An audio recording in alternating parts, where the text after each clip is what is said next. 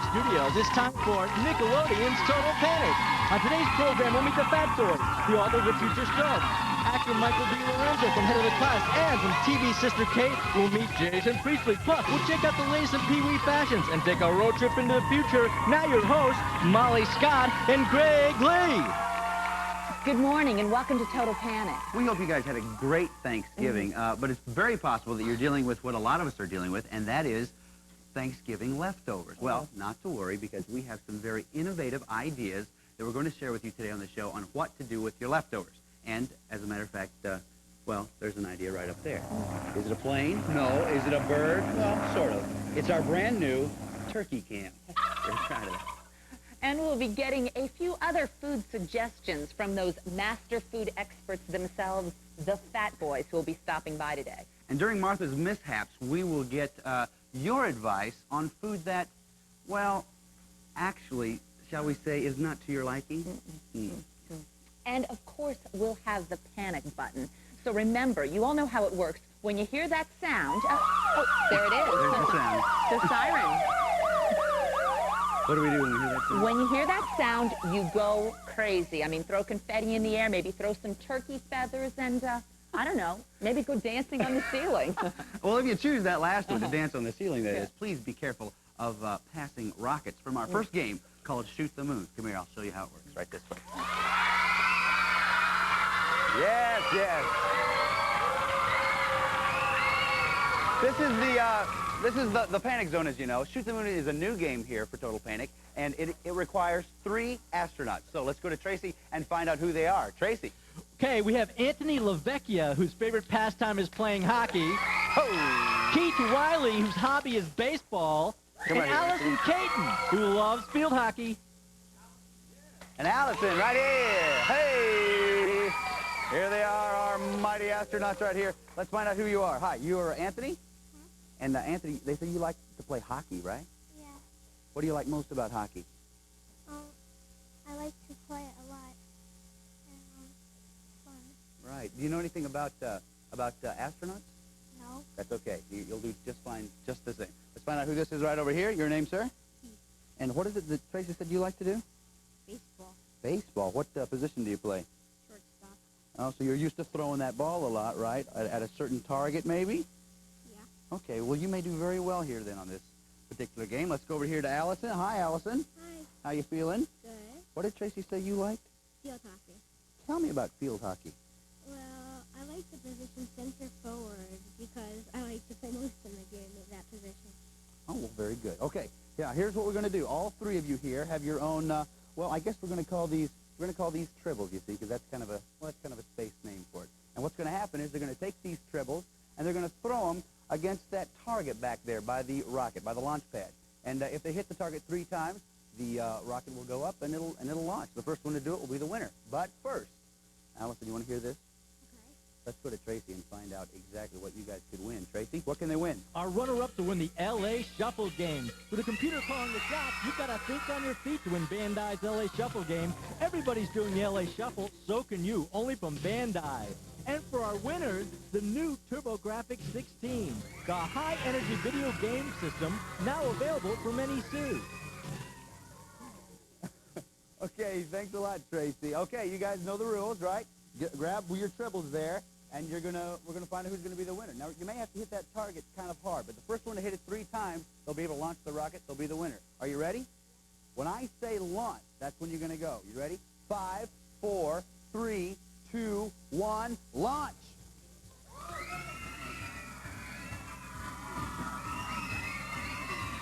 Sometimes you have to really hit that target. It has some problems.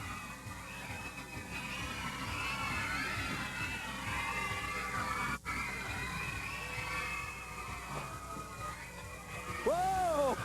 We have a winner right here. Come right over here, sir. What do you say? I'm happy. You should be. Do you think the baseball helped at all with that? Yeah. Well, very good. Come over here, Anthony. The rest of you, Allison. Nice job for you guys. Let's go to Tracy and find out what you won. Tracy, what have our players won? Okay, the runner-ups have won the L.A. Shuffle computer board game. And for our winner, the NEC Graphics 16 video game system. Okay, thanks a lot, Tracy. Listen, thanks to everybody here in the Panic Zone. We're out of time for now. We'll see you later.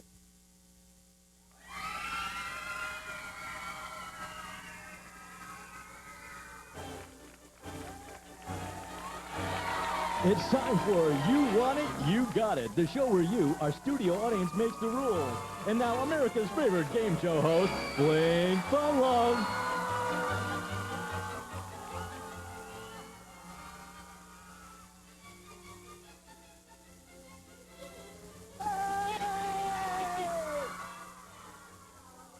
How you doing? Welcome to You Want It, You Got It. This is the show that all America is talking about. Well, not all America, but two ladies on the bus said they did see it, and it was pretty good. Okay, we have ordinary items, but it is you that is in total control. You, by your applause, tells us what we should do with the items. But first, we have a guest. We have a librarian. This is Mrs. Barker. No relation to Bob, we think. Now, what we have here is the librarian. What shall we do with the librarian? I'm going to tell you the choices. Don't vote until you hear all three. And then we'll judge by your applause. You like this? Judge by your applause what we should do. The kid can't stop doing this. Okay, we can make her wear squeaky shoes around the studio, and we'll shush her. You know, they like to do the shushing thing. We can smear library paste on this book called Ways to Care for Your Books. Or we can take these symbols and craft them near her ear. Oh, yes, I know. I always thought the eagle was our symbol, but I guess this will be it. Okay, now you're going to vote. By your applause, shall we make her wear the squeaky shoes around the audience so that we can shush her? Zilch. Okay. Number 2, smear glue on the pages of the book. Applause. Uh-oh. Slam the symbols by her ears. Okay. Well, I guess we're finally getting our revenge. Ta-da, ta-da, ta-da, ba-ba-da-da, ta-da.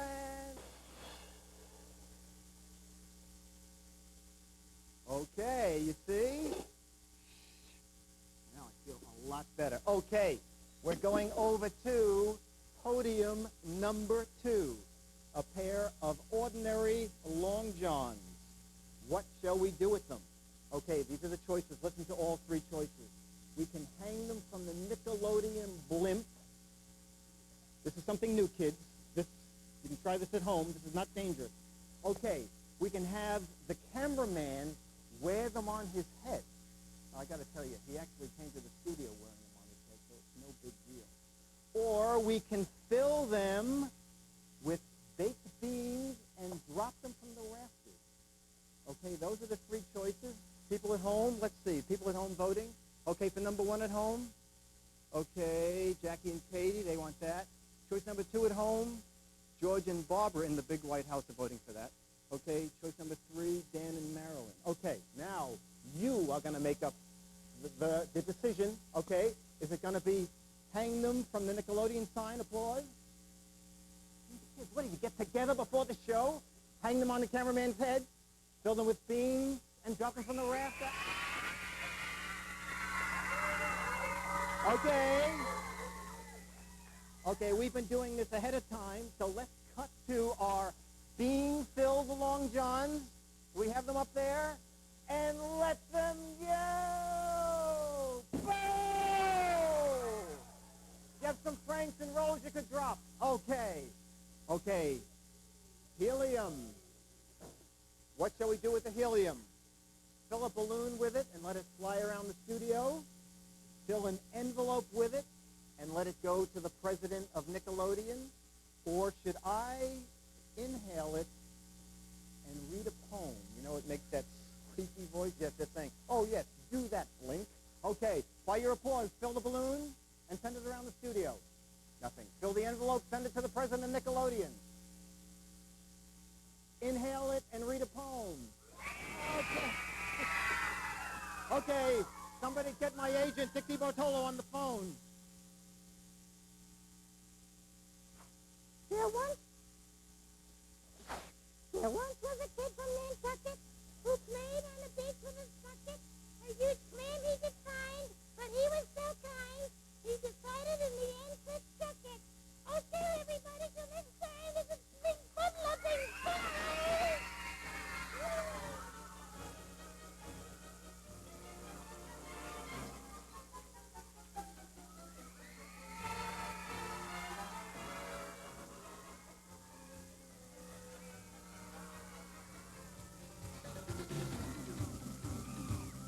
Mr. Tooper's leftover turkey recipe number 1.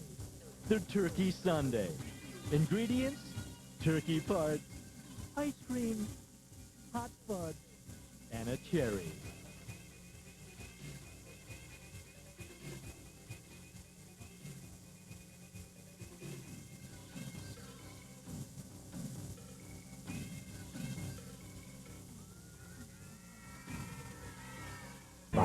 Especially when you're trying to catch up with a friend. It goes just about anywhere a guy wants to. The workplace, on shopping trips, or when you just want to grab a quick bite. The new Murray FX series, for that rare breed that wants something a little different. Murray FX, ride with a winner. Oh, I love giving out great Nick stories from Special Delivery because there's something new and different every weekend. But that's all I can tell you. Okay, I'll just give you a hint. You know that story about the cat, mouse, and cricket you always wanted? And that Santa story you asked for? Wait, I forget what's in here. Oh, yeah, it's everything else you wanted from Special Delivery every weekend all this month at 2/1 Central on Nickelodeon. I'm glad I didn't ruin the surprise. The First Kids Network continues the battle for kid dependence with the Patty Duke Show every school day at 4:30, 3:30 Central. It's time to muster our defenses and counterattack. She's a natural leader, struggling for freedom, dedicated to total victory. We stay up an extra hour later, watch more television, go to the movies. Join Patty in the battle for kid dependence. You are in at the birth of a dynasty. The Patty Duke Show starring Patty Duke every school day at 4:30, 3:30 Central on the only network for you, Nickelodeon. Little Miss Makeup. But I don't see any makeup. With Ice Water, Little Miss Makeup has neat eyeshadow and lipstick. Ooh! Little Miss Makeup. Little Miss Makeup doll from Mattel. Wow! How'd you change your outfit? This is Little Miss Dress-Up. That's how. Her outfit changes colors so I can dress her all kinds of different ways. She's got a magical ponytail, too. She's amazing! Little Miss Dress-Up doll. Wands need warm and ice water from Mattel. Micro Machine Man here with the Mini Micro Man. We're bringing you the super scoop on special auto supplies with a secret inside. What is he? What's inside? This brilliant battery opens to a simply secret airport with real runways, roadside rent-a-car, perfectly perfect pumps, amazing air traffic control center, passenger terminal, fantastic fold-down jetways, and a seriously secret express tunnel. And that's not all. This genuine-looking gas can holds a hidden mountaintop adventure with a great gas station, radical road ramp, super sightseeing restaurant, precise parking, and a real working elevator. See, it's not a secret anymore. And yet there's even more to see to this mountain scene, a secret place to store your Micro Machines. The Micro Machine secret auto supplies from Galoob. Remember, if it doesn't say Micro Machines, it's not the real thing.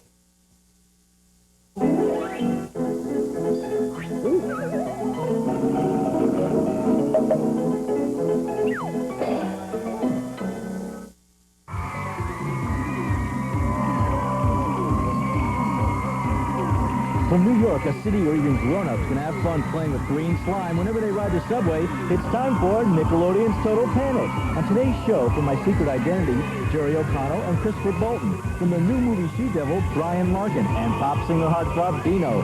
Plus, we'll clown around with author Kirk Pipkin, put some of our guests asleep, and drop 2,000 ping pong balls from the ceiling. Now your hosts, Molly Scott and Greg Lee. Good morning, everybody, and welcome to Total Panic. Even though the weather seems fine right now, we're expecting a big storm. It's going to be raining cats and dogs later on in the show. But not to worry, because we're going to be inside where it's dry while we're waiting for the results from the Nickelodeon chess tournament coming to us very soon from Moscow. So we're looking forward to that. Very good for us, yes? Very good. Very good for all of us, yes. And of course, we'll have the panic button, and you know how that works. When you hear the sound, there it is. When you hear this sound, you go crazy and run all over the house like somebody that's going crazy running all over the house. Exactly. Yeah. Now, as you know, this is where we normally go to the panic zone, but we're going to hold off on that for just a little bit because Molly and I want to show you something that's very special to it. Here it is. It's the world's largest spit wad. Here it is right here. Yeah, it was created by Robin Egg, who spent 3 days chewing it up and spitting it out. That's right. It also took out 6 adults, and so we're very proud of this right now. It's on its way to the Smithsonian Institution. Teachers torture kids with homework, so we thought it was only fair that students have a little teacher torture of their own, and it's called Spit Wad. Let's go to Tracy and find out who's going to be playing. Tracy? Okay. Okay, Molly, we have Dana Mirlock, who loves ice skating, and Mark Marsuki, who enjoys working with computers. Come on, yeah. Dana, Mark, come on right over here. All right, get on. Here you go. Mark, you get right over here. Dana, come right over here next to me. Now, what were they saying you like to do? Skating. You like ice skating. Now, do you do the figure skating or fast racing? Figure skating. Can you do any of those hard stuff? What's the hardest thing you can do? I don't know. Well, I'm sure we're going to see a camel or whatever very soon out of her. Now, how about you? What's your favorite thing to do? Work with computers, I guess. Do you like computer games? Oh, yeah. Great. Well, we're going to be having some of those very soon. So let me tell you guys how this game is played, all right? The idea of it is very simple. All you have to do is get 3 spit wads inside one of those circles. Simple as that, okay? Now, there's one catch. There's going to be a teacher here, and you're only allowed to throw the spit wads when his back is turned. When he's looking at you, he'll be asking you questions. But when his back is turned, you can throw the spit wads. Let's go to Tracy and find out what kind of prizes you might win. Trace? For our runner-up, they'll win that Konica 35mm camera. The Konica is a great little camera for anyone entering the exciting world of 35mm photography. Focus-free system, electronic flash, plus color print film from Konica. And for our winner, it's Pizza Hut gift certificates worth $200. Redeemable at any participating Pizza Hut. Pizza Hut, making it great. Okay, Mark and Dana, it's as easy as getting 3 spit wads inside that circle. So get ready because I think I hear the teacher coming now. Good morning, students. Ready for your pop quiz? Here's the first question. Who was the first president of the United States? That's correct. What is the capital of the United States? That's correct. Who is the current vice president of the United States? Next question. True or false? The United States declared its independence in 1780. That's false. 1776. True or false? Michael Keaton stars in Back to the Future. That's correct. Michael J. Fox. True or false? Jack Nicholson plays the Riddler in the Batman movie. No, that's false. He plays the Joker. True or false? The war between America's North and South was called the War of 1812. No, that's false. It was the Civil War. Spell the word panic. No, I'm sorry. It's P-A-N-I-C. Spell the word slime. That's correct. 15 plus 20 equals... That's correct. 12 times 2 equals... No, I'm sorry. It's 24. True or false? The tallest building in the United States is in New York City. No, I'm sorry. It's Chicago. True or false? The Pentagon has 9 sides. Nope, has 5. True or false? America was discovered by Chris Christopherson. No, it's Christopher Columbus. True or false? Alaska was purchased by the U.S. from Russia. That's correct. Which is bigger, the Atlantic Ocean or the Pacific Ocean? No, I'm sorry, it's the Pacific. True or false? Los Angeles is the biggest city in the United States. We have a winner. Excuse me, sir. We have a winner. It is Mark. Let's go to Tracy and find out what he's won. Okay, first of all, for our runner-up, it's a 35mm camera, and for Mark, it's $200 in Pizza Hut gift certificates. Well, we've learned a lot, and we've had a lot of fun. Thanks for joining us, you two, sir, here in the Panic Public School System.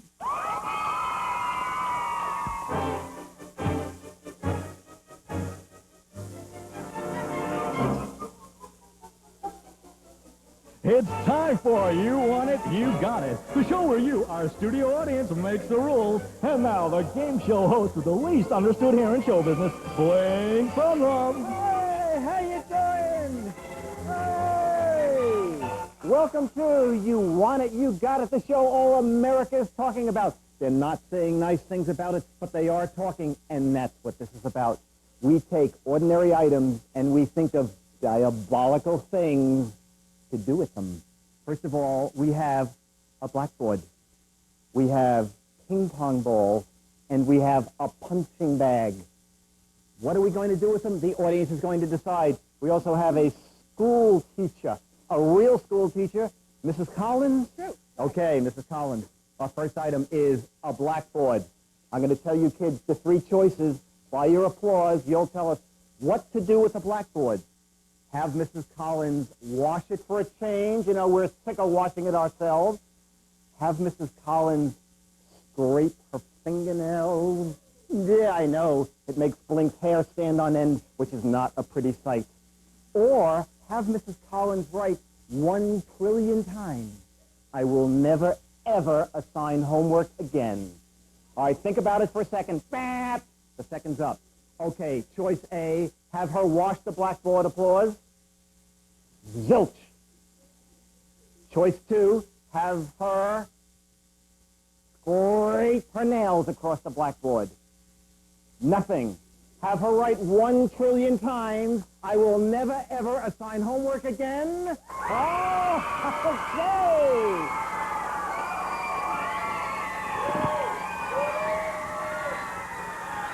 Okay, Mrs. Collins. Well, okay, a lot of pent-up hostility being released here on You Want It, You Got It. Okay, we're going over to item number 2, ping pong balls. Trillions of ping pong balls are hidden in the rafters. What shall we do with the ping pong balls? Here are all 3 choices. Dump them on Mrs. Collins as she writes on the blackboard. Dump them on that riser and all those kids. Dump them on this riser and all those kids. Okay, those are the choices. Okay, choice A, dump them on Mrs. Collins. Keep writing, 1,000,000 times. Tired. Okay, dump them on the teacher. Zilch. Dump them on those kids. Okay, or, hang on. Guys, it's only a 2-hour show. Dump them on that riser. Okay. It's a tie. Hang on. It's a tie. We're gonna dump them on everybody. Dump the ping pong balls on everybody. There they go. And whoa. They're getting them on both sides. Okay. You know, I think this show is really great for people. They're really working out their energies. Okay, calm down, folks. Okay, hang on, guys. We have one more. It's a punching bag. Okay, the punching bag over there. Shall we punch it all over the studio? That's choice A. It gets better. Throw darts at it. That's choice B. Choice 3. Hang on, guys. Blink is losing total control here. Shall we hook it up to a compressor and let it blow up? Okay, those are the choices. A, punch it around the studio. Bap. Throw darts at it. Bap. Hook it to a compressor until it blows up. That's it. Okay, let's bring out our fearless stagehand, Eric. Eric, man the compressor. They want to see poor Mark Summer get blown to Kingdom Come. Hit that, and let's start it. Oh, there it goes. This looks like Mark Summers after Thanksgiving dinner. It's getting, oh my word. Oh, the band on the top is starting to move.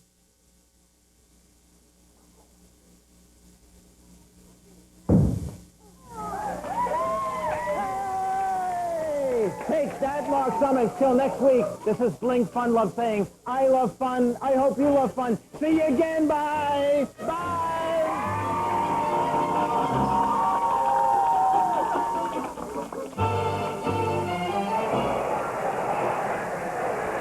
This is Dirk Thugman broadcasting live coverage of the Nickelodeon Chess Championship from Moscow in the Soviet Union, where champion Yuri Androdglov takes on challenger Boris Slapstick. And I'll tell you, the tension is building as Yuri Androdglov contemplates.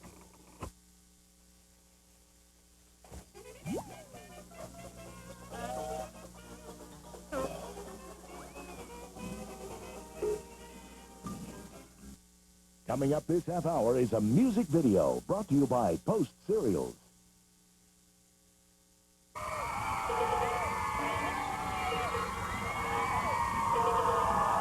From New York, a city with way too many teachers and not enough green slime to cover them, it's time for Nickelodeon's Total Panic. On today's show, we'll sit in on one kid's private concert with Michael Damian and get down with the good girls. From the famous Teddy Z, we'll meet actor Josh Blake, plus actress sisters Courtney and Ashley Peldon. And we'll introduce a new Kid Cam. Now your host, Craig Lee and Molly Scott. Good morning and welcome to Nickelodeon's Total Panic.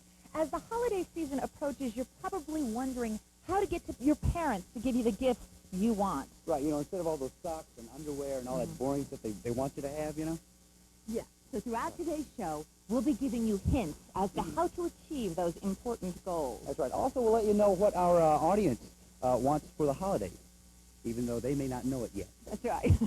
And we also have a very important new feature on the show. It's called the Kid Cam. And since it's your show, we thought it only right that you have somebody on camera yourself. That's right, because, I could agree more, because in all the history of Nickelodeon, it's never happened before. And if you would please help me welcome, here she is, Miss Jillian, right over here, our Kid Cam person right there. Kid Cam operator. You want to take How you doing? How you doing?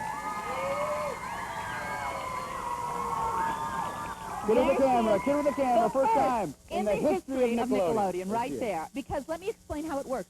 Can I explain how it works real quick? I give you the Kid Cam. Pretty complicated. It consists of two important parts. Number one, the kid, as in Jillian, and number two, the cam, as in the camera. Turn it. There she goes. There it is. See it? An action shot. We have it right there. See? Okay. Hey!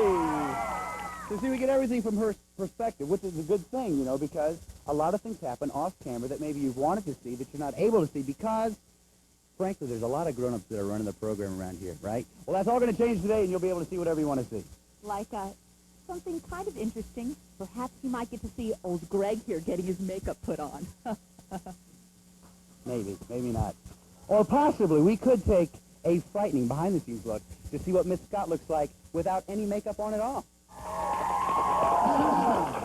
No, Greg. I don't think we'll be seeing that on today's show, but we will see something very exciting here in the Panic Zone. It's a brand new game, and it's called Frog Launch. Let's go to Tracy and find out who's going to play. Trace? Molly, we have Chad Seawagon, who likes all kinds of sports, John Edelman, who plays basketball and collects baseball cards, and Allie Spencer, who loves horseback riding. All right. Doesn't this look delicious? All right. Now, your name is Allie? Yes. And what did you say you were interested in? Horseback riding. Horseback riding. What kind do you like, English or Western? English. And do you do jumping at all? Yes. Is it hard? No. Have you ever fallen off? Give us a... Yes. Oh, well, I think you're going to be ready for the jumping involved in frog launching. All right, John, what do you like to do? Well, I like playing basketball and collecting baseball cards in spare time. Do you ever frog launch? No. This is not one of your favorite sports? No, not really. Not yet. We're going to start a new fad right here today. Okay, who do I have here? Chad? Mm-hmm. What's your favorite thing to do?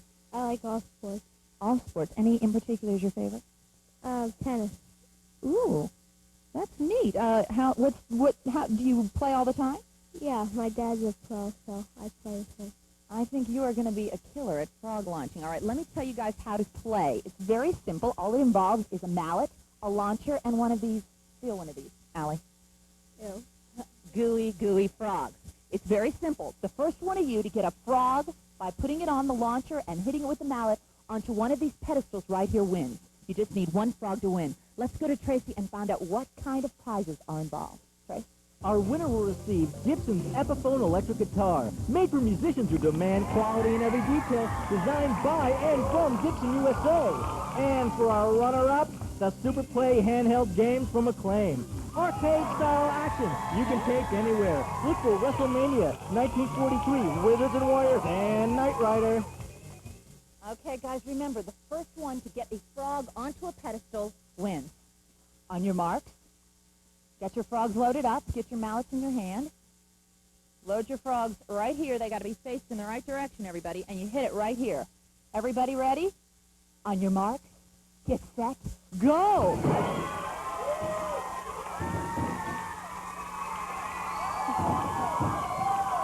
Frogs come in three varieties: vanilla, chocolate, and green slime.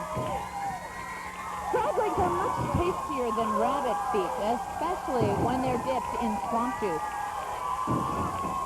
You know, very few frogs have won Academy Awards. Oh!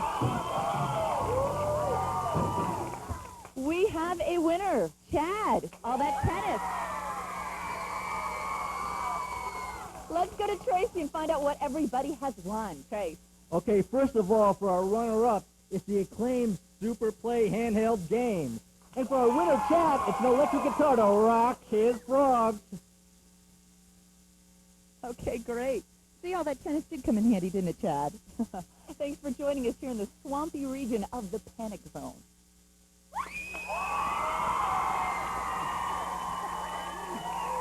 Our next guest starred in the hit TV starred in hit TV sitcom Alf, and also appeared in the TV movie Rock and Roll Mom. But you probably know Josh Blake best from his starring role in the famous Teddy Z. Let's check out this clip. Forget it. Teddy, I'm your brother, your own flesh and blood. Doesn't that mean anything to you? Nope. You amaze me, you know that? I mean, how can you do this to me? What's wrong? Nothing. Nothing. He's going to Connie LaBrea's house and he won't take me. Teddy, take brother. I can't, Annie. Teddy, just listen for a second. When am I ever going to get a chance to see the inside of Connie LaBrea's beach house, huh? Not for the rest of my life. It'll be on Lifestyles That Are Rich and Famous. No, it won't. We don't know that for sure. Besides, it's not the same as being there in person. Okay, look, you can go, but this is a person's private residence, okay? We're just going to feed the dog, water the plants, and get out of there. After we look at her bedroom. All right. Here he is right now, Josh Blake, right here. Nice to see you. Yeah, Welcome. thanks. So tell us a little bit about Teddy Z. What's it like working on that show? It's a great show. I'm having a great time. John Cryer's great. It's really a lot of fun. Now, what's the show about for those that haven't seen it? It's about a kid who goes to work at a Hollywood talent agency. He goes to work in the mailroom, and by sheer dumb luck, he becomes an agent. Mm-hmm. And it's based loosely on a true story about Marlon Brando, who was picked up at the airport by a limousine, and the limousine driver became his agent. Marlon Brando said, "I like you. I want you as my agent." No kidding. I didn't Yeah. know that. Now, what's your character in the show? I play Teddy's little brother, John Cryer's little brother, Ari Zakalakis. Ari's, he's a Greek kid, and they live in Torrance, and he's funny because he's what you describe as 14 going on 30 or 40. Yeah, you're right. He's much more mature than the average kid. He's a little sarcastic. He's got that edge to him. But he's fun, and I'm really enjoying playing the character. Sounds like a lot of fun, really. Yes. How did you get started in show business? Were you one of those child stars? Is that what you were? Well, when I was younger, I really was interested in doing this. This is like what I set out to do. When I was about 6, a girl in my camp was doing commercials at the time, and I approached her, and all I said is, how can I do this? How can I be on TV? And she said, all you have to do is you call this manager, and then everything will work out. Mm-hmm. So I got the number of the manager, and I went home. I said, "Mom, here, call it." And my mom said, "No, I don't think this is a good idea. This is not what you're going to So she want to encouraged you do." from the very start. Yeah, right. Real supportive, right? Good. And so afterwards, I called the number myself at 6, and obviously I wasn't very articulate. I just said, "I want to be on TV. This is what I want to do." And the lady called back later. My mom picked up the phone, and my mom finally saw, the kid really wants to do it. I guess. And everything, thank God, has been working out ever since. So, did you start in commercials? Is that where it all began? No, actually, my first thing was a Broadway show. Really? Yeah, I really just jumped right in. It was called The Human Comedy. It was a musical. Wow. A lot of singing, and it was kind of funny. This little kid goes up on stage and sings real loud, and everybody's like, whoa. The 6-year-old that called himself into the business. Yeah. Yeah. And ever since, my mom's really been supportive. In the beginning, obviously, she looked at it as not a real good idea. I don't want my son to be affected by this. I don't want him to be involved. But ever since, she's always been behind me. My whole family has been. That's great. Yeah. I bet that makes it a lot easier when your family's... It does. behind it. Whenever I have a problem, whenever something doesn't work out, I can always go back to them, and That's my mom will great. say, "It's all right, That's great. And she always says things like, "We can always stop now. We can jump out of the business when you want. This is something you wanted to do, not me." That's great. What a Yeah. great mom. She is. She's great. Really. Now, you mentioned Marlon Brando. Yeah. Do you have any, like, what you would call, I guess, heroes of the show business field? That guys that you kind of look up, guys or women that you kind of look up to, I'm impressed by Dustin Hoffman. Recently in Rain Man, I saw him in the movie, and I just was blown away by his performance. Yeah, that was I don't know how long it took him to perfect that character, but it was just unbelievable, the job he did. I've always been impressed with him. Musically, I like Billy Joel. Yeah. He's unbelievable. I like him because he doesn't have a gimmick. He goes out there, he sings his heart out, and everybody loves it. Yeah. Now, you mentioned before that you sang on Broadway. Yes. Do you have any interest in pursuing a singing career of any kind? I'd love to. Right now, I'm doing the acting bit. I'm having a good time doing it, and musically, I'd like to progress my career that way as well. Yeah. I love singing. Yeah. I enjoy singing rock and roll. I enjoy singing any kind of music that you give me to sing, you know. Yeah. Well, listen, I hope the very best for you in the future. Really. It's been great having you on. Yeah, Everybody, great being here. Josh Blake, here he is. Great. Thanks a lot.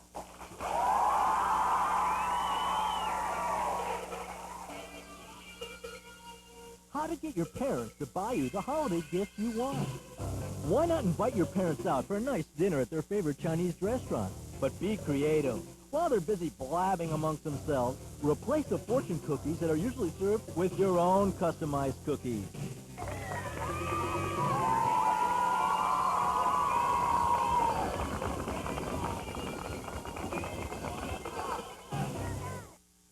You can see the little lost and found, the woods can be so cold and alone. Especially for babies who have no home. You can see the little lost and come live with me. You dry their tears and give them a home. You can see the little lost. Poor baby. I feed you. Love them, never leave them. Dry their real tears and give them their bottles. Love of lost and found, each sold separately from Galoob. When things start changing right before your eyes. When shapes just seem to appear out of nowhere. When the whole world seems transformed. You've been Tetrisized. Nintendo introduces Tetris. It will mesmerize you. Tetris challenges the mind and puzzles the imagination. No other game can stack up to Tetris. Nintendo, now you're playing with power. My first dance. And who danced with me? The Jeffrey Kaiser, the biggest nerd. Cheer up, you're drinking milk, and this is you in a few years. Not with this brave face and gross hair. Well, you're going fast, and milk can help you get a great smile and gorgeous hair. But my body, the only difference between me and the guys is this dress. Hey, you can see we turned out just fine. Who's that? That's Jeffrey Kaiser. Milk. It does the body good.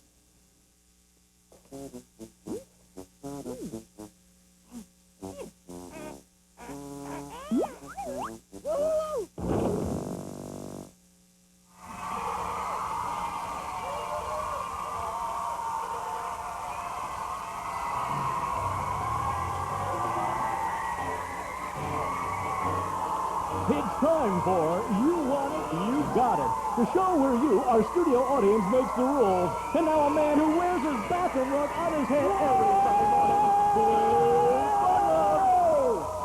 Welcome to You Want It, You Got It, the show that has all America saying enough already. But we don't care because we're here to have fun. How does the show work? How does the show work? Oh, I remember how the show works. I show 3 items.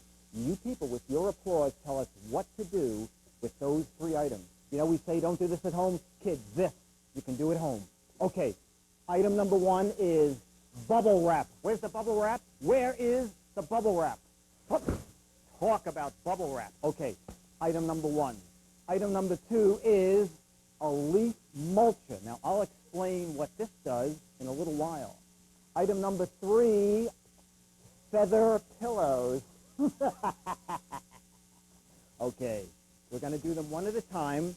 I'll give you kids the 3 choices. Listen to all 3 choices, and then tell me with your applause what to do with the item.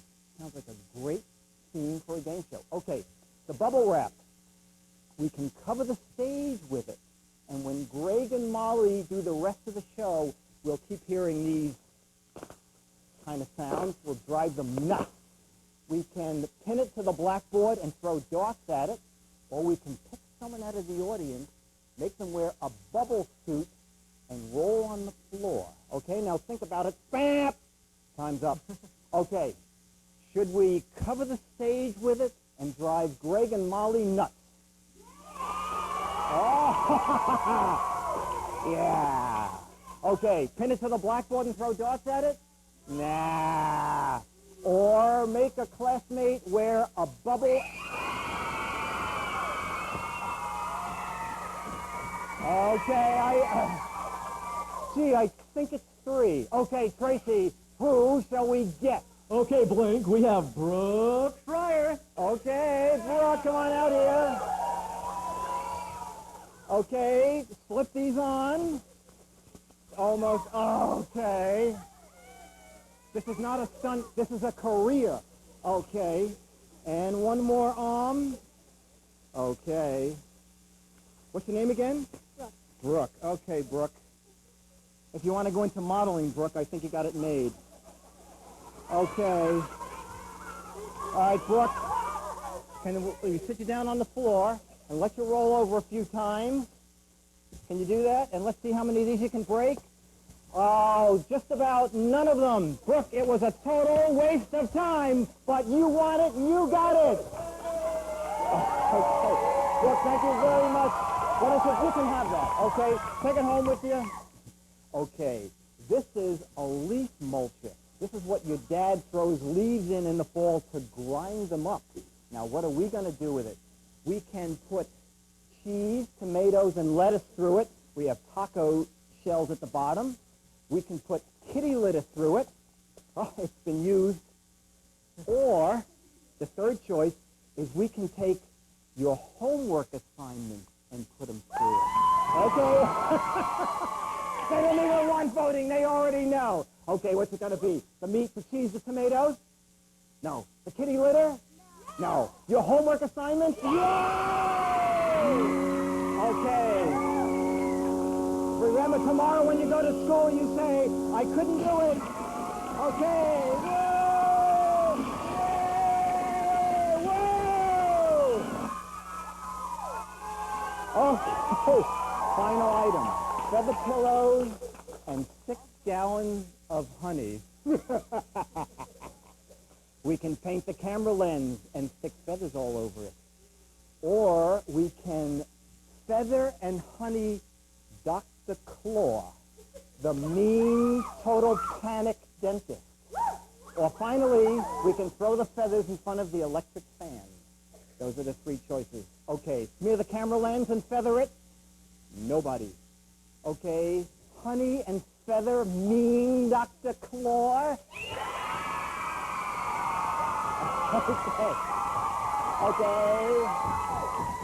Feathers in front of the fan? No, Dr. Claw. I hope you're covered by a black and blue shield. Oh, boy, this is good, kids. Oh. And over the toothbrush. Remember, Doctor, the kids are meaner than we ever dreamt. Listen. We'll see how Dr. Claw looks with a little goatee. Okay. You want it, you got it. Till next week, this is Blaze Conwell saying to DeBartolo, I love you. Bye. Bye.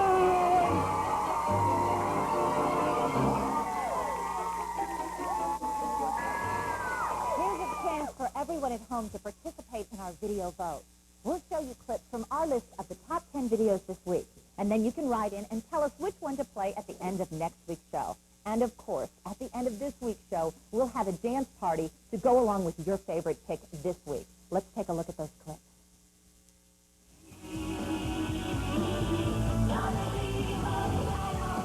Belinda Carlisle had last week's #1 video, Leave a Light On.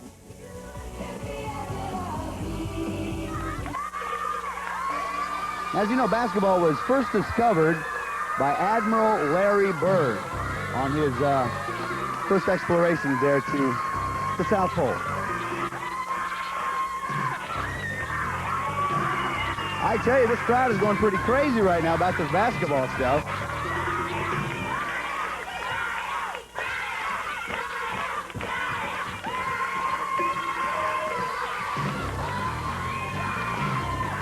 Most basketball games were, well, they were first organized in 1987. Oh, we have a winner right here.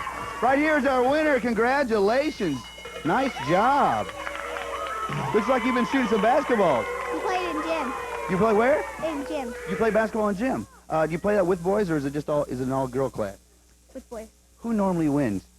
I don't know. It depends. Well, if it was today, I guarantee you the girls would win. Congratulations to all of you. Let's go to Tracy and find out what you have won. Tracy. Okay, for our runner-ups, they will receive an assortment of Walt Disney home videos. And for our winner, the Speedy Hoopster, we have a Magna racing bike. Okay, thanks a lot, Tracy. Listen, that's all the time we have here at Nickelodeon Square Garden in a very special corner of the Panic Zone. It's time for You Want It, You Got It, the show where you, our studio audience, makes the rules. And now a man who picks his wardrobe with his eyes closed, Blink Problem. Welcome to You Want It, You Got It, the show that was just too sophisticated for PBS. But we have it right here on Total Panic. We show 3 items. You kids, by your applause, will tell us what to do with those 3 items. What are the items? We have eggs. We have a box of delicate ceramics. And we have a fully set table. Okay, those are the items. Now listen to the choices before you vote. The eggs. We need one more piece of information. Coming out later will be Lou Schneider. We can make him drink the raw eggs. We can make him sit on a nest full of eggs down there. Or I can throw the eggs at the camera and the folks at home. Okay, let's vote. Later on, have Lou drink the raw eggs. Okay, later on, have Lou sit on the raw eggs in the nest. Or throw the eggs at the camera.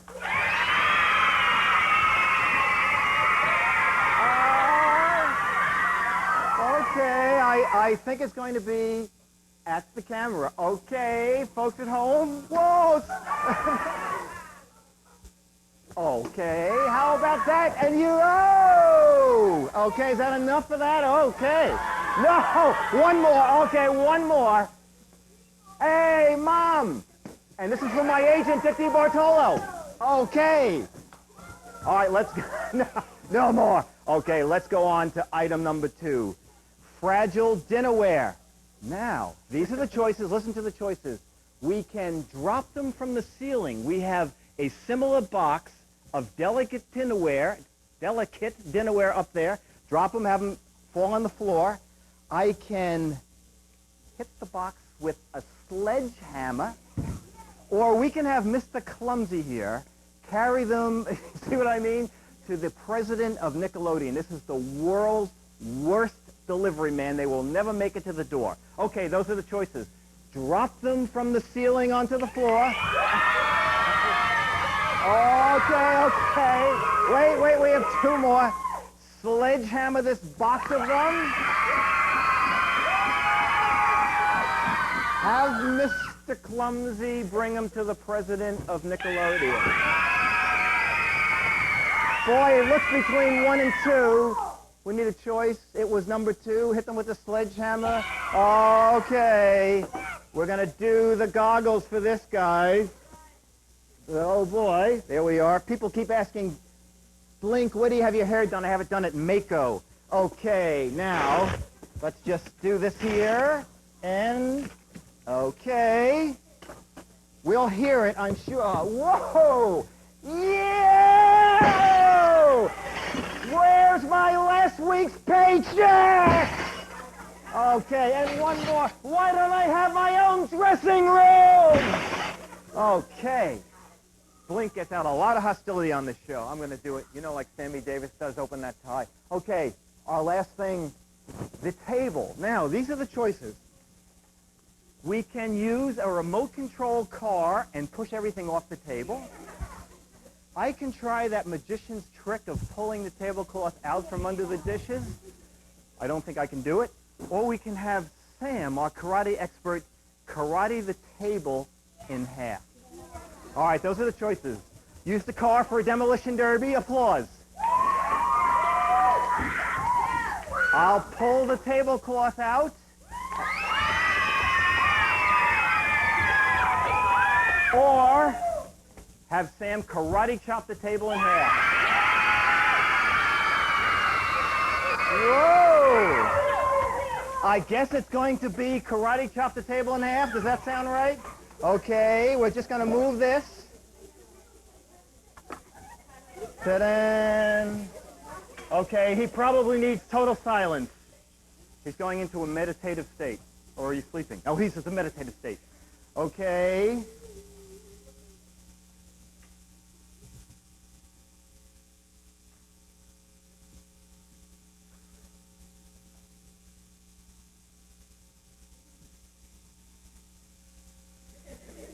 There's a lot of that going on.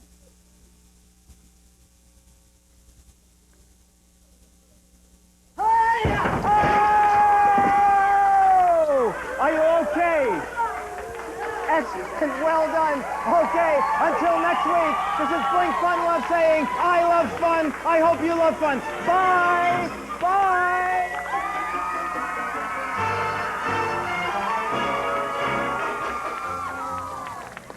Here in America, we drop a ball from the top of a pole in Times Square to welcome the new year. In the interest of world harmony, we sent our reporter, Stanley Snodgrass, to study how other cultures welcome the new year.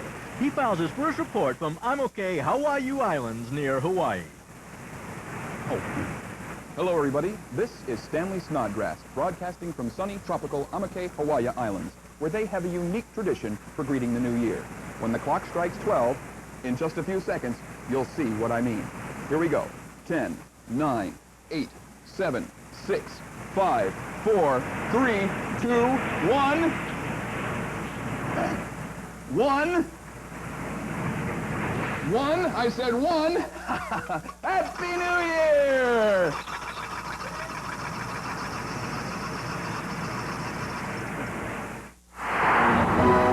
Hey, Curly, Neil! Guess what I learned from your new basketball camp tape? Did you learn how to spin the ball like this? No, but I learned how to shoot free throws, bank shots, and hook shots. Did you learn how to dribble like this? Yeah, but I also learned how to run a fast break, how to pick and roll, how to block out, and a whole lot more. What about passing like this? Sure, but most of all, I learned sportsmanship, teamwork.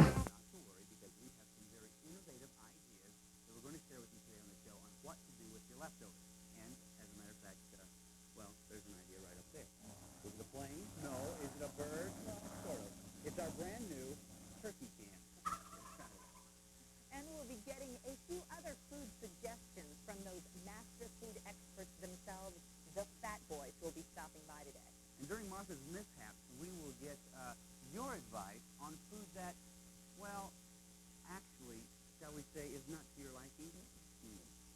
And, of course, we'll have the panic button.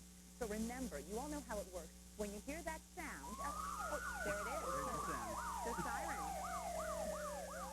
What do we do when you hear that? When you hear that sound, you go crazy. I mean, throw confetti in the air, maybe throw some turkey feathers, and, I don't know, maybe go dancing on the ceiling. Well, if you choose that last one to dance on the ceiling, that is, please be careful of passing rockets from our first game called Shoot the Moon. Come here, I'll show you how it works right this way. Yes, yes.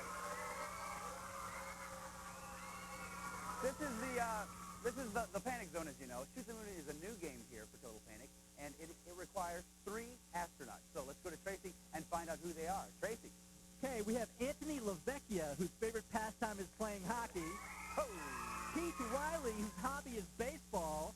Come And right here. Allison Caton, who loves field hockey. And Allison, right here. Hey! Here they are, our mighty astronauts right here. Let's find out who you are. Hi, you are Anthony? And Anthony, they say you like to play hockey, right? Yeah. What do you like most about hockey? I like to play a lot. Right. Do you know anything about astronauts? No. That's okay. You'll be just fine, just the same. Let's find out who this is right over here. Your name, sir? And what is it that Tracy said you like to do? Baseball. Baseball. What position do you play? Shortstop.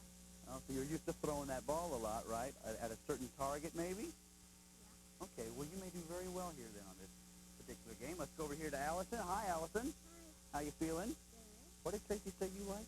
Field hockey. Tell me about field hockey.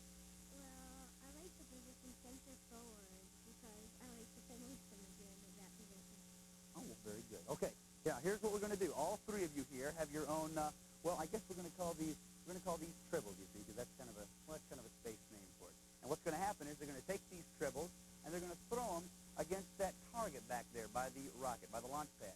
And if they hit the target 3 times, the rocket will go up and it'll launch. The first one to do it will be the winner. But first, Allison, you want to hear this? Let's go to Tracy and find out exactly what you guys could win. Tracy, what can they win? Our runner-up to win the L.A. Shuffle Game. With a computer calling the shots, you've got to think on your feet to win Bandai's L.A. Shuffle Game. Everybody's doing the L.A. Shuffle, so can you, only from Bandai. And for our winners, the new TurboGrafx 16, the high-energy video game system, now available from NEC. Okay, thanks a lot, Tracy. Okay, you guys know the rules, right? Grab your tribbles there, and we're gonna find out who's gonna be the winner. Now, you may have to hit that target kind of hard, but the first one to hit it 3 times, they'll be able to launch the rocket. They'll be the winner. Are you ready? When I say launch, that's when you're gonna go. You ready? 5, 4, 3, 2, 1, launch.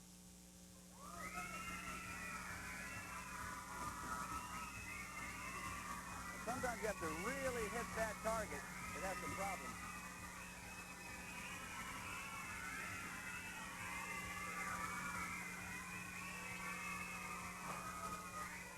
Whoa! We have a winner right here. Come right over here, sir. What do you say? I'm happy. You should be. Do you think the baseball helped at all with that? Yeah. Well, very good. Come over here, Anthony. The rest of you, Allison. Nice job for you guys. Let's go to Tracy and find out what you won. Tracy, what have our players won? Okay, the runner-ups have won the L.A. Shuffle computer board game. And for our winner, the NEC Graphics 16 video game system. Okay, thanks a lot, Tracy. Listen, thanks to everybody here in the Panic Zone. We're out of time for now. We'll see you later.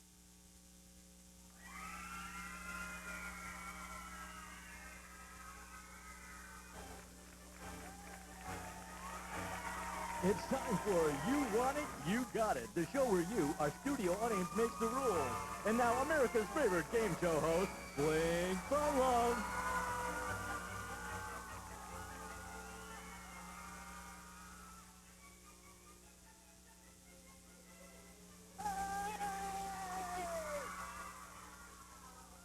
How you doing? Welcome to You Want It, You Got It. This is the show that all America is talking about.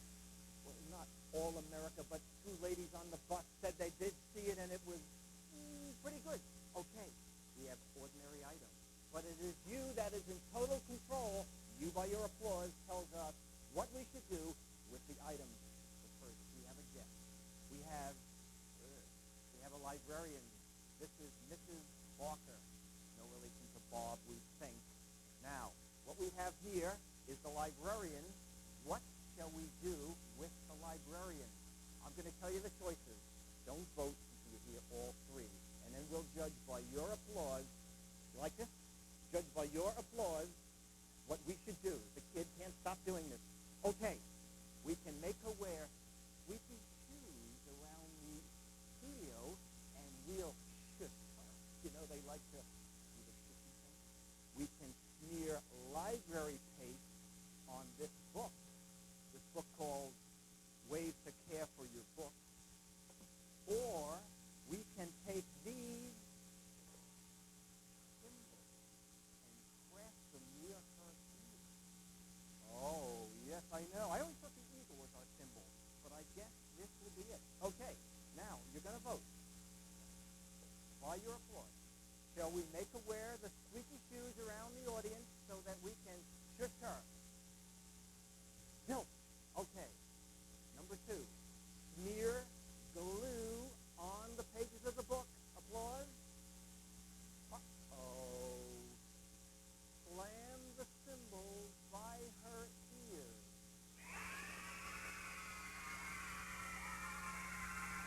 Okay. Well, I guess we're finally getting our revenge.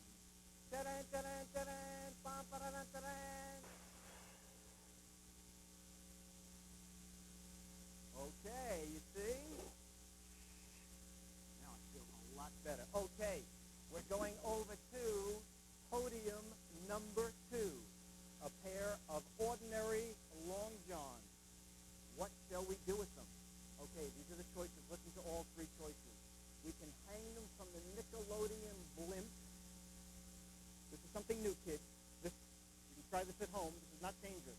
Okay, we can have the cameraman wear them on his head. Now, I got to tell you, he actually came to the studio wearing them on his head, so it's no big deal. Or we can fill them with baked beans and drop them from the rafters. Okay, those are the three choices. People at home, let's see, people at home voting. Okay, for number one at home. Okay, Jackie and Katie, they want that. Choice number two at home, George and Barbara in the big White House are voting for that. Okay, choice number three, Dan and Marilyn. Okay, now you are going to make up the decision. Okay, is it going to be hang them from the Nickelodeon sign, applause? What, do you get together before the show? Hang them on the cameraman's head? Fill them with beans and drop them from the rafter? Okay. Okay, we've been doing this ahead of time, so let's cut to our bean-filled long johns. Do we have them up there? And let them yell! Boom! You have some franks and rolls you could drop. Okay. Okay. Helium. What shall we do with the helium? Fill a balloon with it and let it fly around the studio. Fill an envelope with it and let it go to the president of Nickelodeon? Or should I inhale it and read a poem? You know, it makes that creepy voice you have to think, oh, yes, do that, Blink. Okay, by your applause, fill the balloon and send it around the studio. Nothing. Fill the envelope, send it to the president of Nickelodeon. Inhale it and read a poem. Okay. Okay, somebody get my agent, DeBartolo, on the phone.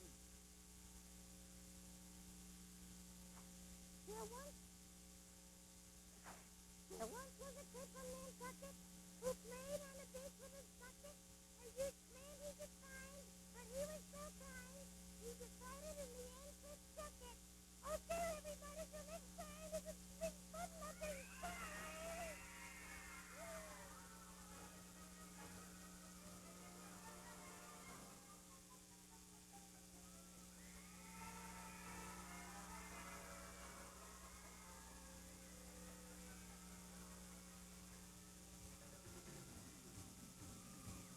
Mr. Tooper's leftover turkey recipe number 1.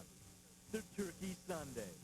Ingredients: turkey parts, ice cream, hot fudge, and a cherry.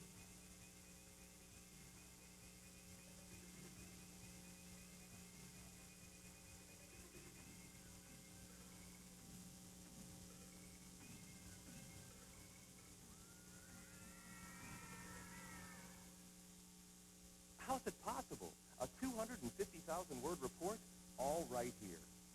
Memory and storage. How does the mouse let me move a cursor anywhere I want? Input, output. Now, your questions about computers have clear, straightforward answers in Time Life Book's unique series, Understanding Computers. In each volume, you'll find easy-to-follow explanations of how computers work without any jargon. Revealing illustrations and diagrams that make complex principles easy to understand. Order your first book, Computer Basics, now. Examine it free for 10 days. If you keep it, other volumes will follow, one about every other month. So whatever you want to know about computers, What are address buses? How do icons work? understanding computers begins with Time Life Books. Call 1-800-228-2111 to examine Computer Basics free for 10 days. Keep it and pay $14.99 plus shipping and handling. Call 1-800-228-2111.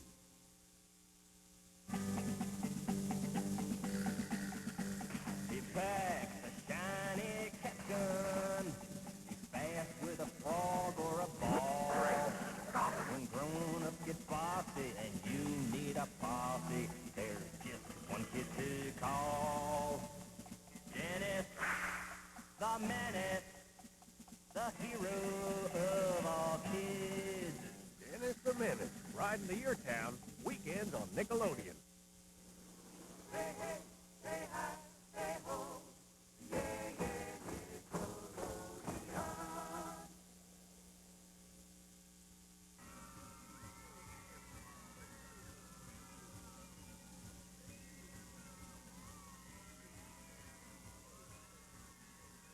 If you like most kids, you're probably tired of hearing what life was like for your parents when they were growing up.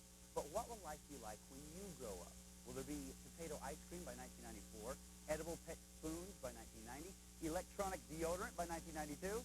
I don't know. But to find out the answers to these questions and more, let's ask our next guest, the authors of the book Future Stuff, Malcolm Abrams and Harriet Bernstein. Hello. Hi, how are you doing? Good. Welcome to the show. So what about edible pet spoons, things like that? Well, actually, you know, the edible pet spoon was invented by a little girl. She's about 7 or 8 years old. She lives in Oklahoma. Really? And she had this horrible job she had to do every day. Her job was to feed the cat. And she hated all that yucky, ucky stuff. And then she had to wash the food. So there was an inventor's contest at school, and what she did was invent an edible pet spoon. It's a biscuit that she baked, and she put a little garlic in it, because cats love garlic. And now when she feeds her cat, she just crumples the spoon, and the cat eats the spoon. That is great. It's a weekly reader contest that she's won. For this. Yeah, great. So have they already got the edible spoon on the market? Well, you can't buy it everywhere, but they're certainly eating up those spoons in Oklahoma. Yeah, right. Now, here's the book here, right? This is it. Right, that's right. This is it, Future Stuff right here. What gave you guys the idea to write the book? Malcolm was on an airplane and he saw an article about no-calorie sugar, which is a left-handed version of the right-handed molecule of sugar, which means your body doesn't read it. It's sort of a reverse image. So it goes right through your body, so there's no calories. But it operates just like sugar, tastes just like sugar. So he said, well, there must be lots of things like But this. you know, I was always fascinated when I read science fiction books or went to see futuristic movies or James Bond movies. I was always more interested in the stuff that was in the movie. Right, yeah, than me the too. story. That was really neat stuff. Now, you have a lot of stuff in this book, and you brought some things with you that we're going to take a look at. Right. How did you track all these things down? I had Harriet phone all over the world. We spoke to hundreds of people. I'm very shy of the telephone, so I had Harriet make all the phone calls. I gave her a list and said, Harriet, phone me 600 people, which is basically the way we did it. Right. We started off in the library. We went to the library and looked at some back issues of magazines and stuff like that and pulled some things from there. And then one thing led to another. And we have this huge network now of people who've been doing things in their backyards or doing things in the back rooms of corporations. We've got the whole gamut there. Well, listen, you brought some neat stuff. Let's take a look at it. See what you got. Wherever you want to start. Okay. Well, let's start with the embalmed house plant. The embalmed house plant. Yeah, this plant looks just as good as any plant, you know, your mother may have in the house, and it even smells terrific. But the difference is that it's dead. And so you never have Just the one slight difference. That's the only, and it lasts forever this way. You never have to water it. You don't have to prune it. You don't have to change the soil. All you have to do is dust it. And it's sort of been given an injection of a non-poisonous chemical in the plant, which will keep it looking lifelike. Well, it's not non-poisonous. It's killed it, after all. It's embalming fluid. Yeah. They put embalming fluid in it, and it was once a real live plant, and now it's no longer Let living. Harriet tell you about this one. This one's terrific. Harriet. Put it on. This is Malcolm's favorite. No, I'll put it on. This is called a pregaphone. And this is pregaphone. Pregaphone, Okay. right. This is for when a woman's pregnant. You put this on her belly, and after a few months, you can actually talk to the baby inside the womb. So if you want to say something to See, not only the mother can talk, the father can talk, or Right. the You kids can talk can to your little talk, brother and you or can sister. start, working in it, and you say, like, I get the top bunk, and mother loves me best, and, start getting messages across before the kids even out. This started as a gag. Some gal made this idea up, and gave it to a friend of hers for a shower, and now she's in business selling these things. And there are doctors who believe that, first of all, you get bonded much closer to the family that your child will, and also that it will improve the child's verbal skills when they start school. That's amazing. Okay, what else? Yeah, well, this is, for if any of you kids are out playing golf or like to play golf, or your parents play golf, this is a little golf ball that you can play all night with. Yeah, it glows in the dark. Oh, that's great. Yeah, you've probably seen these chemical strips. Right. Looks like this, and unfortunately you can't turn the lights off here, but you break the strip, and you put it into the golf ball, and it glows, and you can play all night with it. This should be night golf, so his mother or father can be out playing golf. That'll make a lot of wives happy. Right. Great. What's this? And now we have the porta oven, where you can heat up your pizza or your brother or sister's baby bottles or whatever. Love it. Leftover turkey. Leftover turkey, absolutely. Great. We've been looking for things to do with leftover turkey. And it just has a lining in here that's completely clean. It washes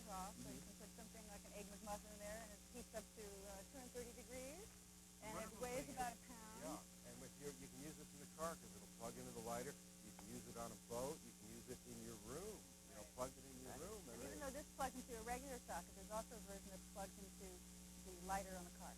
Wow. I want to show you this. Okay. Guy. This is one of my favorites. Okay, Okay, you know, like your dad's attaché case is sitting there in the hall, and he's ready to go off to the office, and you just switch this one and put this one there instead when he gets to the office and he opens it up and he's in a meeting. What he has instead is an electric train, right? Yeah. And you know, I think a lot of adults love to play with trains as much as kids. That's and really great. so this is one you can play with on an airplane or in the car or That's anywhere. really great. Yeah. It's great having you. Oh, really. great being here. Thanks so much. Thank you. Malcolm and Harriet. The name of the book is Future Stuff. It's right here. Stuff that's going to be coming out very soon. Take a look at it. Thanks a lot.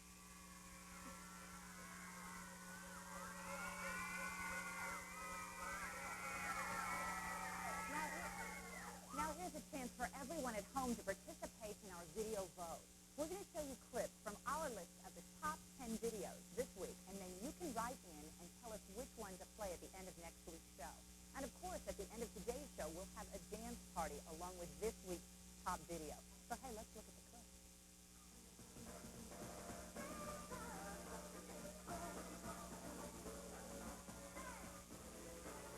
Our first video comes from Janet Jackson, who won our video vote last week. She's back this week with her latest clip, Rhythm Nation.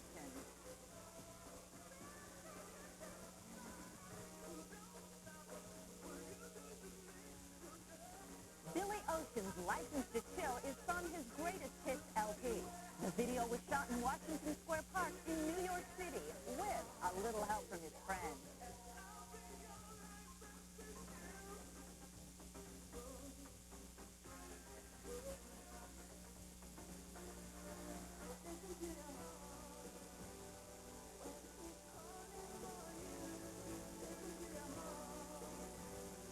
The Swedish band Roxette hit gold with Listen to Your Heart, their second #1 song.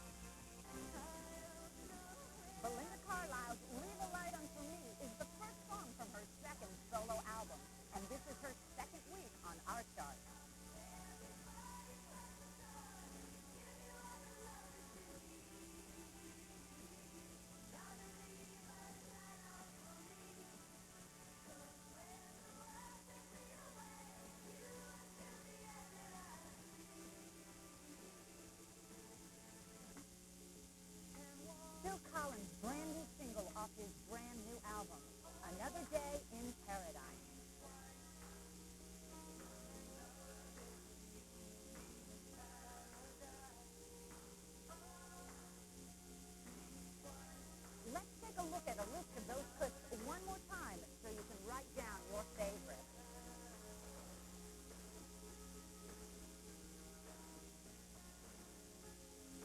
Now here's Tracy to tell you where you can send your vote.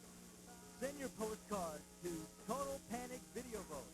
Planetarium Station, Box 642, New York, New York, 10024.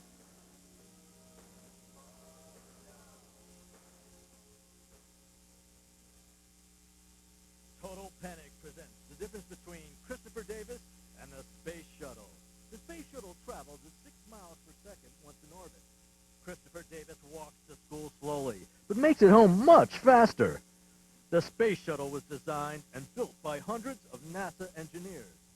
Christopher was created by Mr. and Mrs. Davis. The Space Shuttle carries highly skilled crews into orbit.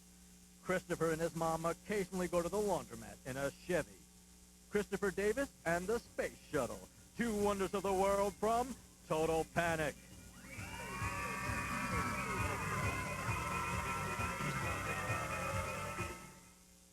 On the Lord, on the Lord, on the Ricky-Ticky-Low, while living #1 Nickelodeon. Hey, who are you? I'm Joseph Goodman from Springfield, Virginia. And Joe here is the winner of the 1989 Slime and Sweepstakes. Oh. What's it take to be on the show anyway? What Joseph Goodman doesn't know is that slime is not all that You Can't Do That on Television gang had in mind. I'll answer that. You gotta eat everything on your plate, starting with this rat burger. Now that Joseph had his first taste of what it takes to be a You Can't Do That on Television kid, let's see how he does on his next test. Joseph, you gotta answer a quiz question. What is snow made out of? Water.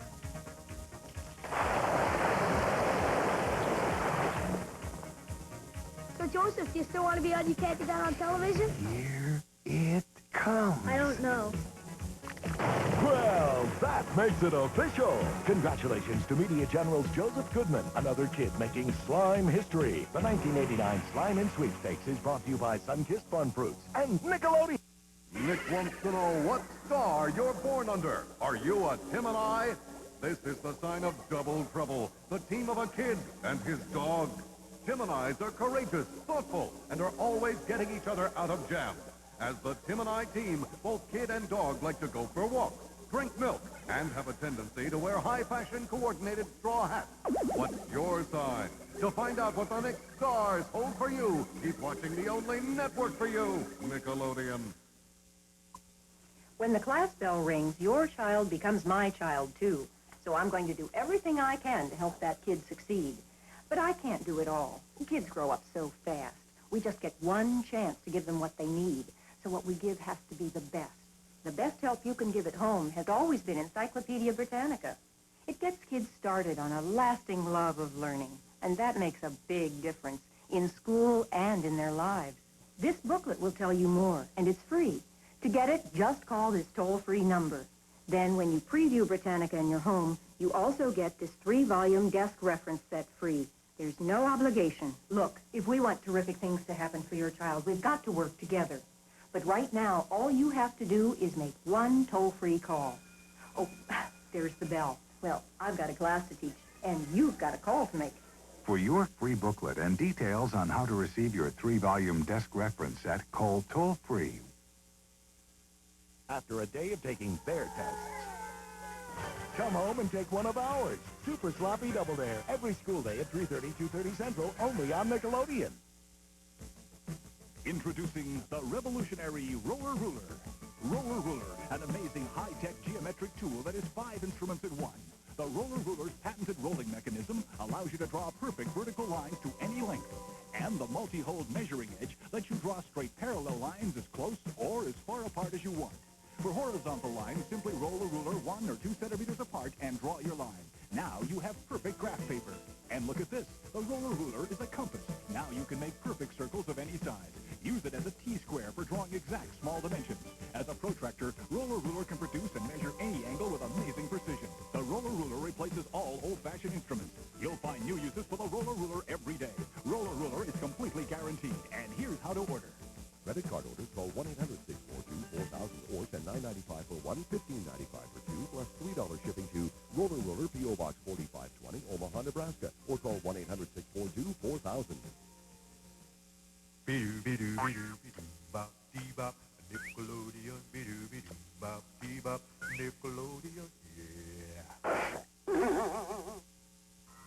Coming up in this portion of Nickelodeon's Total Panic, Back to the Future 2, actor Michael DeLorenzo and the New Kids on the Block Christmas video. There's a regular feature here on Total Panic called Pull on My Face. Here's how it works. Members of our studio audience come down, and they twist and bend and stretch themselves into strange positions in order to win fabulous prizes. And so if you can pick your nose with your tongue or wrap your leg around your neck or even walk on your elbows while wiggling your ears, you could win big here on Pull on My Face. So let's not wait any longer. Let's meet our contortionist for today, shall we? Right over here. Hello, sir. Your name is? Here. And what's the name of your trick for today? The rubber leg. The rubber leg. Have you done it before? Okay, so you're experienced on that. That's good. Okay, and over here we have, what's your name? Samantha Gill. And Samantha, what is the name of your trick? Leg twist. It's the leg twist. And I'm going to assume that you've done this before. Yeah. Good. We need nothing but experienced professionals here. And you, sir, what's your name? Anthony Carolini. And what is the name of your trick, Anthony? The monkey lip. The monkey lip. So as you can see, we've got some pretty astounding contortionists planned here for today. But first, let's go to Tracy and find out what they could win. Tracy. For our runner-ups, let's get ready for slapping, poking, pie-in-the-face fun with Mo, Larry, and Curly, the Three Stooges for your Nintendo Entertainment System from Activision. And for our winner, it's MRC's Tamiya's Midnight Pumpkin. It's a ready-to-run big-wheel monster truck. It's fast. It does wheelies. This is no toy. It's a high-performance racer, MRC Tamiya. Thank you, Tracy. And as you know, in addition, our winner will win this phenomenal contortionist cap. Doesn't that look great? Huh? So not only will they win fabulous prizes, but also a very attractive hat that they can wear anywhere, right? Okay, so let's put this away here, and we'll get started right now. Audience, please watch very carefully. Austin, you going to be the first one? You going to be the first one for today? Yes. Okay, so you're going to do your trick. We're going to step aside here, give you some room. Austin, do your thing. Go ahead. Oh! Oh! My goodness! Nice job. Right over this way. Next we have the amazing Samantha, and the name of your trick is?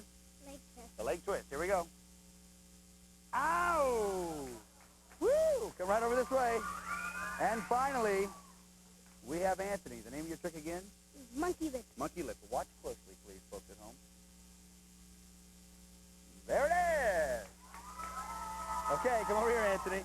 All right, Austin, step right over this way, please. Now, come right over this way, guys. Here we go. It's time to vote now.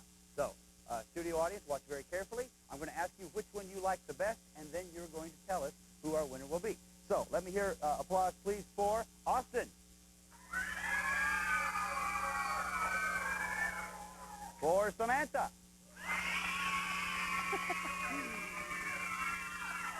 And for Anthony. We have a winner. It is Samantha right here. Austin, why don't you step over this way? Samantha, congratulations. Do you think you could do the trick for us one more time? Okay. Okay, here we go. She's going to do the winning trick for you one more time. Here we are with the leg stretch. Oh! Oh, my goodness. Wonderful. Come right over this way, fellas. Let's go to Tracy and find out what you guys have won. Tracy? Austin and Anthony, you won the Activision Three Stooges video game. And for Samantha, the MRC radio-controlled pumpkin truck. Okay, thanks, Tracy. But wait, there's one more thing. It is a fabulous contortionist cap. Here we are. Boy, does that look good. Look into that camera and show them how good that looks. Yes, ma'am. Listen, we're out of time here. Congratulations. Thanks to all of you for playing here at the wonderful Pull on My Face. We'll see you later. You look good. Wear your hat.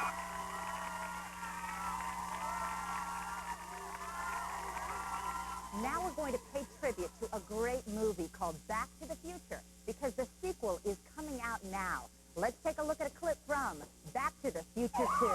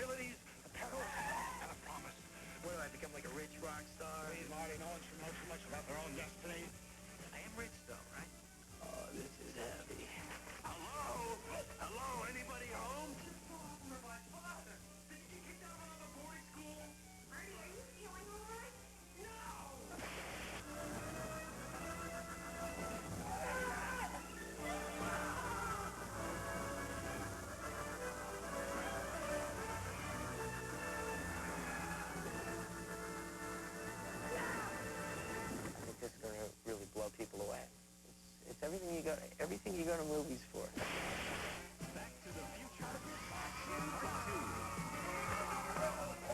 A Nintendo video game based on the original movie was also recently released, and my friend David right here is going to tell us what he thinks about it.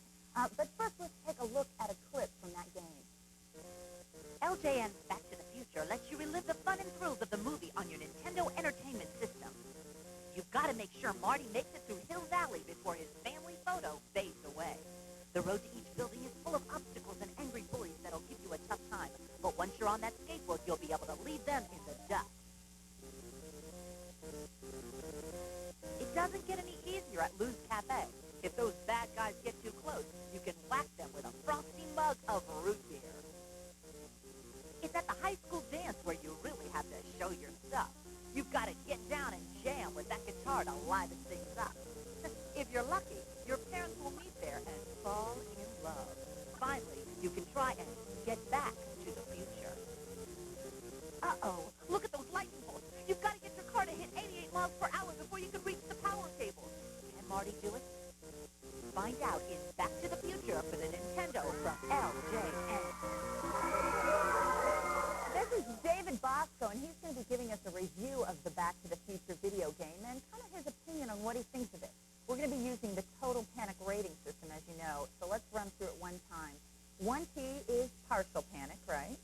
2 P's is controlled panic, and tell them what 3 P's is, David. Total panic. You got it, total panic. Okay, let's go through a list of things, and you can kind of give us your review, all right? Okay. Okay, the first one is, what did you think of the graphics?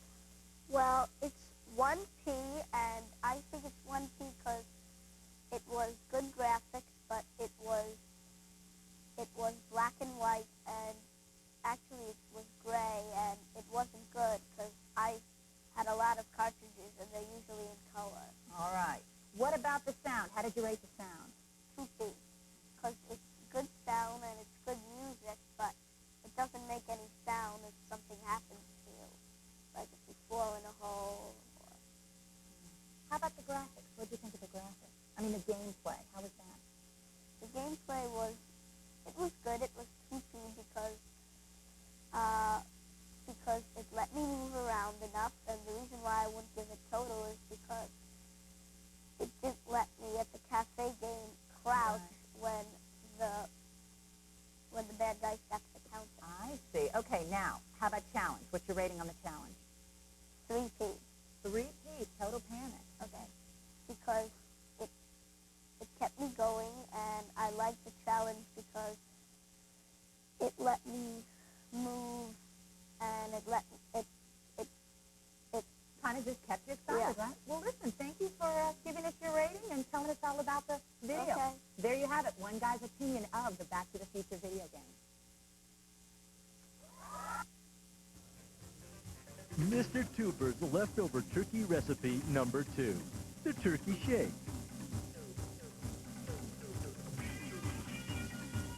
Ingredients, turkey parts and milk.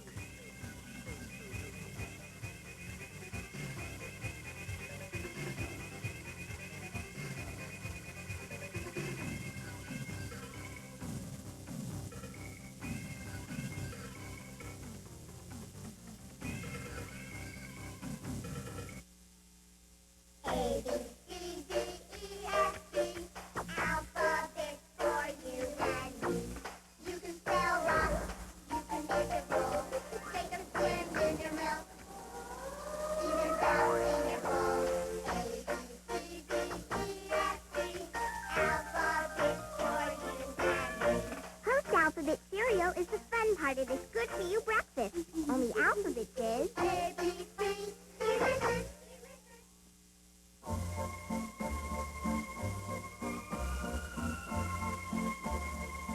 Remember the songs you fell in love with. Beyond the sea, I left my heart. Chances are... Silver Eagle Records brings back those wonderful memories, moments to remember, 45 original hits by the original stars. To order, call the number on your screen. Can't get used to losing you. Hold me, never let me go. Everything is beautiful. For songs that take you back and recapture those special times, get Moments to Remember. 45 original hits by the original stars on 4 LPs or 3 cassettes, $19.95. 2 compact discs, $24.95. Write or call now. Okay, quiet. Hey, hold up that card. Hey, dude, move that light. Right? Action. Happy New Year from Nickelodeon.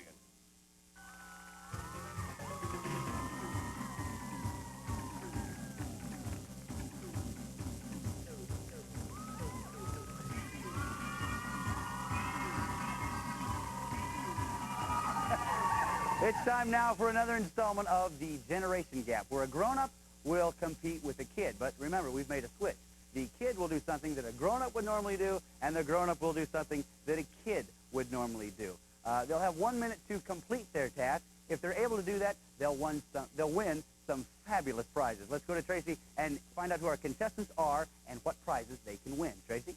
Our young contestant is John Bosch. He enjoys really greasy French fries and smearing his peas and carrots all over the kitchen table when his mom isn't looking. And if he wins, he'll receive the incredible Franklin Spelling Ace. Make spelling fast and fun with 80,000 words from Merriam-Webster. Franklin, world leader in handheld electronic reference products. Or he'll win the great Star Trek home video collection. That's right, he'll blast off for adventure again and again. The collection includes the original Star Trek motion pictures, Star Trek 2, 3, and 4 from Paramount Home Video. Our grown-up is Mrs. Alma Dodd, who enjoys counting toothpicks and watching chess tournaments on PBS.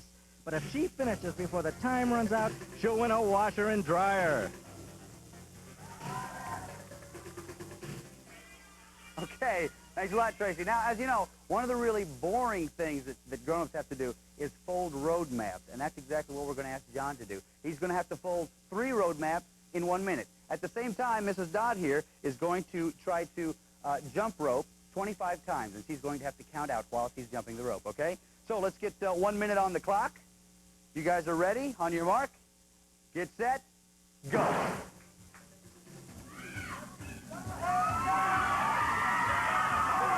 Mrs. Dodd is already up to 5. John has already folded one road map. He's going on his second one. We have 45 seconds left. He's having to start over, of course, every time he messes up.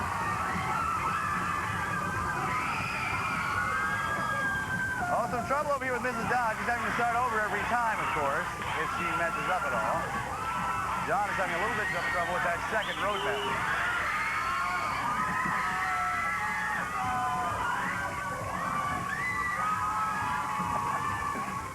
John's on his third road map. Here he goes. Mrs. Dodd closing right now. And that's it. John is our winner. Congratulations, John. Nice job. Mrs. Dodd had some trouble over here, I guess, huh? Yes, I did. What happened? I don't know. Could have been the high heels, maybe. Maybe. Could have been. John, congratulations. You did a nice job. Let's go to Tracy right now and find out what our contestants have won. As a consolation prize, Mrs. Dodd will receive 100 pounds of delicious turkey leftovers from Thanksgiving 1988. Yum, yum, yum, yum. And John Bosch, our winner, will receive the Star Trek home video package. Listen, that's all the time we have now for Generation Gap. We'll see you later. Congratulations. This is 29 Acacia Road. And this is Eric, the schoolboy who leads an exciting double life. For when Eric eats a banana, an amazing transformation occurs. Eric is Banana Man, ever alert for the call to action.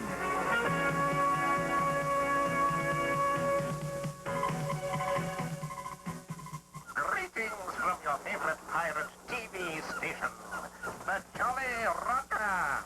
And here's today's guest, the lovely Fiona, sweetheart of the airwaves. Stop talking, sweetheart. Go on, go on. This is a special message for children. Don't brush your teeth. Oh dear. Don't help little old ladies across the road. Don't eat spinach. And... Go on. And don't eat bananas. Flipping heck. That doesn't sound like the Fiona I know.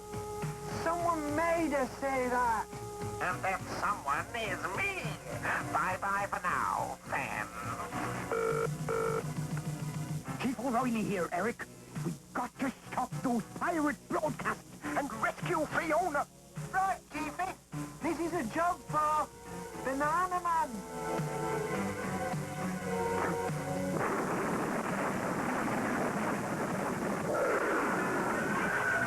In seconds, the great crime fighter's crystal direction finder located the pirate TV ship.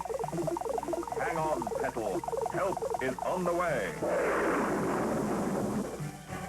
You just wait, General Blight. If Banana Man saw that broadcast, he'll rescue me. That's my plan. You are the bait in my trap. Oh, Banana Man, my hero. Come, Fiona. Let me take you away from all this. You're not getting away that easily, Banana Top. Down the hatch.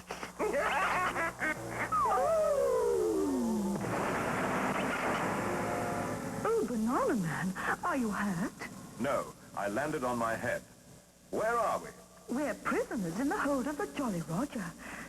I can't see a thing, Banana Man. I'll just switch on my banana torch and...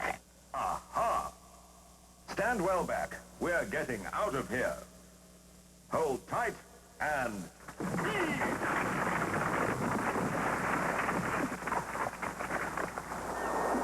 Now, if we can just get past that pirate crew to the lifeboat, we'll escape. That's it, men. Scrub away.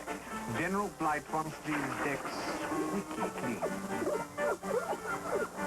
And don't leave those bars of soap lying around. Someone could slip on. Quick, Fiona! Run for the lifeboat! I'm right behind you, Banana Man. So am I, Banana Man. Let's go, men. After them!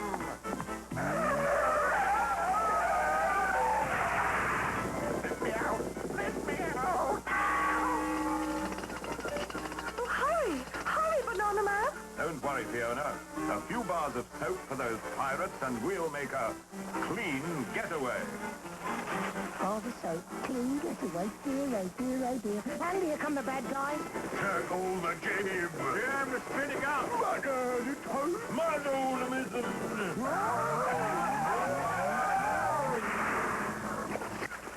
They're getting away! Never! Fire one! Which one? Any one, you fool! Faster, Banana Man. They're getting awfully close. There, Fiona. We're out of range and safe. Now I'll head for home. Look! What's that? Great Scott! It's a live prawn cocktail. Oh, dear. Is this goodbye, Banana Man? Banana Man? What's on telly? Well, I'm one of your greatest fans, Big B. Oh, wait till I tell the gang about this.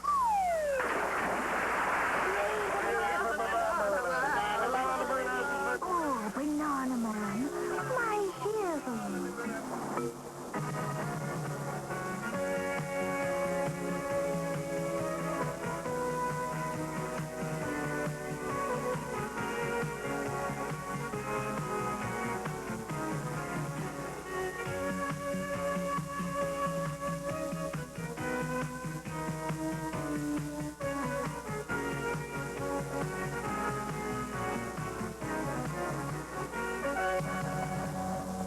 Being the new kid in class can be embarrassing, but on head of the class, it can be a lot of fun. Here's a clip of Michael DiLorenzo, the newest student on head of the class. I've been going to parochial school all my life. Nice people, great education, but all boys. See, this is my senior year. I mean, that's 11 years without girls. So I said to my mother, I said, Ma, please, I want to go to public school. She says, no. You go to parochial school, no drugs, no fights, and you go to mass every day. I said, but Ma, I said, there's nobody pretty to look at. No one in silky clothes with soft skin who smells good. And she says, no. I said, Ma, please. She says, no. I said, Ma, please. She says, no. I said, Ma, it's free. She says, okay, only if you get into honors class. So here I am, and It looks great already. Well, I'm sure we're all glad. Here is Michael DiLorenzo.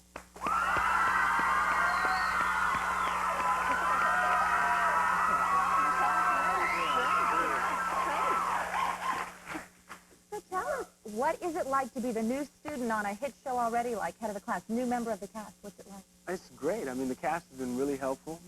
You know, whenever I have problems, just, with lines or anybody will help me. Robin come up and help me, Dan, everybody. Great. So it's been really good. Yeah. What's a typical day on a set like that like? I mean, what do you do all day long? Well, the first day, we work Monday through Friday, and we tape on Fridays. So what happens is we'll come in Monday, we'll have a read-through, and then we'll break and talk about, certain changes in the script that we like or we don't like, then have another read-through, and then we'll block the rest of the day, which means, like, we'll basically rehearse. We'll rehearse all the scenes. Right. Cool. And then eventually on Friday, you do the final show? Yeah, and on Friday we'll come in and we'll get into makeup, we'll get into costume, and then, we'll block and tape, with cameras. You have so many kind of funny people on your show and everything. Do you ever have, like, any funny practical jokes, or do you guys, what do you do? I mean, do you play tricks or anything that's happened to you? Yeah, they play a lot of tricks. I know one time when I was in my dressing room, and I was on the phone, and one person came around and disconnected all the wires to my dressing room, and the lights went out. And, yeah. Did you ever find out who it was? Yeah, I found out. Yeah. No names will be released, right? No name will be released. Well, in reading about you, I know that you started out at a very young age in the business as a dancer. As a dancer. I started out when I was 7. I started dancing. I mean, that's basically what I wanted to do all my life. And then what happened was, when I was 14, I broke my ankle, and then when I was 15, I tore the cartilage in my knee, and they said I wouldn't be able to dance anymore. So I was trying to think of, well, what could I do? Right, right. So that's what motivated me to get more into acting. Yeah, and what was neat was I noticed in one of the episodes of Head of the Class, you got the opportunity to kind of combine your dancing and your acting. We have a clip of that we'd love to show everybody. Check it out.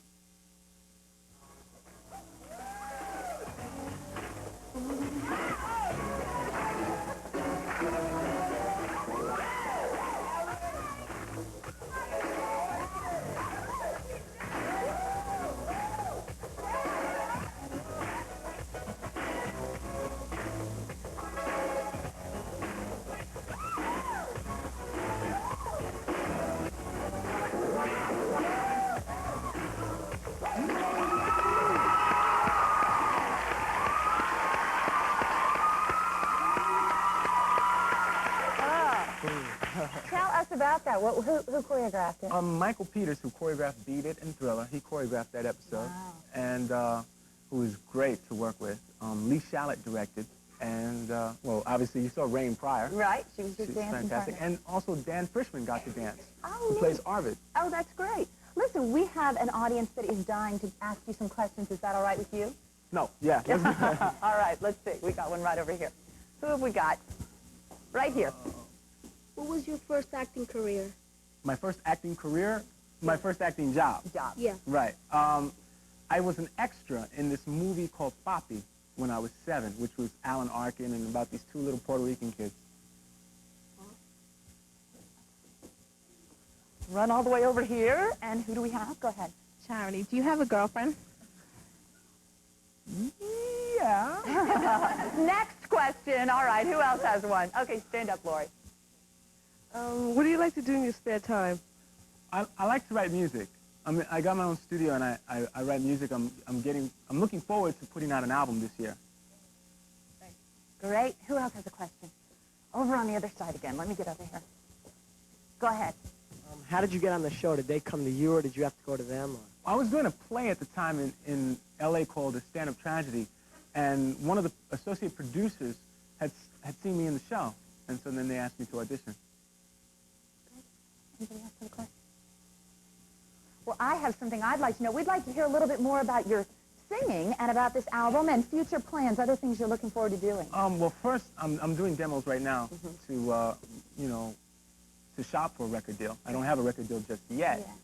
And I want to do films. Great. I want to get into doing more films. And I got a film coming out called Cold Dog Soup, which I have a little part in with Randy Quaid. Great. I'm looking forward to that. Good. Well, we'll all look for it, and thank you so much for being with us. Thank you Best so of much. luck. Great. Total Panic salutes our kid of the day, Emily Rinaldo, who is honored this week for delivering newspapers to the front windows for all the houses on her route and for drying the dinner dishes in the clothes dryer. In addition, she found the time to patch the holes in her jeans with wood putty. For these and other fine achievements, we salute Emily Rinaldo, our Total Panic kid of the day.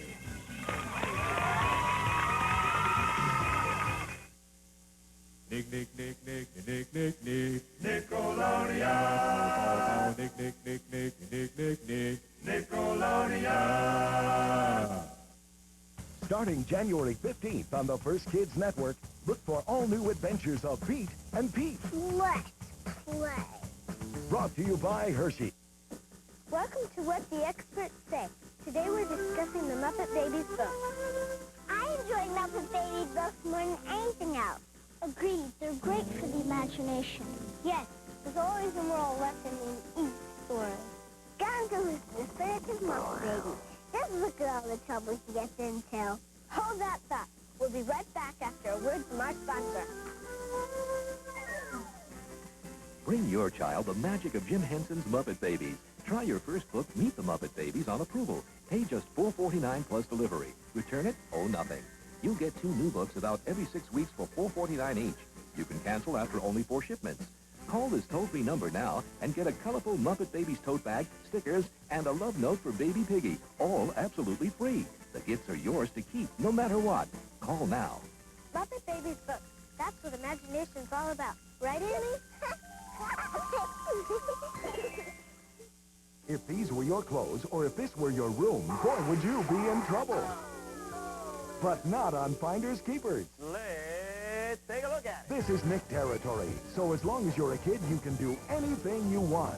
Find it. Like shred Sherlock study, dig up the beach, even sweat it out in the swamp. There's a lot of places you can look. At Finders Keepers, you get it so gunky, even kid stars can't stay away. So if you want to mess around, check out Finders Keepers, weekdays at 6, 5 Central, on the only network for you, Nickelodeon. Get a $50 check from NEC when you buy the TurboGrafx 16 video game system between now and January 31st. Save $50 on arcade-quality sound and graphics. Save $50 on the system that gives you vicious monsters, hideous assassins, deadly perils, bloodthirsty aliens, savage backhands, fiendish fastballs, and some of the most revolting creatures you've ever seen. Check out all the games. Then call 1-800-888-2288 for details. Get the TurboGrafx 16 system and save $50. Sweetie Puff, do I love the way you feel? Sweetie Puff, do you look so real? Sweetie Puff, brush your teeth, beautiful Sweetie Puff. And now there are Sweetie Kitties, too. Sweetie Kitties, I love the way you feel. Sweetie Kitties, you look so real. Sweetie Kitties, brush your teeth, beautiful Sweetie Kitties. Sweetie Puff and Sweetie Kitties, each sold separately.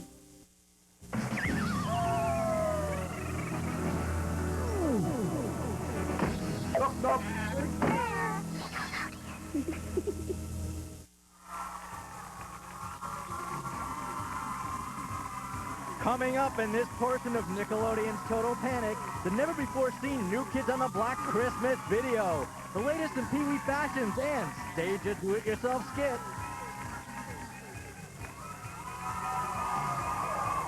One of the best things about being a kid is that you don't have to wear all those boring suits and ties and uncomfortable shoes that grown-ups have to deal with. Instead, you can wear cool things like these cool clothes from the Pee Wee Herman line of funky fashions. And a percentage of the proceeds goes to the Marine Corps' Toys for Tots campaign and the Child Welfare League of America. So I think we should meet our models. All right. What is your name, sir? Ian. Ian, why don't you show us your outfit? Turn around. Tell us why you like this outfit. Funky. Funky. There you have it. You can go right over there. Let's see who this is. Steven. Stephen, go out and make your turn for everyone. Where do you think would be a good place to wear this kind of outfit? At a rock band concert. A rock band concert. I think you should wear it. Yeah, I think so too. Great. Okay, you can go right over there. Let's see, who do we have next? Steve. All right, Steve, let's see a little spin turn here. Very smooth, very smooth. Now tell us, how does it feel? What's the feel of this? Oh, this is great. This is so comfortable. You can kind of go anywhere, do anything? Yes. Perfect. All right. Next, who do we have here? Luca. Say it one more time. Luca. Okay, Luca, let's see a little spin, my friend. This looks good. Now, how do you feel about wearing something this colorful? Feel great in it. Feel good. Nice looking. I think so, too. I think you look great in it. All right, there you go. Next, and the lady of our group, what is your name? Andrea. All right, Andrea, let's see a spin. Very nice. Where would you wear this? Just to hang out. Kind of have fun with your friends, maybe? Mm-hmm. Good. All right. How do you feel about the colors? It's okay, I suppose. Great. All right, let's see. And who do we have last but not least? Willie. Okay, Willie, let's see a spin here. Little turn. Well, that was very impressive, wasn't it, everybody? Okay, listen, tell us, how do you like your outfit? It's all right. Now, would you wear this anywhere? Not really. Uh-oh.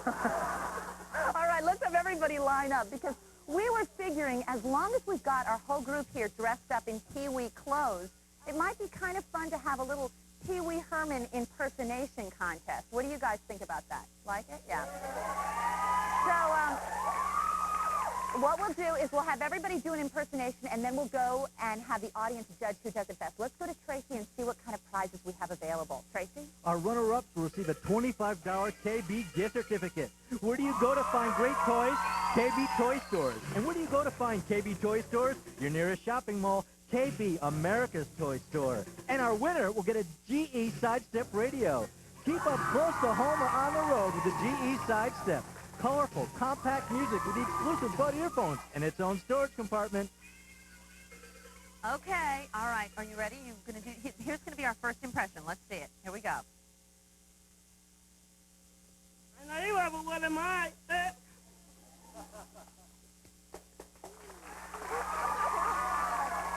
Here is impression number 2.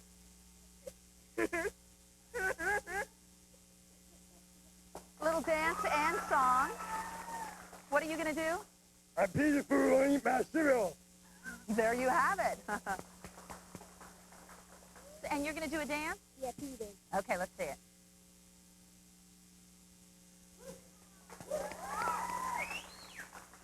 What do you do right here? A pink. Okay, let's see it. I, laugh. Here's the laugh, everyone. Okay. Excuse me. Let's go down the line and see who has the best. What do we hear for him?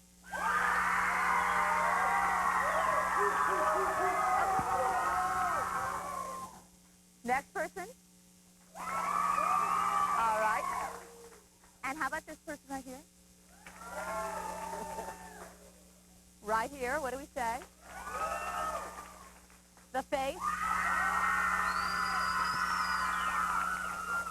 And the laugher right here.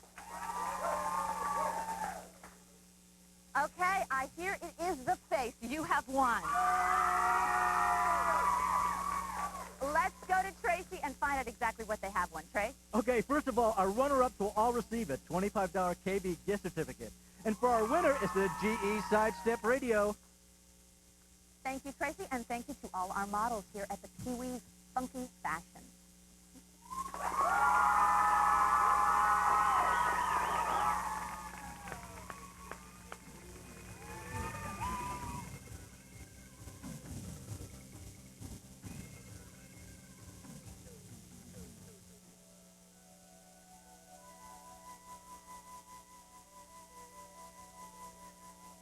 Thanks to the space shuttle, kids may one day have the opportunity to live in space.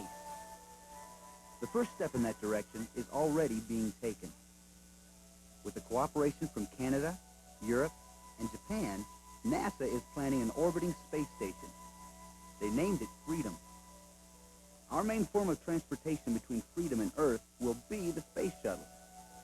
Our Total Panic correspondent Lisa Brumley reports from a model space station and space shuttle at the Johnson Space Center in Houston, Texas.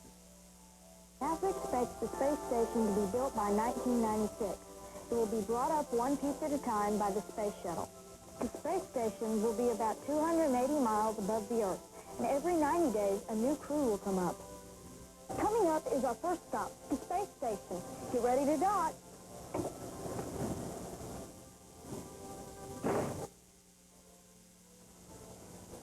This is a mock-up of the space station Freedom at the Johnson Space Center. As you see, it has no floors or ceilings because we'd be floating around here all the time, and it is much bigger. Well, all the space talk is really making me hungry. Let's float on to the kitchen and get something to eat. Eating food in microgravity can be a problem. Like if you were trying to put your salt on your french fries, it wouldn't go down. It would just go all over the place.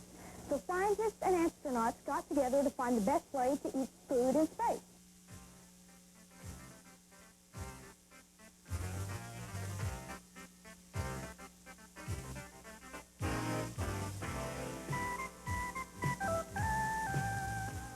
Let's see what we have on our menu for dinner tonight.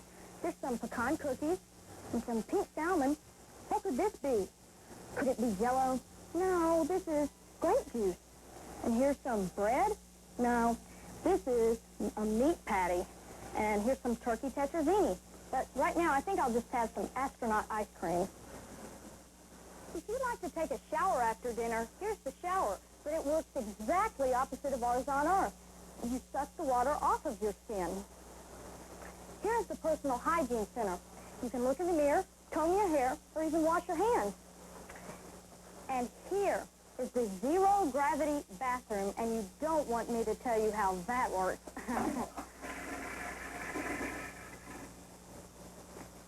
And now it's nap time, but sleeping has some problems, too. First of all, you have to zip yourself into one of these contraptions so that you don't go floating away in the middle of the night. So, NASA's figured out how we'll live in space. What's next? Well, the space station of 1996 will only be a research facility, but it's been designed to be expanded later. Its power can be increased, and it may eventually include another structure, as well as a spacecraft maintenance center. In addition, Freedom will be used as a stepping stone toward a manned lunar base. The rich supply of raw materials on the moon would make it an ideal springboard for further missions exploring our solar system. Since the moon has long periods of darkness and no dense atmosphere to distort the view, it's an excellent place to build all sorts of telescopes for observing our entire solar system. Wow, look at all that hardware. I wonder if they're able to get Total Panic up here. Nickelodeon in space. What a concept. If plans for the lunar base are approved, NASA intends to make it an international effort to benefit everyone.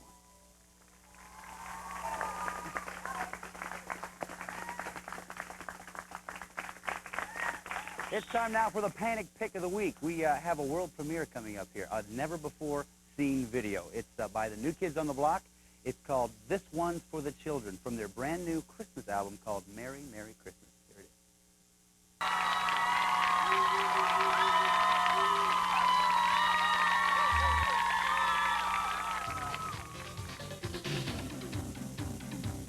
is. Mr. Tooper's leftover turkey recipe number 3, the turkey waffle. Ingredients: turkey parts, milk, flour, sugar, and eggs.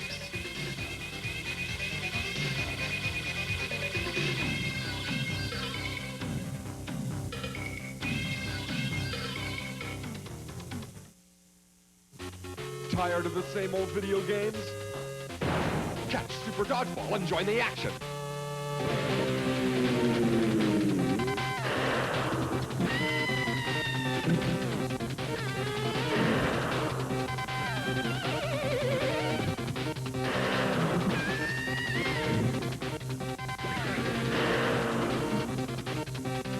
Super Dodgeball! Licensed by Nintendo for play on the Nintendo Entertainment System. Get ready for a special Sports Illustrated sneak preview. It's unreal. The man, it's like he's from another planet. You never know what he's gonna do. He doesn't even know. He just does it, and you're like, duh. They just saw an amazing video cassette presented by Sports Illustrated, starring the most exciting figure in sports today. who else? Jordan. Unbelievable. Yeah, Simply unbelievable. Michael Jordan, Come Fly With Me 1990. Over 40 minutes of the game's ultimate playmaker. Yours free with your paid subscription to SI. Yes! Call toll-free and get 26 issues of SI at over 45% off the cover price. I didn't realize you could save that much. Including SI's blockbuster baseball preview, the giant 35th anniversary covers issue, and the red hot swimsuit issue. So what's the catch? No catch. You get it all for just 3 monthly installments of $12.97 each. Even use your credit card. Golden. Let's do it. Save over 45% and get the Jordan video free. You're going to be giving away a lot of these babies starting right here. Let's go.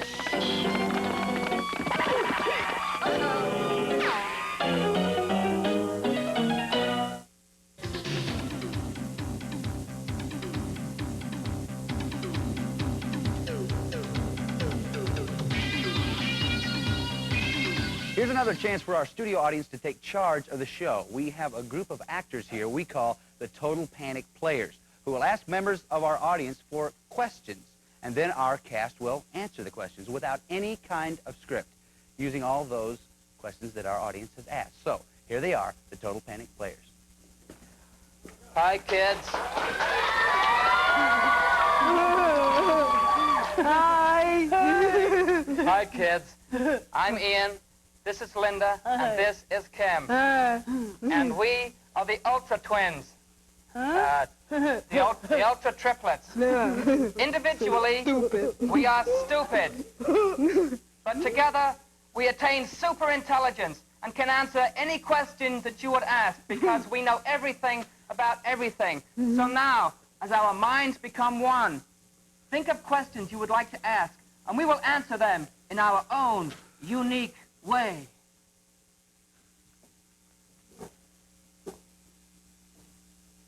We have a question right here. Does George Bush really dye his hair? Does George Bush really dye his hair? Good. Question. George Bush Definitely dyes his hair. However, when He doesn't, he gets clean up. Thank you very much. Next Question. Please. Ew. Here it is right here. Does really Beethoven play piano? Does really Beethoven play piano? Does really Beethoven play piano?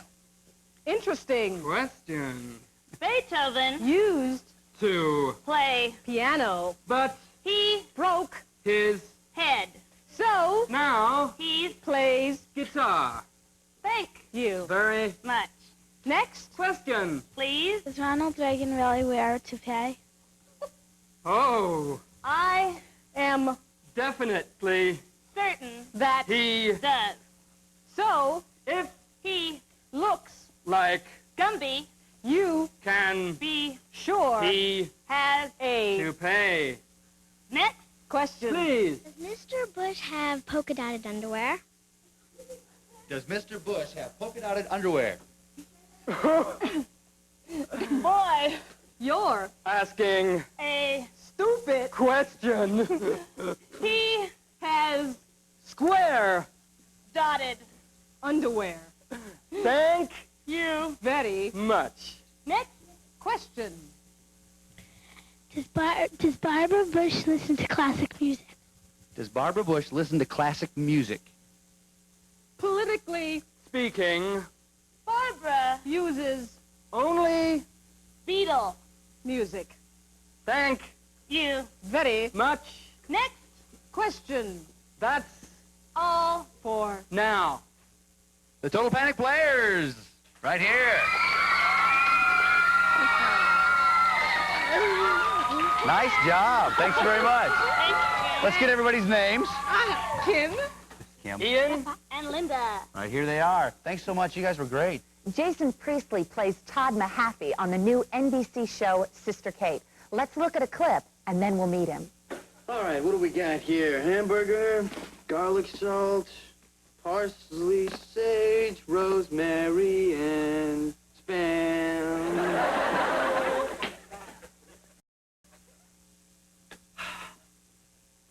Dinner's ready!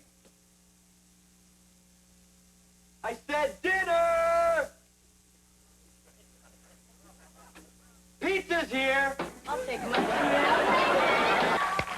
Jason Priestley. Welcome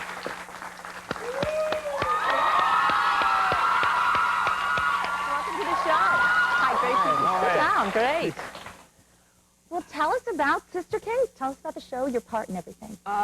Well, you know, as you know, it's about a nun and these 7 orphans that she takes care of, and I am the oldest orphan in the orphanage. So, I've been there for a while, and I think I'm sort of a big brother to most of the other characters, and sort of try to take care of them and help out. Yeah. when I can. Well, now, since most of the kids are younger, what's it like to be on a set? Or do they get into trouble, or are they funny, or do they have a funny story about working with all those kids? Well, I'll tell you, working with a lot of little kids makes me really respect parents more. It's very tiring. It's tiring. They're good. The kids are great. They're, you know, they're really full of energy and rambunctious, and I mean, they run around a lot and do. I can't think of anything. I mean, things happen every day. Oh, sure. What kind of schedule do you guys follow through the day? Pretty much the same one as Michael was talking about. Yeah, you tape at the end of a week. Friday at the end of the week. Great. In front of a live audience. Right. How has having a part on a national television show kind of changed your life? Do you think it's made it, when you go to the grocery store, your parents and friends, what do they think of it? It hasn't really changed my life in any way whatsoever. I mean, all my friends are exactly the same, and my family's exactly the same, and you know, it hasn't changed my lifestyle at all whatsoever. So it's it's good. I understand you started in show business at a very, very, very young age. Tell us about that. It was I did my first real professional job when I was 5. Wow. And yeah, my mother got me into it, but it was my choice to do it. One of the very first things I did, it was a crying baby. That's what I had read, at the beginning of some movie a very long time ago. And it was a crying baby, and it was me. So Great. That was really We've been asking a lot of our guests about, because the holiday was just a couple days ago, big Thanksgiving. Tell us about, now I know you're Canadian, and that you celebrate Thanksgiving at a different time. You got any funny story or recipes to share or anything? Leftover ideas? I don't know, all I can remember about Thanksgiving as a kid is eating turkey sandwiches for about a month afterwards. Exactly, yes, Always. You and all of us, right. Always. Yeah, I hear now last year, though, you cooked Thanksgiving. I cooked it, yeah. Actually, I was in Vancouver doing a play, and I was living in an apartment with some friends of mine, and we had some people over, and we cooked it, and it actually turned out pretty well. But we didn't have a dining room table, so we had to eat it on the floor. We all sat around on the floor. Ate turkey kind of with your hands. Yeah, exactly, right. exactly. Oh, that's great, that's great. Listen, now, tell us about kind of future plans, things that you see coming up for you. Well, I'm, you know, there's word going around about a feature film I'm possibly be doing in the spring that would take me to Africa, which would be very nice. But right now I'm really focusing on the show and getting finished with the show, and it takes up pretty much all of my time. Right, kind of 7 days a week. Now, is that out in Los Angeles? Is that where you live? Yeah. And how is it? What's it like out there? What kind of hobbies do you have? Things you like to do? I play hockey. I play hockey a lot. Is there ice there? Oh, yeah. Yeah, all right. There is. And actually I play on a Celebrity All-Stars hockey team with Richard Dean Anderson and Michael J. Fox and a lot of other fellow Canadians. We're actually playing in Buffalo on December 16th. All right, well, maybe we can all get up there and see it. That would be wonderful. Please do. Thank you so much for stopping by Total Panic. Thank you. It's great having you. Thank you very much. Nice to be here. Great. Jason Priestley, everybody.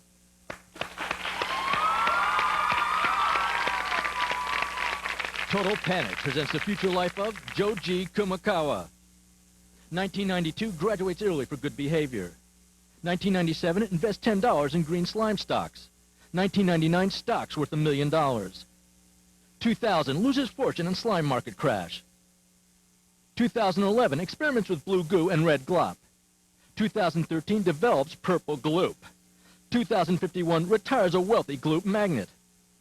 2065, plays shuffleboard with Greg and Molly at the old age home. Joji Kumakawa's future is a public service announcement from your friends at Total Panic.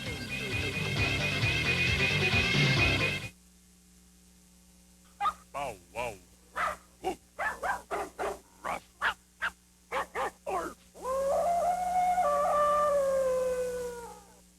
One drop of this, and I'll be a kid then. I, Dr. Flub, can watch Kids Only Weekend. Oh no, back to the drawing board.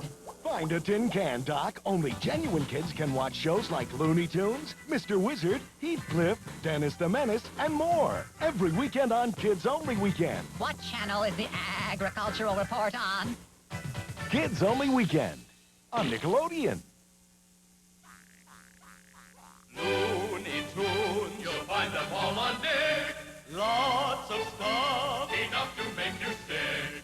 Psycho, for when your mind goes, for when you've had enough of doing grown-up stuff. So when you're moody, parents make a goonie, positively loony. Don't wait for a full moony. Tune, Nick.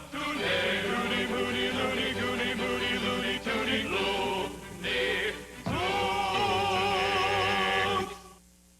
This is a Nick alert. Be on the lookout for kid impersonators. Not all bike riders are kids. People playing at the beach are not necessarily kids. Not all people who go to school are kids. People attending ballet lessons are not necessarily kids. It's simple. Kids watch Nickelodeon because Nick is the only network for you. Has this ever happened to you? Don't tear that shirt into dust rags. Introducing DD7 Super All-Purpose Stain Remover. Removes that stain without a trace. Dilute and soak fabrics for a like-new whiteness. Imagine this is your laundry and a red sock turns everything pink. Or ink leaks from a pen. Iodine. Add DD7 to the final rinse and all is restored. Order DD7 today on this special TV offer for $14.95. Or save $10 in order 2 for $19.95. Now you see it, now you don't. Now call.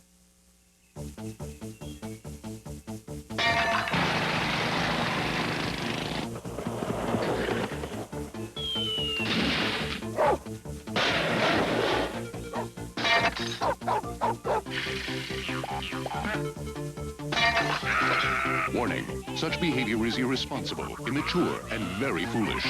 We recommend you try it at home. Paperboy from Mindscape for your Nintendo Entertainment System. Now at Toys R Us. Today, on Hey Dude, things get sticky when Ted and Melody start spilling secrets. Danny would be fine right now if you hadn't blabbed to him that I told you a secret. Well, I never would have blabbed it to Danny accidentally if you hadn't blabbed it to Brad on purpose. Hey Dude, today on Nickelodeon. Mom, what's rocket fuel made of? Look it up, dear. Look it up, dear. Stay tuned for a free offer from Encyclopedia Britannica. Come taste the adventure. Come reach to the sky. Come feel the excitement of who, what, where, why. Open Britannica. Explore and you'll find that living the moment can capture your mind. To find out more about Britannica for your child, call toll-free 1-800-533-9800. and we'll send you this free booklet. And just for previewing Britannica in your own home, you can get this 3-volume desk reference set absolutely free. So call this number now. There's experience for a lifetime in Britannica. Call now. Shoo-be-dooby-doo-wop, la la la la la la, shoo-be-dooby-doo-wop, la la la la la, shoo-be-dooby-doo-wop, Nickelodeon.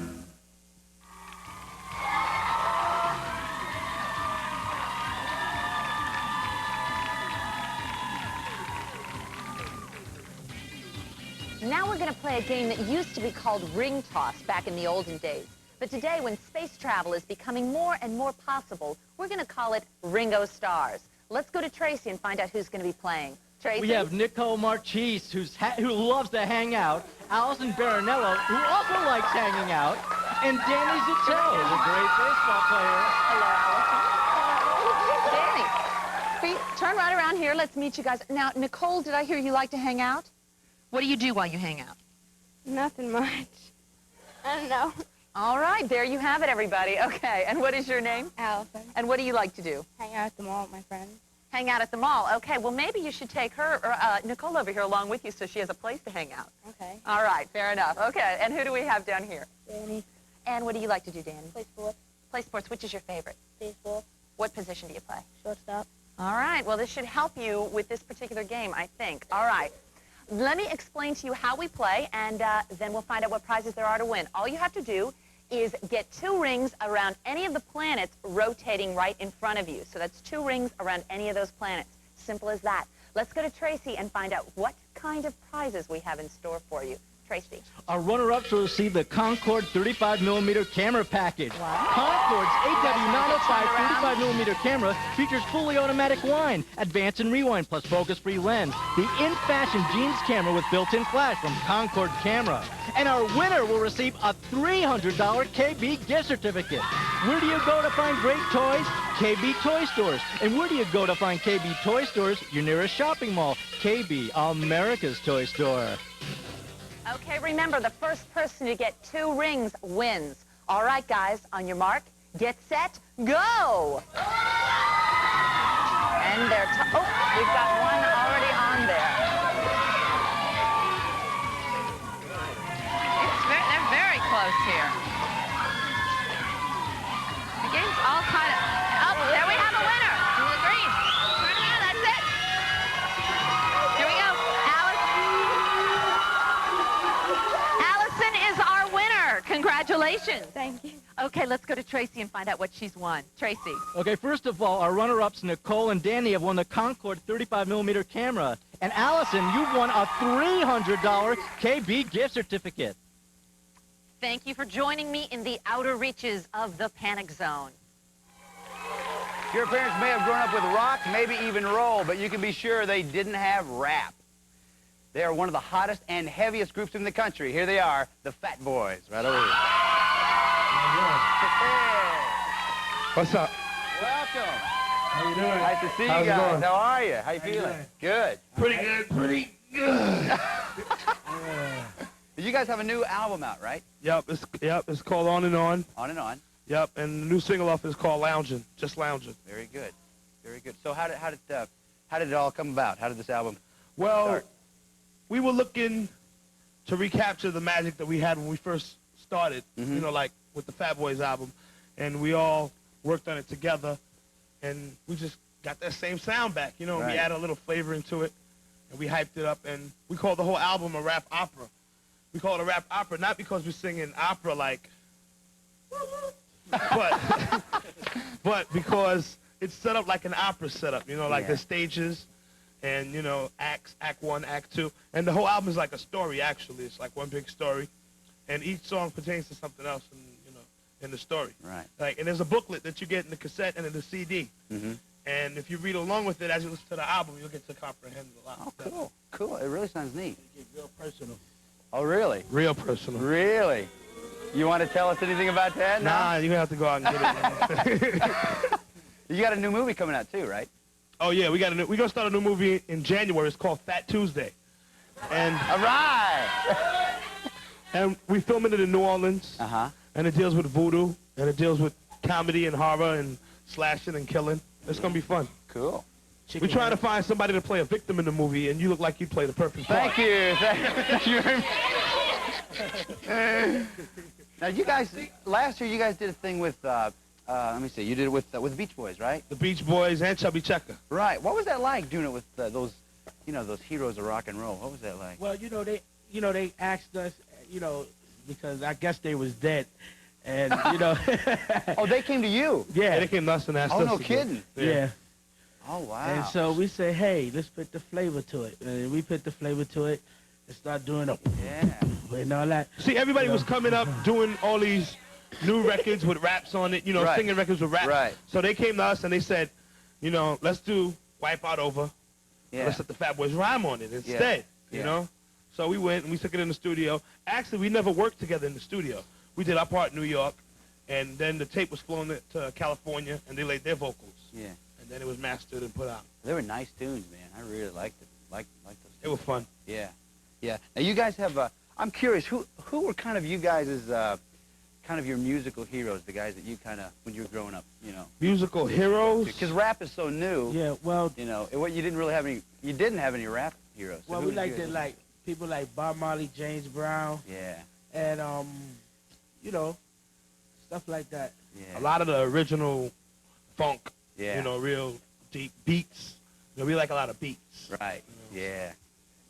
Okay, now the one thing I have to ask you, because this is kind of our holiday season show, sort of, and so they wanted me to ask you guys if you guys have any holiday eating tips. Holiday eating tips? Fat Boys, holiday eating tips. Yeah. You take the turkey meat, put it in a blender, All right. Along with the leftover stuffing, macaroni and cheese, even sweet potato pie. Sure. Put it all in a blender, put a cup of milk in it, and blend it up. Take it out, put an egg in it. You gotta blend it first, right? Then you stop it, just for a minute you blend it. Then you stop it, put one raw egg in there, blend it up, let it blend up for about 5 minutes. You gotta let it sit there for 5 minutes so you can get its purity out of it, you know what I'm saying? All right. Put it in a tall glass. And you're there. And feed it to your mother. Hey, listen. Let your mother taste it first. All right. Then, if your mother gives it okay, then you can drink some. Listen, we can't have you guys. You got him. He's dying over here. Listen, we cannot have the Fat Boys on our show without asking you guys to rap a little bit for us. We want to kick around? All right, we'll kick around. All right, let's do it. 1, 2. Let's do it. The Fat Boys, everybody, right here. Here we go. First of all, we need everybody to clap your hands, everybody. Everybody, clap your hands to the people on the left. Clap your hands, the people on the right. Clap your hands to the people in the middle. Clap your hands, let me hear it. I'm about to kick this funky rhyme. It goes like this. Marky D, E, so mellow, not your typical rhyme smooth, outcome critical, razor sharp, yet blunt as a bat, the brain of a genius up under my hat. Prince poet, overlord microphonist, my presence a treat, my voice a bonus, so make like a rash, break out black knees, before I pull a rhyme out of my sleeve, recite it, and like it was my last rhyme left, take your boots and lean them in just one breath, say another one, yes I did it again, made a miracle with a ballpoint pen. Yo, Buff, get funky on them now. Now get funky.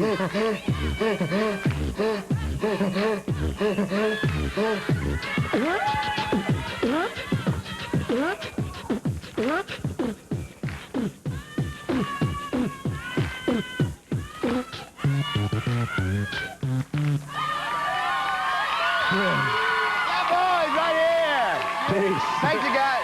That was great, you guys. Thanks a lot. Let's hear it for the Fat Boys. Right here they are. That was great. That was great. You guys are dying.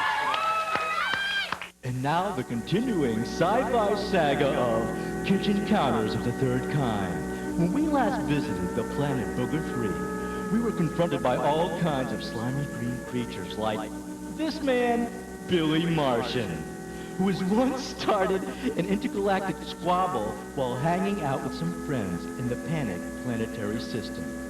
He claims he was studying heavenly bodies from the observatory of this woman, Lunar Anderson. She, however, is known to have had her sights on this legendary moonrocker, Bingo Star. But he was more interested in forming a duet with this beautiful songstress, Venus Envy. But her entire life orbited around this man, Apollo Greed, the stingy owner of the Apollo Greed Theater. Yet he was more interested in launching the career of this young singer who answers to the name Joan Jetson. But she would rather make a soft landing with this popular interplanetary plumber, Flush Gordon, who preferred the company of this rising starlet, Roseanne Mars Barr. Yet she dreamed of making beautiful music with this wealthy cowboy singer, Asteroid Rogers.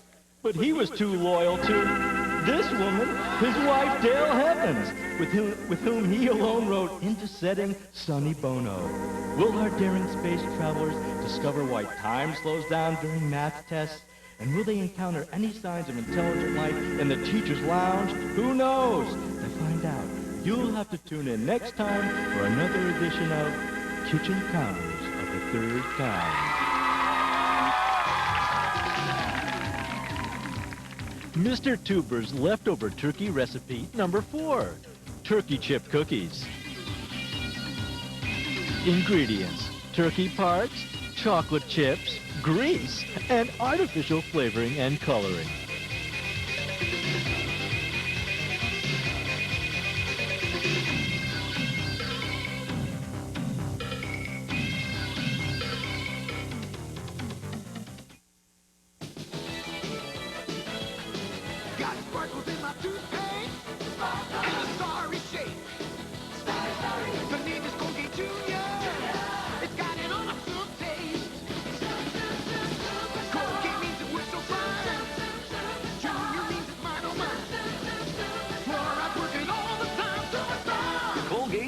for superstars like you.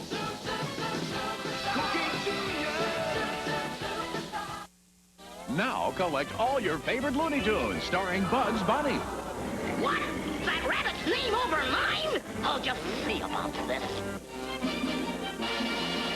Warner Brothers and Time Life Video announce the Looney Tunes Library. What's up, Doc? Begin your collection with Bugs Bunny's Wacky Adventures at the introductory price of $9.95. Start your collection with Bugs Bunny's Wacky Adventures. If you keep it, you'll have the opportunity to examine other great videos in the Looney Tunes Library. There's no minimum to buy. Cancel anytime. Meep, meep. So call now to get Bugs Bunny's Wacky Adventures for $9.95. Here's how to order. To order your Looney Tunes video, call 1-800-443-7400 or send $9.95 plus $3.23 shipping and handling to Looney Tunes Video, P.O. Box 1880, Department 8N, Alexandria, Virginia. Use your credit card and receive a $5 discount off your first video. Okay, quiet. Hey, hold up that card. Hey, dude, move that light. Right. Action. Happy New Year from Nickelodeon.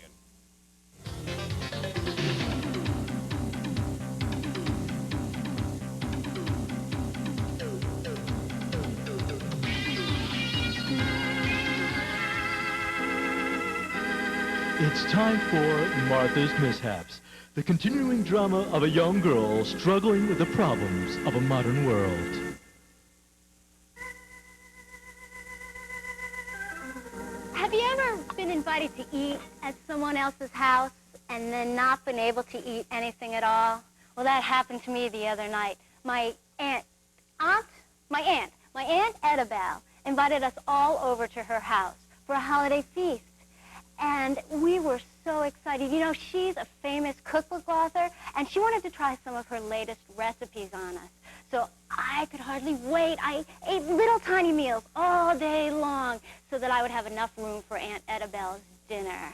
Well, we sat down at the table, and my stomach was grumbling, my mouth was watering, and out came the first course. My Aunt Annabelle said that it was called consommé gelée, which she said is cold beef broth. Well, you know what? It looked like apple jelly, and it smelled a little bit like tacos, so I just pretended it wasn't there and hoped it would go away all by itself. And then out came the main course. I was really excited. My Aunt Annabelle introduced us to the various dishes. First, halibut with hot pickled pepper sauce. Well, you know what? It burnt my tongue. And then savory spinach with peanut puree. Ugh. And fluffy mashed potatoes topped with caviar. I mean, that's fish eggs. So by the time the pumpkin cookies and the parsnip sherbet came out, my stomach was ready to get up and leave the table all by itself. I couldn't believe it. I felt like I had offended my Aunt Annabelle, though. I didn't know what to do. I hate to be rude, you know. I really don't want to waste food. Martha, troubles again, I see. I couldn't eat the dinner. What do you do when someone gives you food that you just have never seen before and don't really want to eat? Oh, I don't know. Maybe our audience? Should we ask the audience? I'd love it. I need Let's some do. advice, Okay, please. Okay. Advice from the audience. Great. Anybody here? And we got it? Here we Yeah, have has somebody, anyone ever Maria. had that Maria. happen to you? Well, What happened? I went to this kid's house, Uh-huh. the Richardsons, and they gave me these stale hot dogs. I could not believe it. They Stale? tasted like bricks. Oh, my God. What did So, you do? I just, I faked it, and I make believe I had, the best dinner of my life, and I How did was you not telling fake it, them. though? I just, I don't know. I just stuck it in my mouth and ate it, but it really tasted, really bad, but then... So you did eat it? Yeah, and I Must have been told rough. that it was really good, but I don't think so. So you were polite. Pretty good. Got someone? Hi. My name is Rhonda, and I went to a friend's house to have dinner. Uh-huh. I mean, to have breakfast. Oh. And the pancakes were like bricks. You can break the pancakes, the floor with the pancakes. Well, If what they did you were- do? Did you eat? I had to. They went down my throat in chunks. In chunks. They were gross, but I didn't want to offend them, so I just ate it. So they didn't notice that you didn't like the food? They noticed, but they just didn't say anything. They was like, yeah, have some more. And I was like, oh, God. So you had more when they offered you more? Yeah, I had to. I didn't want to offend them. That sounds pretty rough. I don't know. It was. Ask my stomach. It knows. Yeah, well, I went over this kid. His name was Marino Vagino, and I went over his house, and he invited me over for breakfast, and he had pancakes, and the syrup was, like, really gross, and you had to put it on because the pancakes were so dry, and it was really gross, and he had, like, the worst butter I have ever tasted, you know, and you had to put it on. You just had to because there was no other way to get around eating the thing. So. And you ate it? I only had, like, a little, you know. I was like, oh, no, I just ate, you know. I just came over here. I'm not really hungry, you know. I don't really want to have any of this. Did they accept that as an answer? They were like, come on, have some more, have some more. Especially my friend. I was like, no, I don't feel good, you know. And they just kept like, well, just take what you can, you know. I was like, that's all I can take. And it worked? Have they invited you over for dinner again or for breakfast again? No, thank God. See, that's what I'm afraid of. Well, I hope that was helpful. I got a couple of tips. I hope she invites me again, though. You know, maybe she'll make something good this time. Good. So thanks a lot. We'll see you later, Martha. Okay. Good luck to you. Bye-bye. It's time for the great debate, where kids settle the pressing concerns of the day. Today's issue, Little Sisters, blessing or curse. And now, your esteemed moderator, Molly Scott. All right, and what is your name? Jen. And Jen, which side of this issue are you on? I'm in favor of little brothers and sisters. You are, and what do you have yourself? A little sister. And what's her name? Chris. How old? 11. Okay, and you must be against, what's your name? Jason. Jason, how old's your sister? 11. What's her name? Nicole. Okay, this is how it works, guys. What we're going to do is have you two get up on your soapbox and debate for 1 minute, and then our audience is going to decide who had the best argument. Okay, let's go to Tracy and find out what kind of prizes you might win. Tracy? For our runner-up, it's Conair's high-energy phones. Popular phone designs, energized in today's top fashion colors. Energized with Conair, the quality line in telecommunications. And for our winner, it's the Monterey football soccer game. Bring the excitement of soccer into your home with Monterey's football soccer. Fast action fun for the whole family. With Monterey, everyone plays. Jason here has won the coin toss, so let's get a minute up on the clock. Okay. On your mark, get set. All right. I think little sisters are bad because they're nosy. I think they're good because they're fun to play with. Yeah, but if they're fun to play with, that's only for a little while. Then when they lose, they get all snotty, and they always get their way. Yeah, but they do lend you things, like money and clothes and stuff that you need. Yeah, but they also steal it without asking you.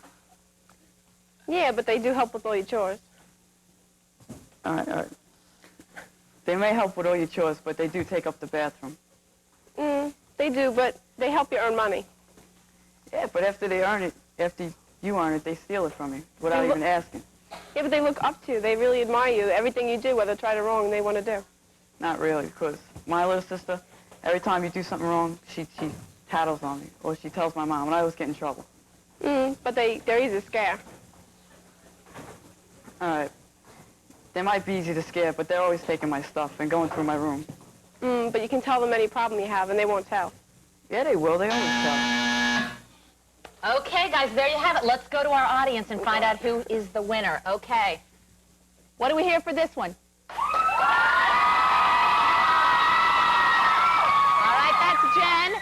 And now what have we got for Jason?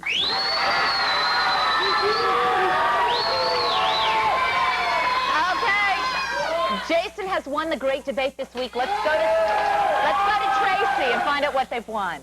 Okay, first of all, our runner-up will receive a Conair high-energy phone and Jason, the Monterey football soccer game. Thanks, guys, for taking part in the great debate. Listen, we'd like to thank the Fat Boys, the authors of Future Stuff, Malcolm Abrams and Harriet Bernstein, Jason Priestley, and Michael D. Lorenzo. It was a great show. Thanks a lot. Hey, and Greg, we found out who won the video vote. Who's that? It's the song called Get On Your Feet, Gloria Estefan and the Miami Sound Machine. Why didn't you do videos? We'll see you guys later. Bye-bye. Now let's rock the house. Make it look like a party. Here.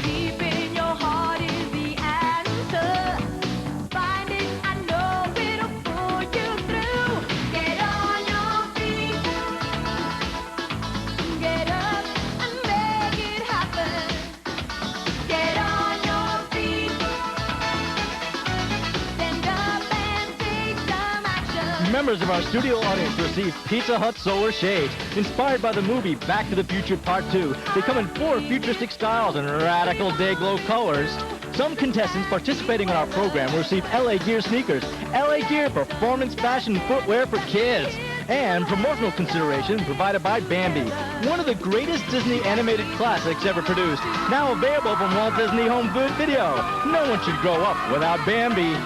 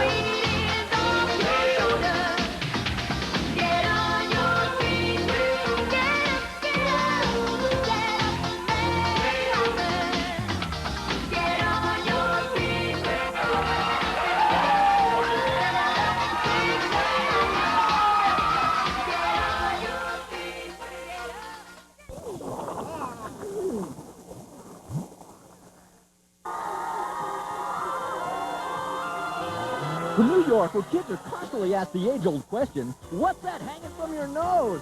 It's time for Nickelodeon's Total Panic. On today's show, we'll meet singer Tommy Page, the world's fastest painter Morris Katz, from Kate and Alley, Freddie Kohler, and a special guest appearance by the 1989 Mrs. America, Jennifer Klein. And answer the burning question, why make a mountain out of a molehill? Do kids really eat that stuff? And you've got to be pulling my leg. And now your hosts, Molly Scott and Greg Lee.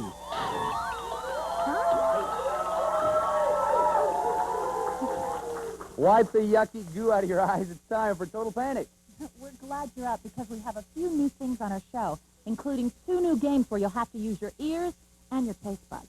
Look out, Molly. Kid cam alert. Hey, let's all welcome Evan Cohen. He's our Kid Cam operator for the day. Hello, Evan. How you doing, dude? Hey. Evan, go out there and do your thing, all right? Good luck. We'll see more from him later. Yes. Now, Molly, do you think that some people are wondering what it is that we have brought with us today? I think it might have crossed their minds. Very Greg. possible. Would you like to explain that for us? Yes, I would. Yes, I would. It's all a part of a new feature we're going to have here on Total Panic called the Hall of Fame. That's right. It's made up entirely of special things that guests to our show have brought, and we thought we would be some of the first inductees and bring some very special things to the show. Yeah. And I have brought my cowboy boxer shorts. Underwear.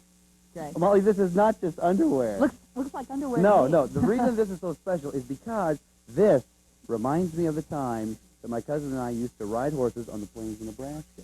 Wow. And if you look, well, it's not that exciting, but if you look here, Uh-huh. you see the little cowboy? He Yeah, looks just like my cousin, see? Oh, it does. It looks exactly like him. Well, great. That's really special. That's Thank you really very much. great. Yeah.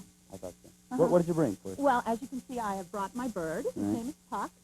He's stretching right now. He doesn't seem... Hello. Now, Puck's been here before. He's a showbird. Yes, very, very showy. Anyway, the reason I brought him is that I've always had birds my whole life, and this is the very first bird cage that my parents ever gave to me, and I thought it only fitting that it be in the Hall of Fame. Perfect. I think Perfect. so, too. Tracy, let's do a little inducting, shall we? Mm-hmm. Hereby induct Grace Lee and Molly Scott, cowboy boxer shorts and birdcage, into Total Panic's Hall of Fame.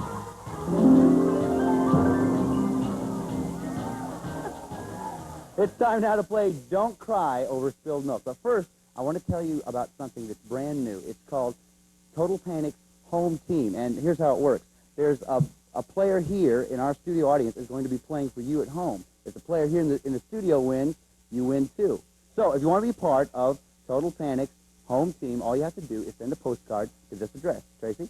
Total Panic Home Team, P.O. Box 1019, Times Square Station, New York, New York, 10036.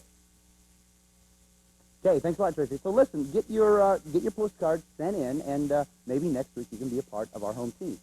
Enough of that. Let's get back to our game. Tracy, you're a busy guy. Tell us who's going to be playing for us. Okay, we have Nigel Hosang, who likes playing games. Come on down. Yeah, buddy. We have Anthony Edward, who likes to run a lot and get dirty. Nigel. And Here, we buddy. have Benjamin Lamb, who enjoys reading. All right, let's hear it for him, guys. Right here, sir. Come right over here, sir. Very good. Very good. Now, Benjamin, what did he say that you like to do? Reading. You like to read. What was the last book you read? Doesn't remember. It was a book on memory, probably. No? Okay. Anyway, you're gonna be throwing through some interesting things here for us. Next to you, I have Anthony. What did he say you like to do? I like to run and get dirty a lot. You're going to work out very well here, sir. Very well indeed. That's the kind of things that come in very handy for this. And Nigel, what did Tracy say that you like to do? I like to play games. And you, sir, will also work out very well. And anything about chewing on your fingers you enjoy? No. No, I'm sorry. Okay, just thought I'd check on that.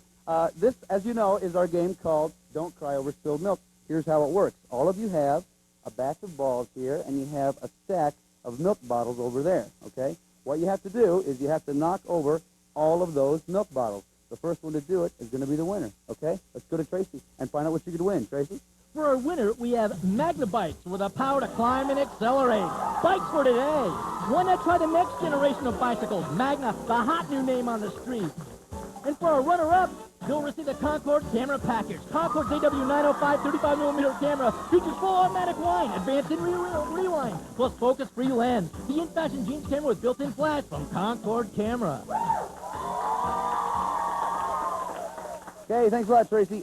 Guys, remember, once again, all you have to do, you have to pick up the balls. The first one to knock over those milk bottles is going to be the winner. You guys ready? Okay, on your mark, get set, throw.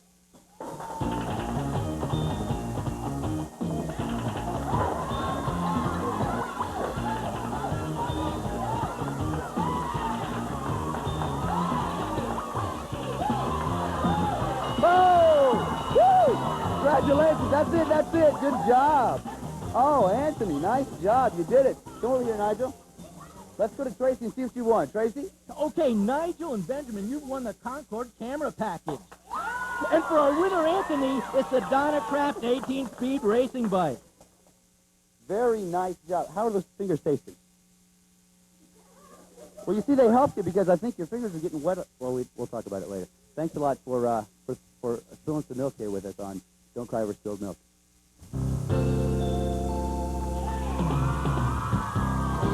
It's time for You Want It, You Got It, the show where you, our studio audience, makes the rules. And now a man who houses a family of four in his mustache, Blink Budlove. Hey!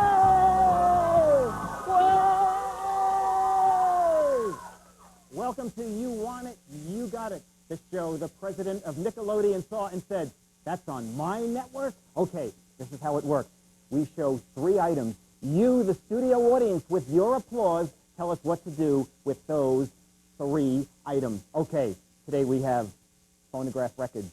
We have a paper bag and pudding, and we have crackers. Okay, we're going to take them one at a time, listen to all 3 choices, and then applaud for your favorite one.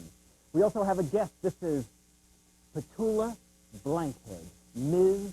Blankhead. Okay, these are the records. What shall we do with the records? Choice 1, we can have this assorted group of kids from the studio audience eat off the records.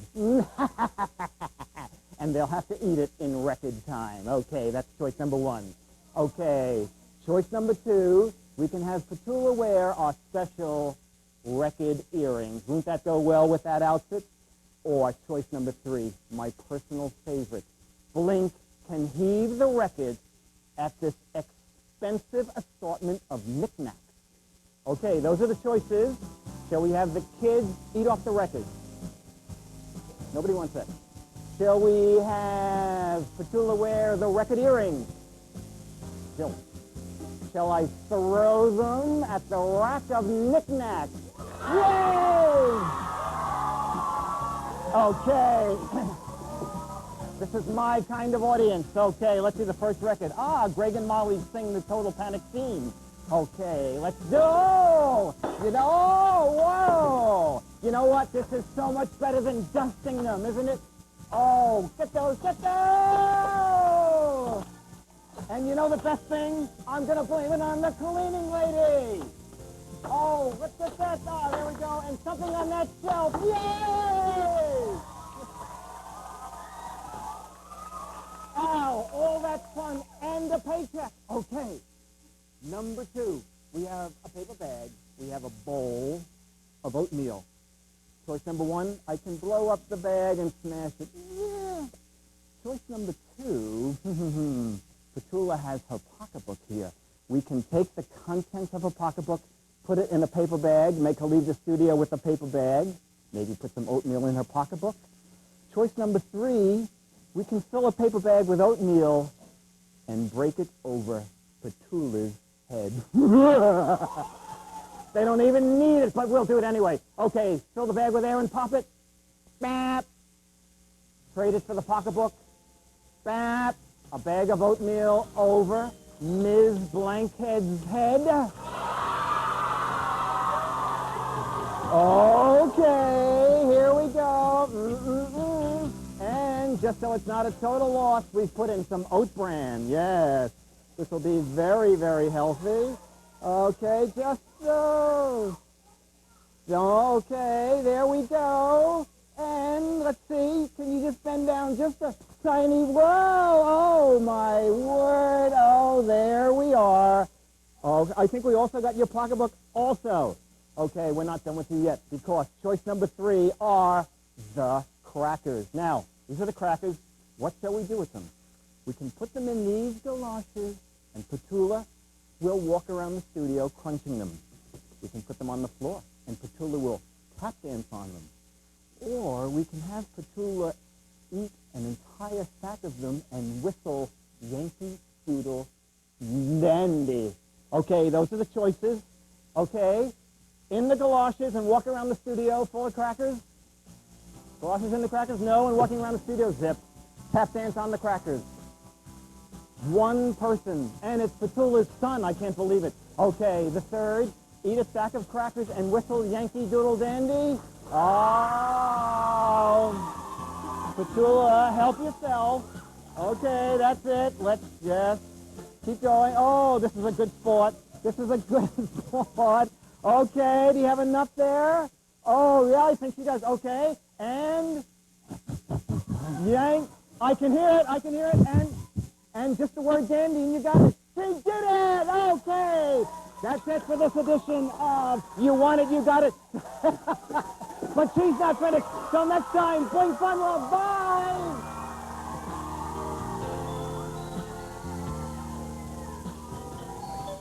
In this edition of Dress for Success, Total Panic asked the question, what if Ryan Donnelly were the president of a major corporation? typical businessman accessory, such as a briefcase, would be replaced by the executive skateboard. Morning coffee would be replaced by morning soda pop. Pens would no longer have to clutter jacket pockets. Instead, pickup sticks could provide the therapy needed to deal with big business tension. And of course, the standard silk tie would be replaced by the fruit snack tie. So after a long day at the office, a quick pick-me-up is only a neck's length away. Total Panic, working toward a younger breed of big businessmen. On my toe. Let's see that brain bender.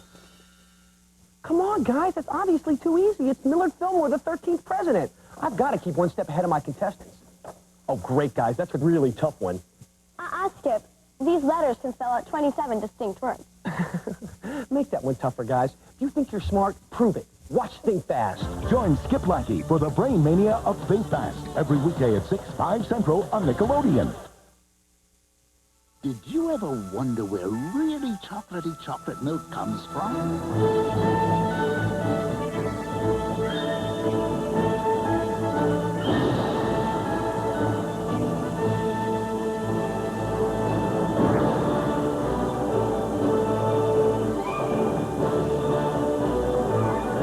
Really chocolatey chocolate milk comes from where you'd expect it to come from.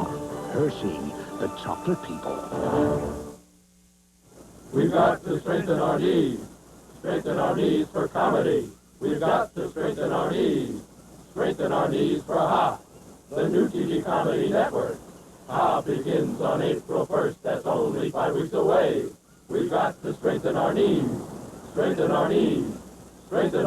Ha. We've got to strengthen our knees for comedy.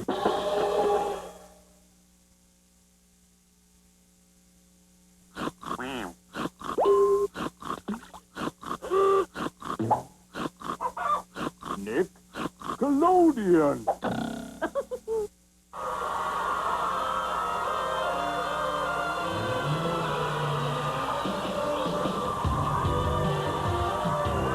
From New York, the city where disposable parents are the latest rage, it's Nickelodeon's Total Panic. On today's show, we'll meet actor Clayton Prince and chat with Frankie, the talking dog, and we'll turn kids into human cake mixers, hear a grown-up's true confessions, and take a sneak peek at Super Mario Bros. 3. And now our hosts, Molly Scott and Greg Reed.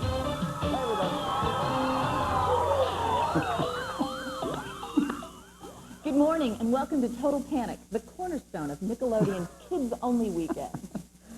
How are you? Fine, how are you? I'm doing very well. That's a very spiffy line you Oh, I had there. liked it too. I thought it was very spiffy. Hi, everybody. I'd like to welcome, please, Curtis Smith, our kid cam operator for today, right over here. Hey, Curtis. Hey, Curtis. Your job is to go out there, yes, pause. Your job, Curtis, is to go out there and get a behind-the-scenes look at Total Panic. You can handle it. I think so. Good luck, think Curtis. so. It's going to be a good show today. An excellent show. We're going to have a sneak preview of a long-awaited video game, Super Mario Bros. 3. Hey, yeah, our audience knows about it. I And like that game. in fact, Greg, how about a little Super Mario Brothers trivia? Little question for you. all right. Test your- Sure. What is Mario's brother's name? Mario's brother's name is... Don't tell me. Don't No, tell me. I know. I don't think. Let me see. I know this one. Don't tell No, me. no. It's... He doesn't know, everyone. Yes, In I know. fact, I know. he- If I can have some time, He I know. has absolutely no idea Yes, I what the do. answer I is. know No, the he does not know. answer. In fact, everyone in our audience, what is the answer? I know the answer. I knew He the didn't answer. know. Yes, You did not know. I knew the answer. Oh, great. That is obnoxious. It's not obnoxious. That's a wet willy. No, as you well know by now. No, it is obnoxious because it's, whenever you don't know the answer to something, you always do that. That's you don't true. know. Well, it's not just, it's when I don't know the answer and somebody's trying to embarrass me. And I just thought it'd be a good idea, if you happen to have a brother and sister that asks you a lot of questions, tries to embarrass you a lot, all you have to do is give them a wet willy. And it works like this. You take your finger, you stick it in your mouth, get it good and slobbery, and then you gently caress the outside of the ear. I'm not going to do it. It's okay. Promise? Pretty much, yeah. Another obnoxious thing is jumping rope indoors, and that's what Molly Scott's going to show us right over here in the painting zone right now. Exactly. No, Be no, right no, back. no, no, no. Here we go.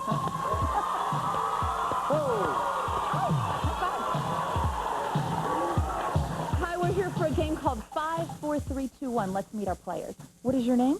Christina. Yours? Eddie. Who are you? Lauren. Who's this? Gordon. And? Alexa. And who are you all playing for? The Maniacs. What do you think, guys?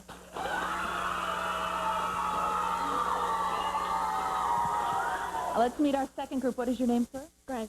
And who are you? Kate. Who's this? Teddy. Peggy. And? Kristen. And who are you all playing for? The Dirty Harrys.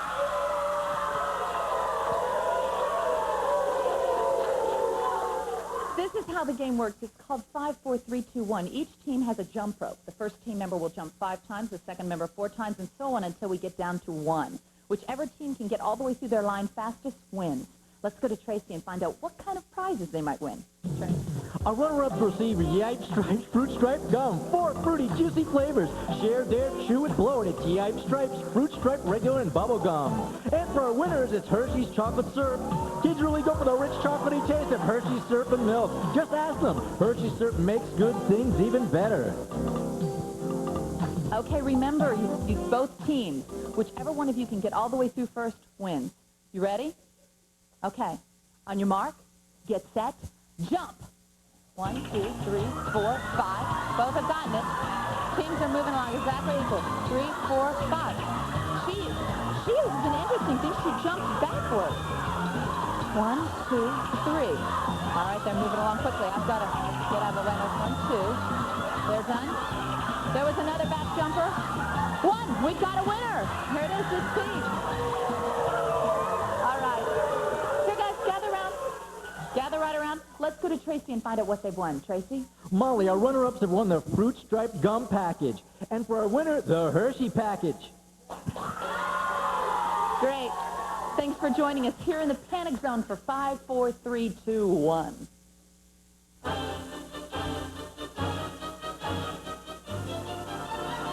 It's time for You Want It, You Got It, the show where you, our studio audience, makes the rules. And now, the only game show host in America who wiggles his ears in his sleep, Blink Funlock.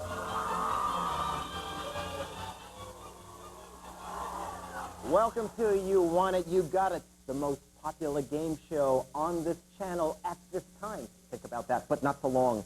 Okay, we take 3 things. The kids in the audience, with their applause, tells us what to do with those things. Come this way, come this way. Our 3 things today. A baseball catcher. Your parents probably heard of Johnny Bench. This is no relation. This is Johnny Bench Warmer. The second thing, mouthwash. The third thing, the ingredients for a banana cake. Okay, we're going to start with the catcher. What shall I pitch to the catcher? I can pitch him some water balloons. I can pitch him raw eggs. Or, close your ears for a minute, Johnny. I can pitch him a bucket of gelatin from the ceiling. Okay, those are the choices. Okay, what shall I pitch? Shall I pitch him water balloons? Applause. Zilch. Shall I pitch him raw eggs? Zilch. Shall I pitch him the gelatin? Yeah! Okay, Johnny. Johnny, get ready. And just remember the gelatin can come from any direction. Okay, pitch the gelatin. Come on, be alert, folks. You didn't catch much. Okay, let's go to choice 2. It is the mouthwash. Okay, these are the choices. Listen to all 3. We can have Johnny goggle some and spit it at the football player. We can have him take some, spit it, and try to clean the blackboard. Or we can have Johnny drink some and goggle a song. Those are the choices. Okay. Spit at the football player. Nothing. Okay. Clean the blackboard with the mouthwash by spitting it. Okay. I guess he's going to perhaps goggle a song. Okay, Johnny. Whoa. Blink is having a hard time here. Okay, you got that? Oh, my God.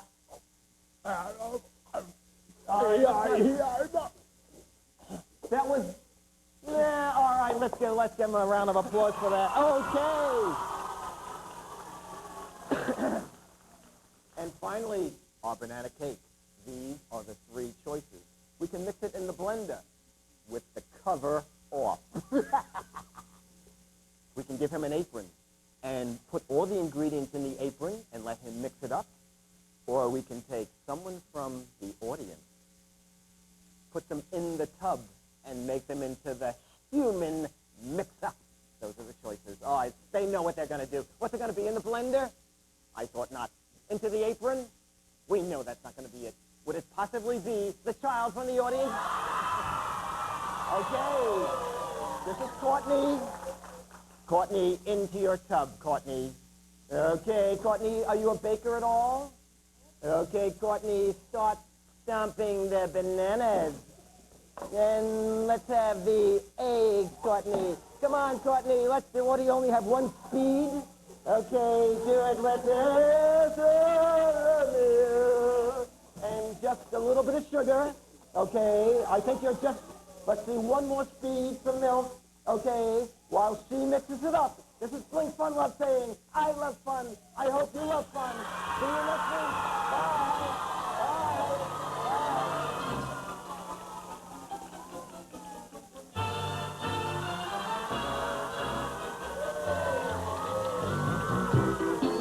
When you speak the Total Panic language Ittigese, you can fool any adults, even your parents. Remember, listen for the Ittig in front of the first vowel sound.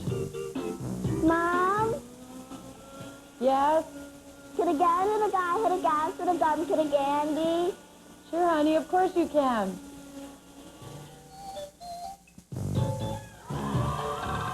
I've long since outgrown you. And you'll be history. Milk. It does a body good.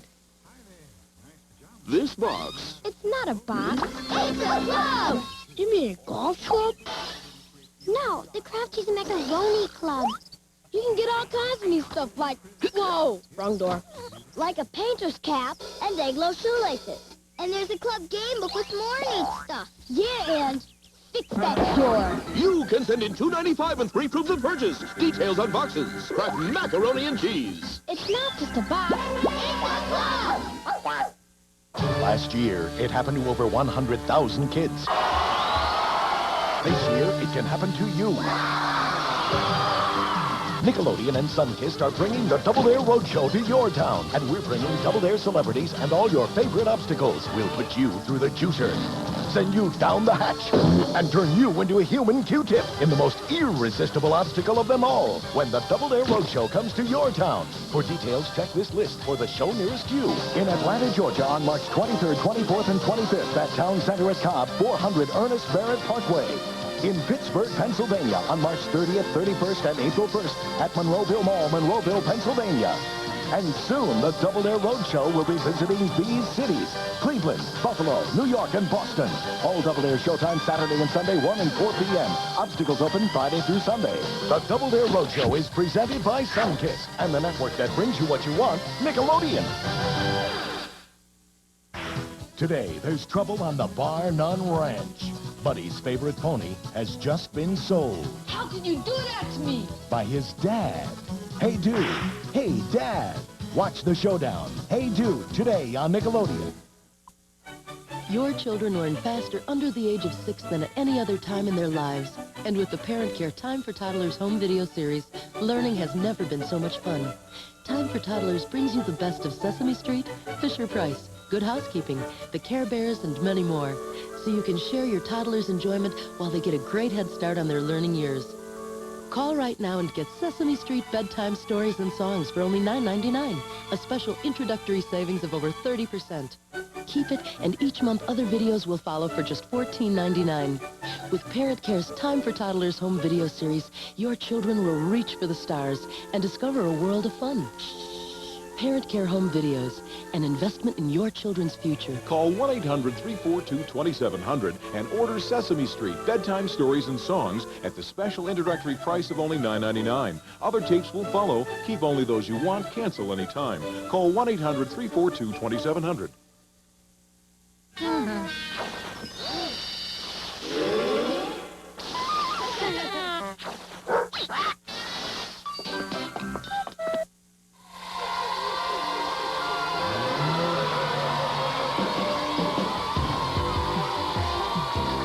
From New York, where parents are taught to say please and thank you, or they don't get dessert, it's Nickelodeon's Total Panic.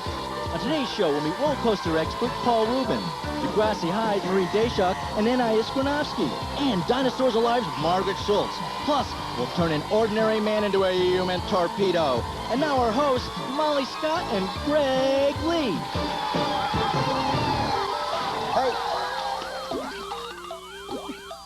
Good morning. Wipe the crusty gook out of your eyes. It's time for Total Panic. How are you, Greg?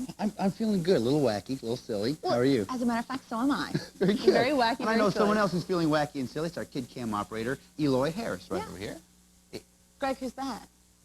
That is an adult right over there. That is an adult. What's he doing on our... What's Sir, he doing with the excuse me, kid? we do not have adults running the kid cam. What's going on? I don't know what is going on here. What's going on?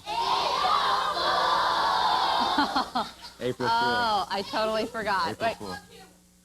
There he is. There he is. Eloy Harris, ladies and gentlemen, right there he is.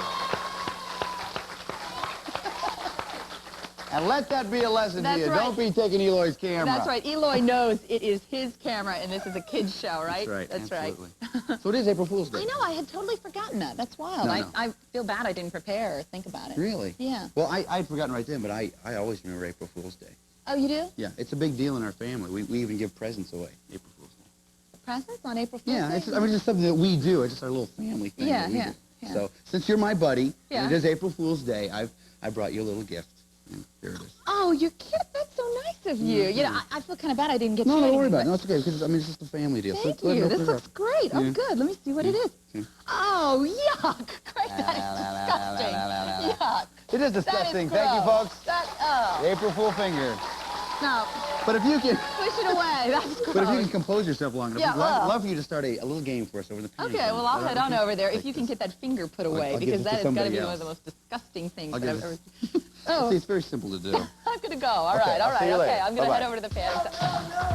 Oh, it's April Fool because it's time to do You Want It, You Got It!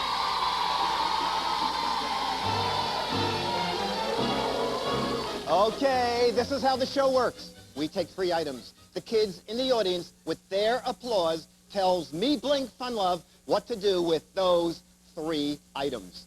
Okay, the items today are a golf club, a paper clip, and a roll. Not just any roll, a seated roll. We're spending big bucks here on You Want It, You Got It. Okay, now listen to the 3 choices. Vote only for your favorite one with your applause. These are the choices. We're starting with the golf club. We have a junior golf champ right here. Siobhan, how you doing? Okay, the kids are going to tell you what to do with this golf club. Now, she can take this egg, tee up, and smash it into the camera. She can take a house of cards and demolish it with the golf club, or a cream pufferino and smash it into the camera. Those are the 3 choices. Okay, what shall it be? Tee up and hit an egg into the camera. Applause. Very vague. Okay, demolish a house of cards with the golf club. 2 people. Smash the cream puff into the camera. Okay. Take your golf club here. Let me get the cream puff. Set it up. We're going to do it that way.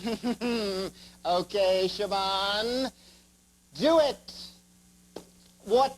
Pretty good. That's not bad. Let's give her a round of applause. Thank you very much. Okay, now let's go to item 2.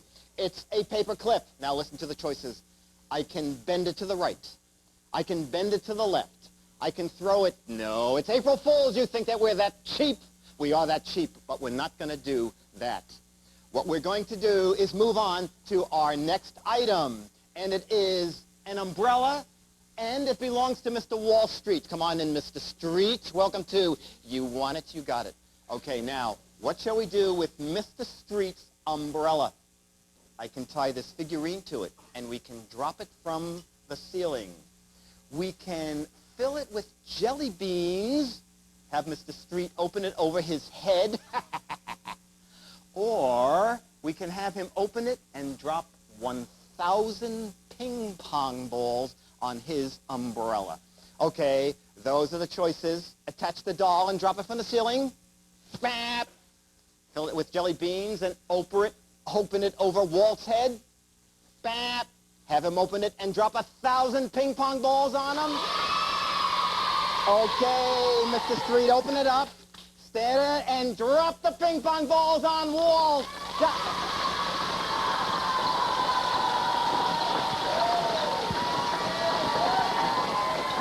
It's okay. It's okay.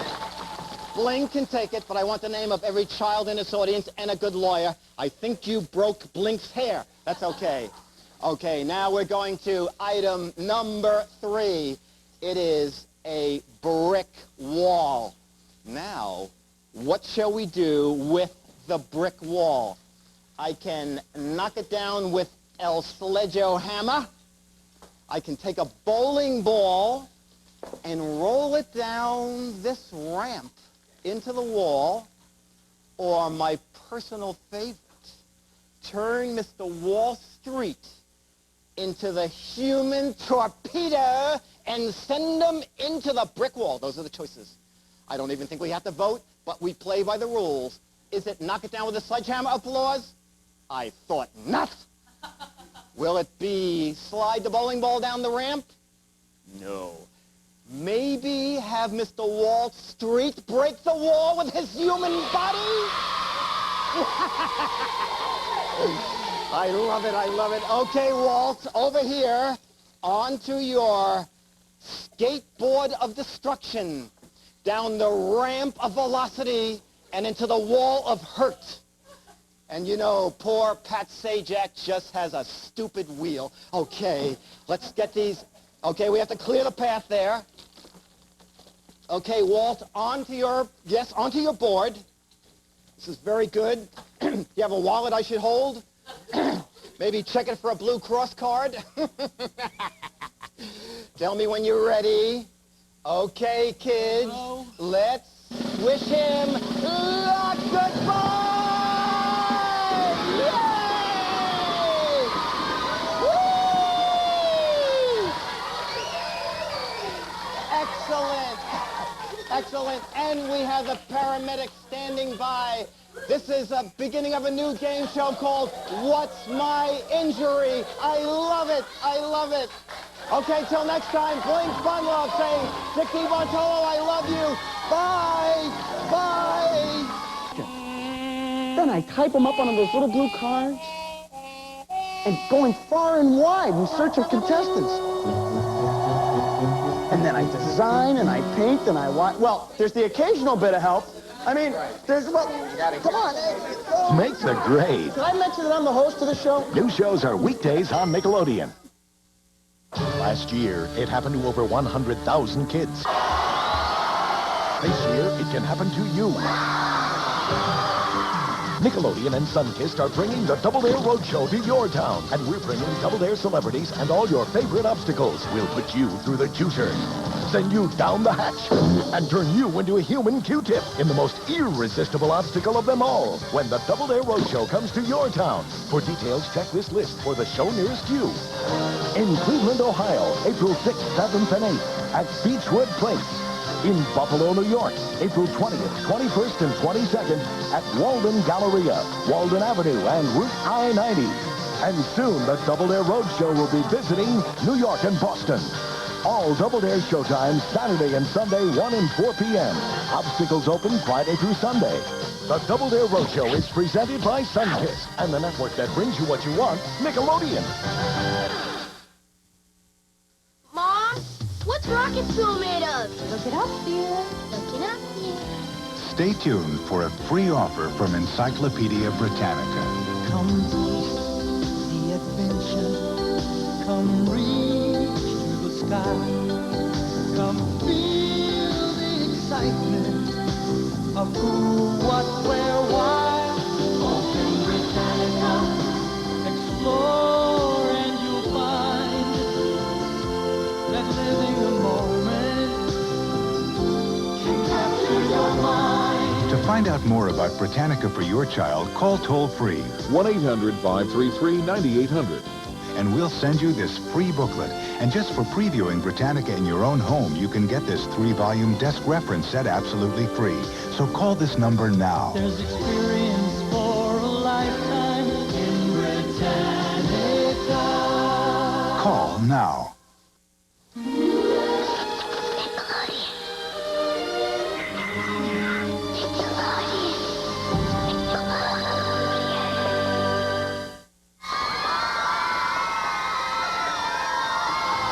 From New York, where the Tooth Fairy is behind on her payments, it's time for Nickelodeon's Total Panic. On today's show, we'll meet the star of Ski Patrol, Roger Rose, MTV VJ, Kevin Seal, the hot singing group Seduction, plus we'll see kids get out of a tight squeeze, practice the Total Panic handshake, and stir up lots of trouble. And now your hosts, Molly Scott and Greg Lee.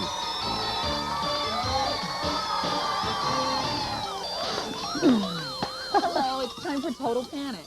How are you doing, Greg? Pretty good. How are you? Very well. Thank you. Thank you very much. We have our kid cam operator over here. You want to introduce? Jill Kalish. Hey, Jill. How are you, Jill? Hey. Just get a shot of it. Now, Jill, your job is to go out there and get all those behind-the-scenes shots that no one else can get. Are you ready for it? Uh-huh. Good luck to you. Yeah, she's We'll see you ready. later. Also coming by for a visit, we'll have the actor Roger Rose from the new comedy Ski Patrol, singing sensations Seduction, and also from MTV, their sporting fool Kevin Seal will be here. And we'll also have a brand new street game. Yeah, now street games, if you don't know, are games that are usually played outside and passed along between friends. Did you ever have any that you really like to play, Greg? Shoot, yeah. Street games? What was it? What was the name? Kick the Can. Oh, I love I was Kick the very Can. good at Kick the Can. Oh, you were? Yes. Champion, I would assume. Champion Yeah, Kick the Can. Right. How about you? Okay, my favorite game were those hand games that you played. You know, My Little Playmate was my favorite, and I played. Always played one out at recess with all my friends when I was in the first grade, and we'd play frantically, you know, for the entire time, and we'd never let any boys play. No boys. But I've made an exception with you, Greg, and I did teach you how to play, didn't I? Yes, you did. Let's show these guys. Let's show them. I really don't want to show them. Come on. No, you do it really well. Come on. I don't really do it that well. He does it very well. He does it very well. All right. We'll do it. Okay, all right. Here we go. We'll try it. We'll try it. Just With take your Greg time. Lee. Here Just it take is. your time. Here we go. Here we go, folks. All right. Entertainment like you've never seen before. Say, oh, playmate. Oh, my. Come out and play with me. What fun. And bring your dolly 3. Oh. Climb up my apple tree. My. Shut down my rain barrel. Rain barrel. Slide down my cellar door. Door. And we'll be jolly friends. Oh, yes. Forevermore. Hey. More. Hey. Yay! Thank you very much. Thank you. You're very good. Well, I've been doing this since I was in the first grade. I should be Well, good you at should it. be. Yeah. Well, see, that's an example of one street game. Other street games have competition, and my friend Molly here is going to show you one right now over in the Panic Zone. I'll see you later. See you, buddy.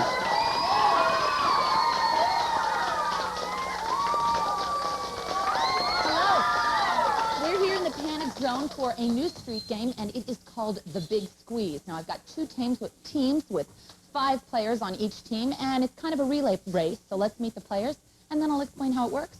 What is your name, sir?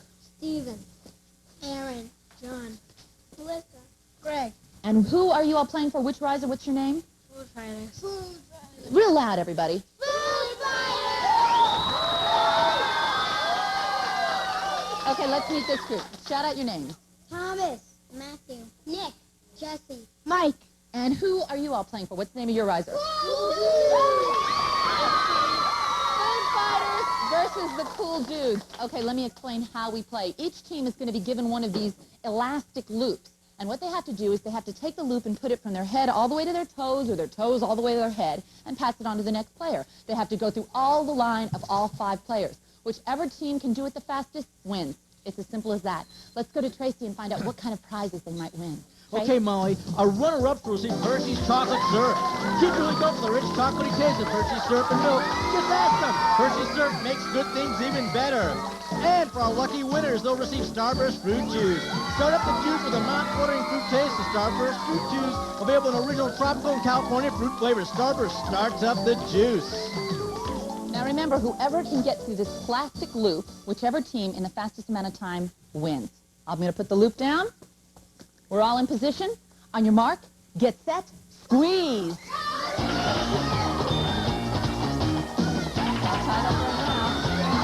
Michael's coming through. The Food Fighters, the Food Fighters So a little bit ahead right now. They're on their third player. Fourth player's got it. Food fighters are definitely ahead. Melissa's going through. We're on our last team with the food fighter. Oh, oh, oh. It's getting exciting. Here comes, Whoa! Okay, the cool dudes have won in the nick of time. In the nick of time. I'll tell you, Thomas, you had a little different strategy, didn't you? Come right over here. You put it from your feet up to your head, right? Yeah. Very clever. All right, let's go to Tracy and see what they've won. Okay, the food fighters have won the Hershey package, and the cool dudes, the Starburst package. Okay, thanks for joining me here for another street game in the Panic Zone.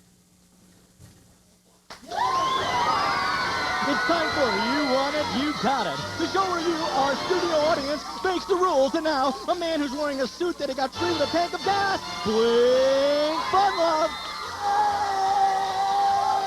Hey! Welcome to You Want It, You Got It. You know, I got my suit with a free tank of gas, but I also had the oil in my hair changed. Okay, you want it, you got it. We take 3 ordinary items today. It's a trumpet.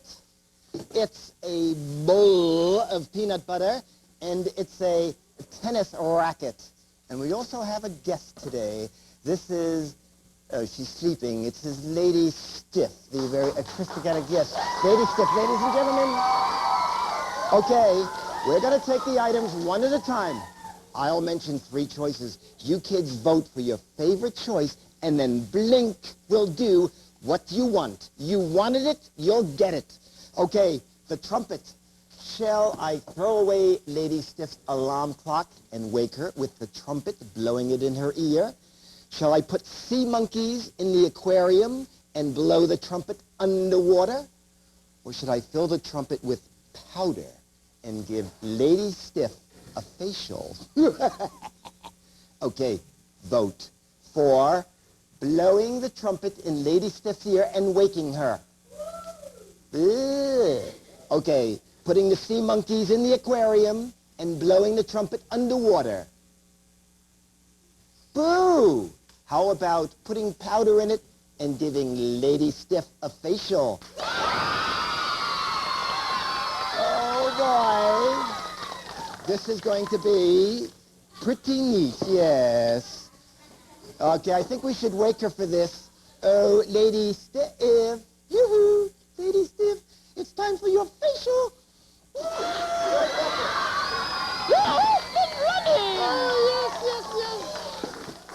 We're having a good time today. Number 2, peanut butter. We can have Lady Stiff take a gigantic mouthful and recite a poem. We can give her a peanut butter facial. Or we'll take 2 kids from the audience, smear one's hand with peanut butter, the other hand with jelly, and have them do a peanut butter and jelly handshake. Okay, those are the choices. Let's hear it for Lady Stiff stuffing it in her mouth and reciting a poem. 0. A Lady Stiff peanut butter facial? Uh-oh. Or the peanut butter and jelly handshake with kids in the audience. Okay. All right. You want to be peanut butter? No. You want to be jelly? Okay. Dig in. Hey, come on. Get in there. A handful. You're peanut butter. Take a big handful. Come on. Dig in. That's it. Hang on. Okay. And now let's have that world's first, television first, a peanut butter and jelly handshake. Yay! Thanks a lot, guys. Okay, go over there and smear your hands on the refrigerator door. Excellent. You won't see that on PBS. Okay, now it's time to serve Lady Stiff lunch and practice my tennis serve. Get the picture at the same time. Shall I serve her tea? Shall I serve her spaghetti and meatballs? Or a cream pie? Okay, serve her tea. Zilch. Serve her spaghetti and the meatballs. Wow, whipped cream pie. Okay, Lady Steph. Oh, Blink, it's time for my lunch. Oh, there's your lunch. Oh, no. Well, in that case, it's going to be spaghetti and meatballs. And why not some tea, lady, right? Oh, we still have peanut butter left over also. And a little jelly for... Till next time, Blink Fun Love saying, I love fun. I hope you love fun. Bye!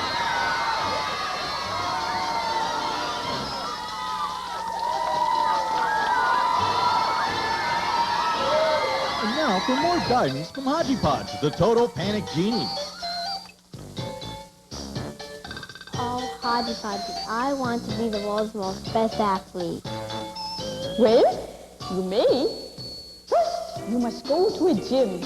Then choose the biggest athlete there. Then drop a 20-pound weight on his foot. You will spend so much time running away that you will become the world's best athlete. More guidance from Haji Podge, Total Panic's Genie.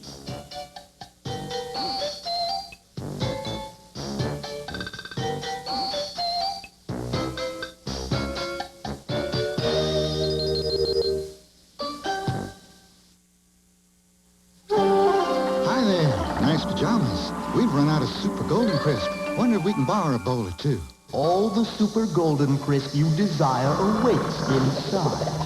Can't get enough Super Golden Crisp. Here's a tasty beauty. I just can't resist that delicious honey sweet wheat. Good looking bear. Hey, Chief, give it a rest. Join us for a bowl of Super Golden Crisp. It's the honey sweet part of this nutritious breakfast. Thought you'd never ask. Hi, I'm Bob Vila. You know, for years I've been helping people turn average homes into their dream houses, like Dave and Marianne Corbett. They love this place, but they can still see room for improvement. That's right, Bob. You know, for one thing, the kitchen, it's too dark. Maybe some track lighting would help. Oh, that's an idea. Most people don't realize how easy it is to improve a home and increase its value with a few simple projects. And Time Life Book's Home Repair and Improvement series can guide you through practically any job. Call now for your first book, Kitchens and Bathrooms, for a free 15-day examination. Other books will follow about every other month, always on the same free trial basis. Keep only those you want, cancel anytime. Remember, your home is your biggest investment. With a little help from Time Life Books, you can make sure it keeps on growing in value. Call 1-800-637-9700. Examine Kitchens and Bathrooms for 15 days. Keep it and pay $10.99 plus shipping and handling. You'll get this Stanley tape measure with your purchase. Call 1-800-637-9700.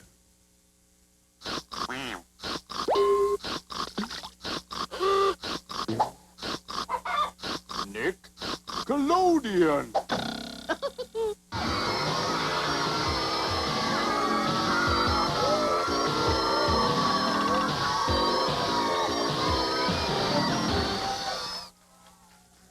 And now for another heart-wrenching episode of As the Squirrel Turns. When we last saw this woman, Rebecca Squirrel, inheritor of the Squirrel Empire and co-founder of Squirrelsville, she had lost her fortune and was forced to make a living scraping the crust off moldy cheese.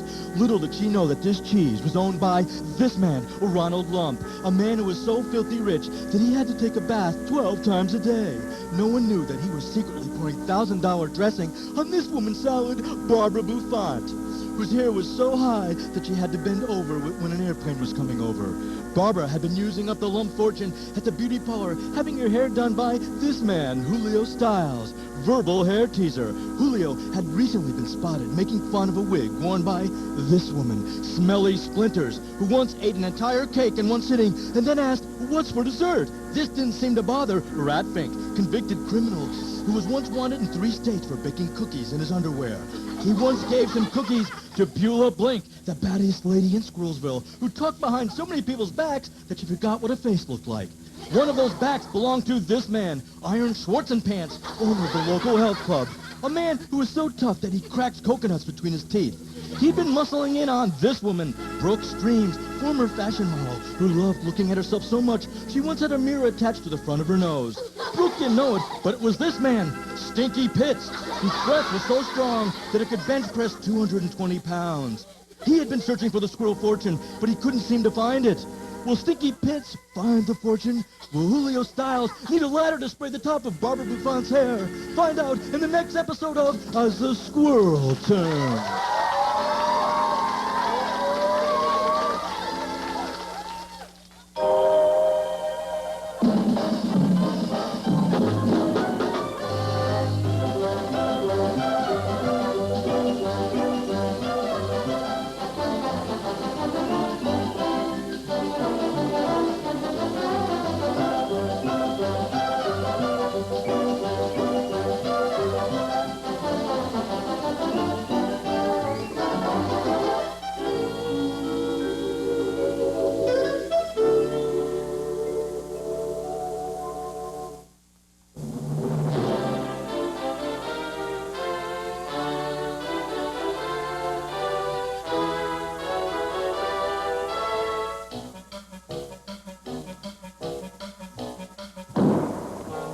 Hello, I'm Barnes Baisley.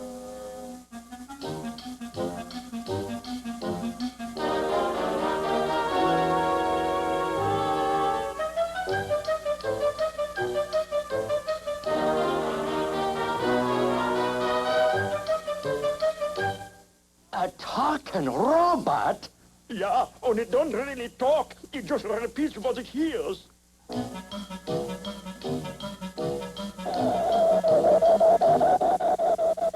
Hey, look where you're going, you big lug! Where you going, you big lug?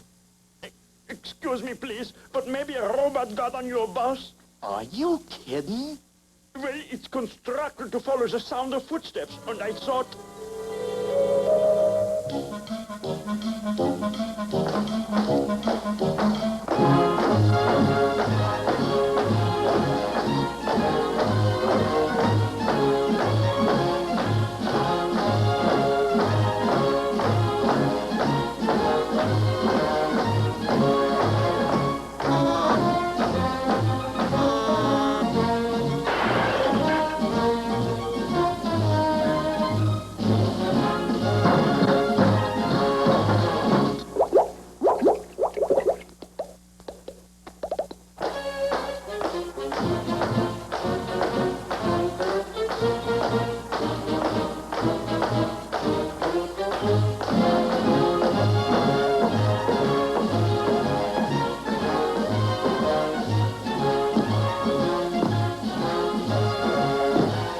Gentlemen at this table sit the best creative brains in the advertising field. Let's get to work. Let's get to work. Roll up our sleeves. Roll up our sleeves. Shoulder to the wheel. Roll up our sleeves. We already said that. Already said that. Excuse me, gentlemen. I'm looking for my robot. I traced him to this office by these notes and bolts he dropped. You mean there's a robot among us creative executives? Yeah. Ridiculous. Okay, Pops, pick him out.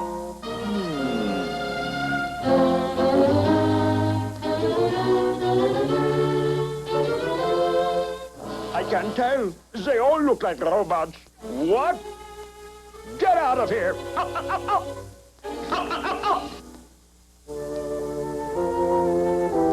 Hello, I'm Barnes Baisley. That's him! Who's him? Barnes Baisley, my robot! All right, will the real robot please stand up? Wait, I can tell my robot by a simple test. Okay, the ball's in your court. You see, the robot is made of metal. When you tap him, he makes a clank. You goofed. So, I'm entitled to a mistake, no? Look, a robot can't think, and is soon found out. Soon found out. We'll hold a creative thinking test. The one who can't think is the robot. Okay, here's our new account. Let's run some slogans up the flagpole and see if they wave. Cooler brushing. Hotter brushing. Brushes the filter. Filters the brushes. Brushes cavities. Filters out brushes. The cavities filter. Filters out cavities. Cavities. Cavities. Cavities. That's it. Great. You're a genius. You're a genius. He can't be the robot. He's too bright. He's too bright. That leaves you two other guys. It's a metallic taste. Let him have it.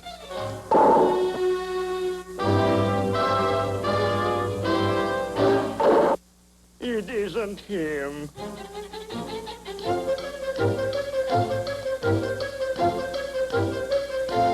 I'm Barnes Baisley. That's him! Grab him! Don't let him get away! Now, just a minute. My name is Dick Whittington. Dick Whittington? Dick Whittington. I beg your pardon. Barnes, I like the way you think. The way you think. The way you handle yourself in meetings. In meetings. Cool under fire.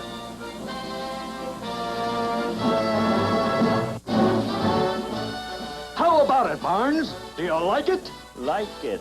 Soft sell or hard sell? Hard sell.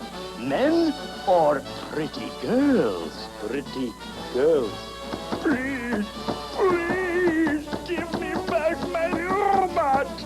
Listen, Professor, way off. He's the greatest creative director we've ever had. And best of all, he never goes out to lunch.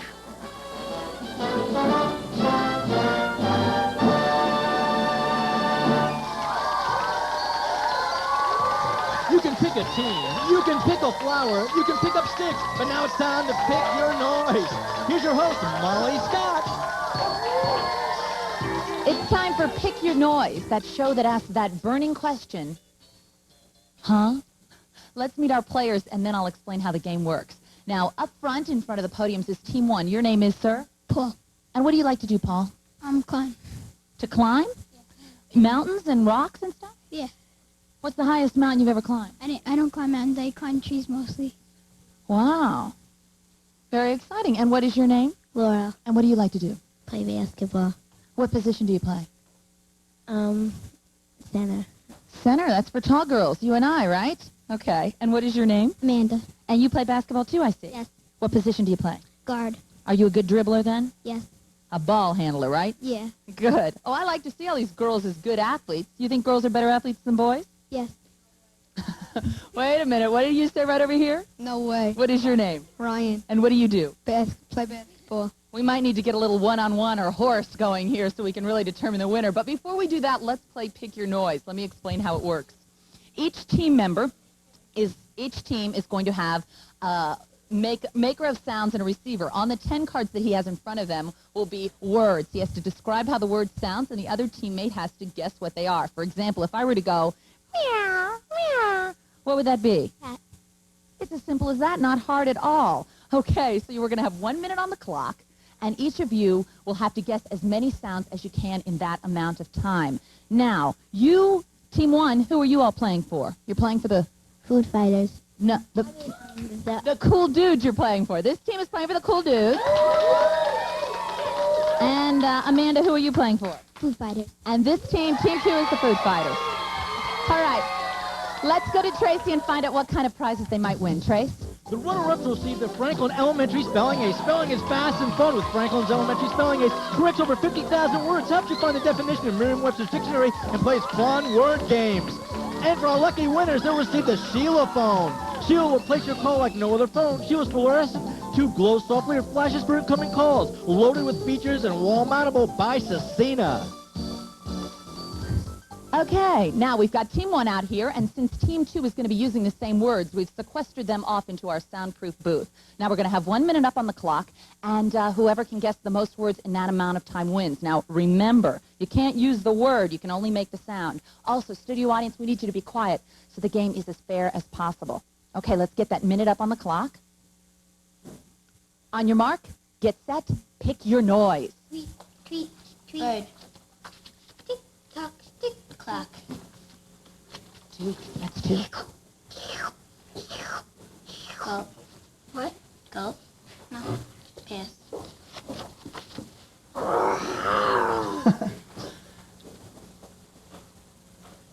Try it again. Try it a couple of times, many times as you want. Chuck. I guess that was a pass.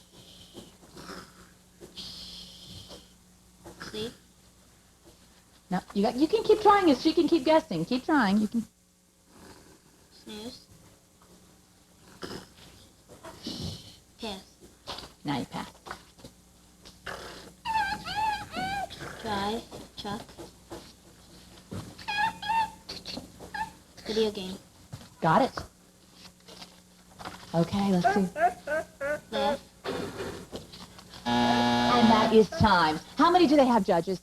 They've got 3. Not bad. In 1 minute, that's very well. Let's get our other team out here, and we'll keep this game going. Nice job. Here they come. You guys move on out here. Now, that was Team 3. They were going for the cool dudes. This is the Food Fighters team. Are you all ready? Yep. Okay, here we go. Let's get a minute up on the clock. Remember, you can only make sounds, no real words, and audience, be quiet. Is the minute up there? Yes, it is. All right, on your mark, get set, pick your noise. Sweet bird. Right. Tick-tock, tick-tock. Clock. Right. Slurp. No. Drink. Pass. Roar! Light. Lion. Right. Snore. Right.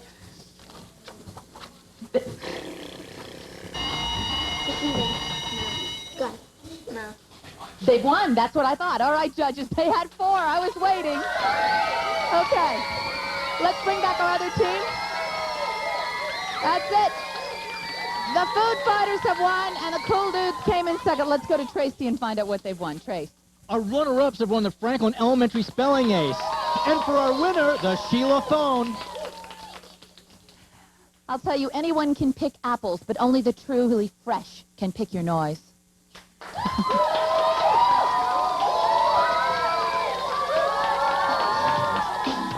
Total Panic presents the difference between Emily Fleeg and a fish. A fish loves to eat squiggly worms. The only squiggly thing Emily loves to eat is spaghetti. A fish likes lots of water. Emily doesn't mind lots of water as long as she has an umbrella. A fish breathes through its gills underwater. Emily breathes through her nose, but only on dry land. A fish and Emily Fleeg, 2 things that can swim and go glub glub from Total Panic.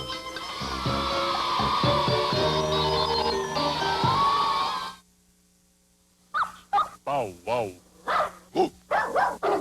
Ruff.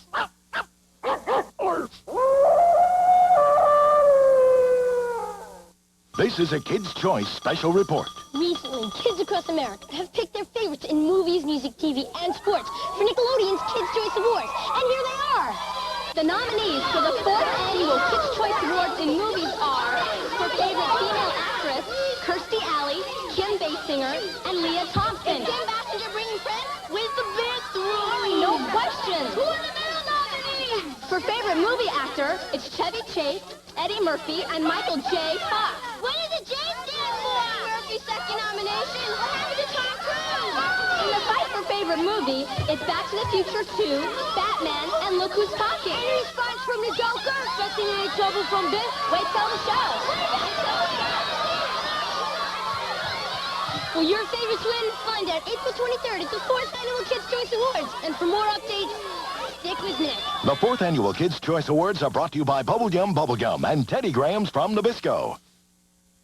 If you're wondering what's going on, I'm right in the middle of a staring contest with T-Bone, my dog. About the only way you could beat him is talking about Lassie. Makes him feel like a big-time loser. Right, T-Bone? See? Did you see him blink? Yeah, watch this. Hey, Bone, remember the time Lassie saved Timmy from the grizzly? Or, what about the time Lassie stole a plane, bombed Godzilla, saved the world, and then fetched the newspaper? Gotcha. Never fails. Just watch Lassie every day on Nickelodeon, and you can't lose. Nothing makes cherished children's stories so enjoyable and memorable as having them come magically to life in quality videos. The Parent Care home video series of children's classics has put together a library of the most entertaining and worthwhile stories. Stories that will have your children laughing and learning, including full-length feature films from studios like Walt Disney and 20th Century Fox. And right now, as a special introductory offer, call and order Charlotte's Web, a full-length film for just $9.99, a savings of over 30%. Keep It and other videos will follow each month for just $14.99. Your children will enjoy and remember all the stories that came magically to life in the Parent Care Children's Classic series. As Alice said, In my world, the books will be nothing but pictures. Parent Care Home Videos. For parents who care about their children. Call 1-800-962-6400 now and order Charlotte's Web at the special $9.99 price. Charge it by calling 1-800-962-6400. After you've been through the ringer here, come home and check out the ringer on Super Sloppy Double Dare. Every school day, only on Nickelodeon. Did you ever wonder where really chocolatey chocolate milk comes from?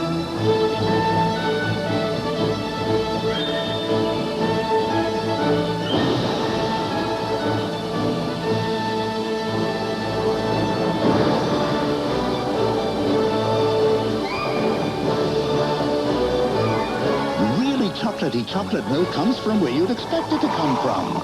Hershey, the chocolate people. With a terrible splash comes the deadly Cobra Piranha with Undertow. Cobra Piranha's got depth charges. Ram those Joes! But Freefall's got the G.I. Joe Locust. He'll fry those fish. The Locust has twin machine guns. Drop the bomb! Tough enough for you, Cobra! A real American hero! Cobra Piranha and G.I. Joe Locust sold separately. Now collect Joe and Cobra command rings, free in special packages.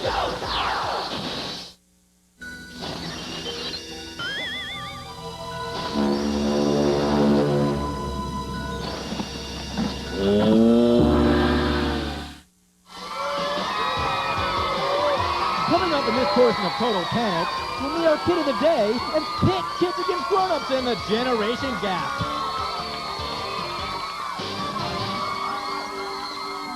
It's time for Martha's Mishaps, where kids solve the problems of parents from around the world. Hi, everyone. I'm receiving lots of letters from parents everywhere, and they all seem to have one thing in common. They're very, very confused about how to bring up their kids. So every week we get together to help them solve their problems. Ready to solve problems? Okay, let's go. This one's from Mrs. Candace Golden, Portland, Oregon. She writes, Dear Martha, my 10-year-old son Roger listens to loud rock and roll music all the time. Yeah? So? Anyway, whenever he listens and blasts his records, I become a nervous wreck. What should I do? What should she do? She should let him listen to the records, because when she was younger, her parents probably let her listen to the type of music they had in her days. Food was suddenly approved. Now in a hard copy exclusive, Peggy Callahan talks to Hope about the arm twisting that went on behind closed doors to take public land and put it in the hands of private developers. We sat down with Bob Hope at his home. He preferred to talk about his 40th anniversary television special and even gave us clips of the show. She must think he's me. But he agreed to talk about the parkland controversy. Well, I don't know what they're talking about now. I don't know. They get plans and plots and everything. And I hope it works out, because there's nothing better than anybody that doesn't like golf, you know, is not my type. We don't know whether or not those protesting the development are his type. We do know they don't want the golf course and the 4-lane road through parkland, and they're letting him know about it. We'll lose our wildlife in the Santa Monicas. It will become an island. And they say it's an animal territory out there. Well, I know more about the animals out there on a first-name basis. Hope optioned his nearby land to Potomac investors, the people who build PGA golf courses. The existing road is just fine for the 14 homes that Hope's land is currently zoned to handle. But the developers want to build a PGA golf course and almost 1,200 homes. To do that, they have to build a major road right through the most used section of a national park. In return, the developers are offering the Park Service hundreds of acres in a remote area. The swapping of significant land for large amounts of insignificant land by the parks, I think, is wrong. We call it a bogus swindle. It's not even a good swindle. It's a bad swindle.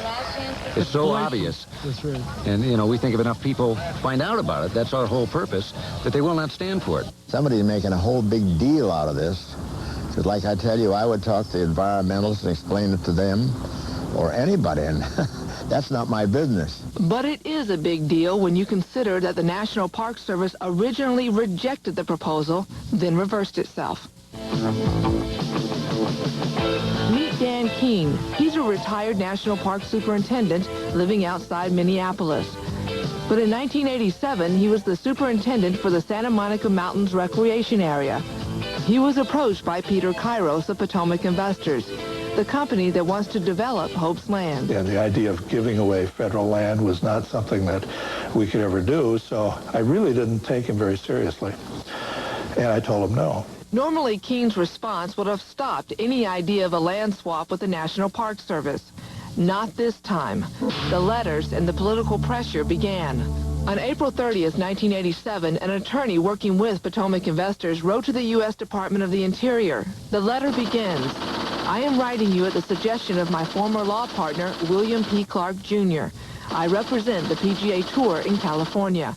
This got some attention in Washington because Judge William Clark is a former Secretary of the Interior. In July, the letter was answered, saying, "It is not legally possible to grant or convey an interest in federal property." A month later, another letter was drafted to Potomac Investors from the Assistant Secretary of Fish, Wildlife, and Parks, saying, "I have asked the National Park Service to take another look at your proposal to develop access across National Park Service property." That's when Superintendent Dan Keene says he was forced to reopen negotiations with Potomac Investors. In all of your 25 years with the National Park Service, were you ever ordered at any other time to sit down and negotiate with people? No, I was not. That was a unique experience for me. And why do you think that happened that time? Well, I think it happened because Potomac Investment had the political clout to make it happen. There's no doubt in my mind about that. When they write a letter to the department and then the word comes down to me to sit down and at the table and hear what they have to say, that's pretty clear. And all we're saying to Mr. Hope is, and to Potomac Investment, follow the rules, follow the laws. Don't go back to the Interior Department and start working these little political favors in the back room. The environmentalists feel like they can't compete because they don't have the big friends in Washington. No, I don't know anything about that, darling. No, I don't know anything about that. I simply reject the idea that anything like political pressure has been successful. We're still talking about this as a proposal, after all. Certainly nothing new in politics. I think people are used to this, but in this arena it's a little different. The Park Service was created to protect and preserve our national resources, our national parks. And in this case, they're not even close. It's time to find a way for the development community and the environmental community to work together on solutions rather than standing in corners and attacking each other. Today, despite the initial pressure, Dan Keene agrees with Peter Kairos of Potomac. And I can say with a clear conscience that I feel that the deal that we cut is in the best interest of the park. And I think that it would be foolish to throw this deal out. The people living near Bob Hope's land will never agree that it's a good deal. They're calling on Bob Hope to reconsider and to not sell his land to Potomac Investors. I would give it to him a second if I didn't have it earmarked for myself, because I need the money. We're not asking Mr. Hope to donate. That would be wonderful if he did, but we're just asking everybody to obey the rules. That's all. And I would hope that he would listen to the majority of the people. They're getting a golf course, and if they don't even sell it, Papa, I'll put my own golf course in there. You know, I can do that. I can put my own golf course in there. I don't want to do that because all those people are nice people out there, and they're all invited to play golf. The battle over Bob Hope's land will be settled in the fall after environmental impact studies are finished. Hope told Hard Copy he'd meet with the environmentalists, though he didn't know why he should. Meanwhile, if you'd like to have a say in what happens, drop a note to the congressman who can do the most about it. They are Representative Elton Gallegly, U.S. House of Representatives, Cannon Building, Room 104, Washington, D.C., 20515, and Representative Anthony Bielenson. He's in the Longworth Building, Room 1024, Washington, D.C., 20515.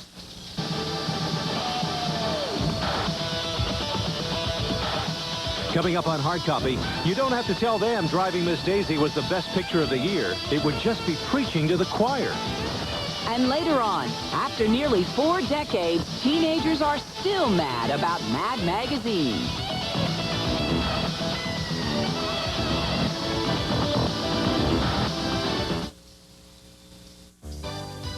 Grand Union is the store to shop for the freshest choice meats, trimmed to give you less fat and more meat for your money, and terrific Red Dot specials, like Polio ricotta cheese, 48-ounce container, $3.99.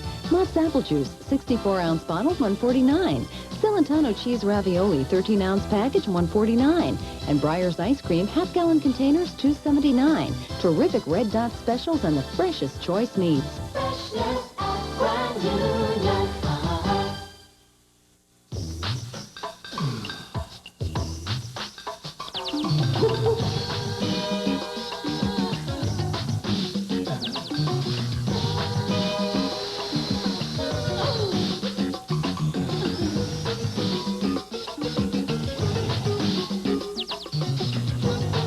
Done it yet, but I'm dying to. Once you pay Annie says prices for designer clothes, you want to do it all the time, too.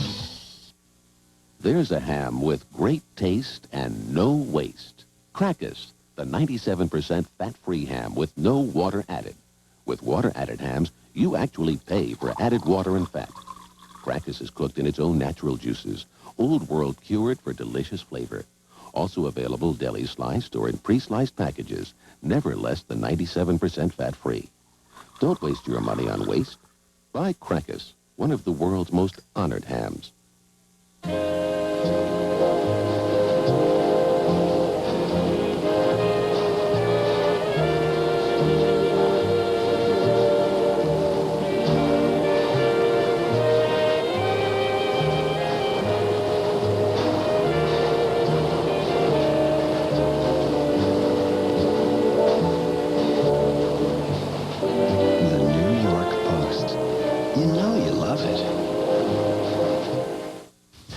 It's the kind of story that can only come out of Hollywood. The director of a low-budget movie is looking for a small church in the South to shoot an important scene. He doesn't have much money to spend, so when he finds the church he wants, he figures he can save a few bucks by having the church choir sing as part of the deal.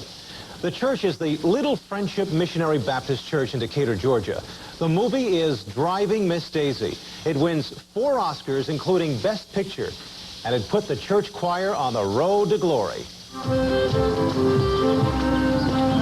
What are you doing? I'm trying to drive you to the stove. Driving Miss Daisy is the story of the unlikely 25-year friendship between a headstrong Southern matron and her proud, compassionate driver, echoing decades of social change.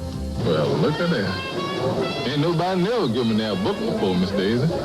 But the movie is also a Cinderella tale of Hollywood filmmaking that began with a struggle to raise its modest $7 million budget and ended with 3 Golden Globes, 4 Oscars, and an expected gross of $100 million at the box office.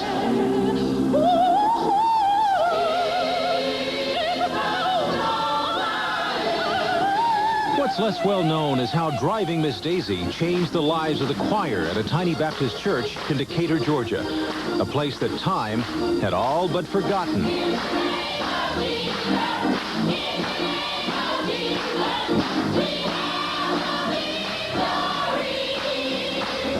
Since Miss Daisy plays out in the South of the late 40s through 60s, director Bruce Beresford was faced with the challenge of recreating the period in all of its details. The cars had to be right, all the clothes had to be right, even all the products in the kitchen.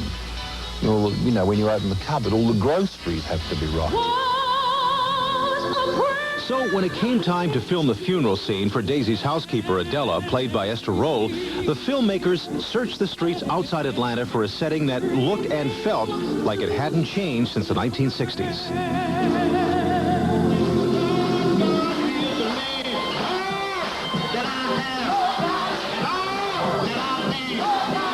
The Little Friendship Missionary Church fit the bill perfectly. What we would be able to do in this movie was to capture a moment in time that will never be captured ever again.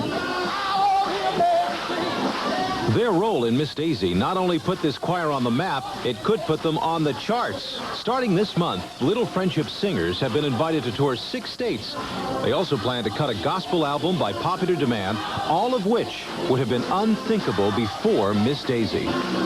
It's just like a dream, you know. Nobody would have ever thought that you'd be sitting at the movie, and then when awards night come, they said, "Driving Miss Davis."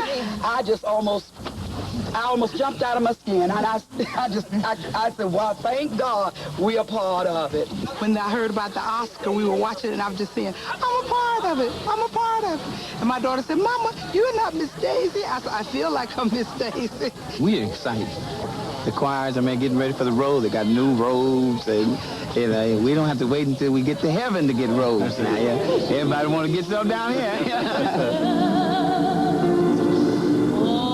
Performing in Miss Daisy was especially meaningful for Ingrid Thomas, a vocal performance major at Shorter College, whose father was pastor of Little Friendship, founder of the choir, and an ardent supporter of her singing career. He passed away a year before the movie was filmed. I felt good. I felt sad, sort of, but I felt good also. It made me feel real good and it boosted me up. I said, all right, this is the beginning of something big, you know? And it felt special, you know. I felt honored to do this in my father's church. Somebody right now, tell him. You know? Yes. You're my best friend. Driving Miss Daisy not only made money, it touched audiences of all backgrounds. And the Little Friendship Choir is hoping to do the same.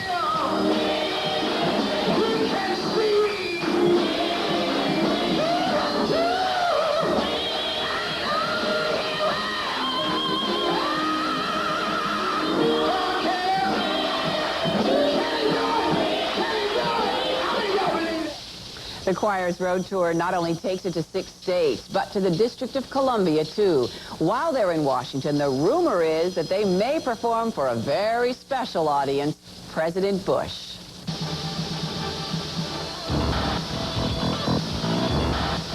Next on Hard Copy. Even in this age of glasnost, it's still spy versus spy. At least in the pages of Mad magazine.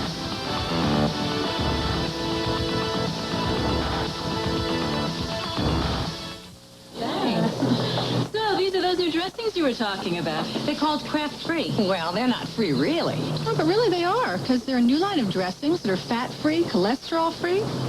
But certainly not free of taste.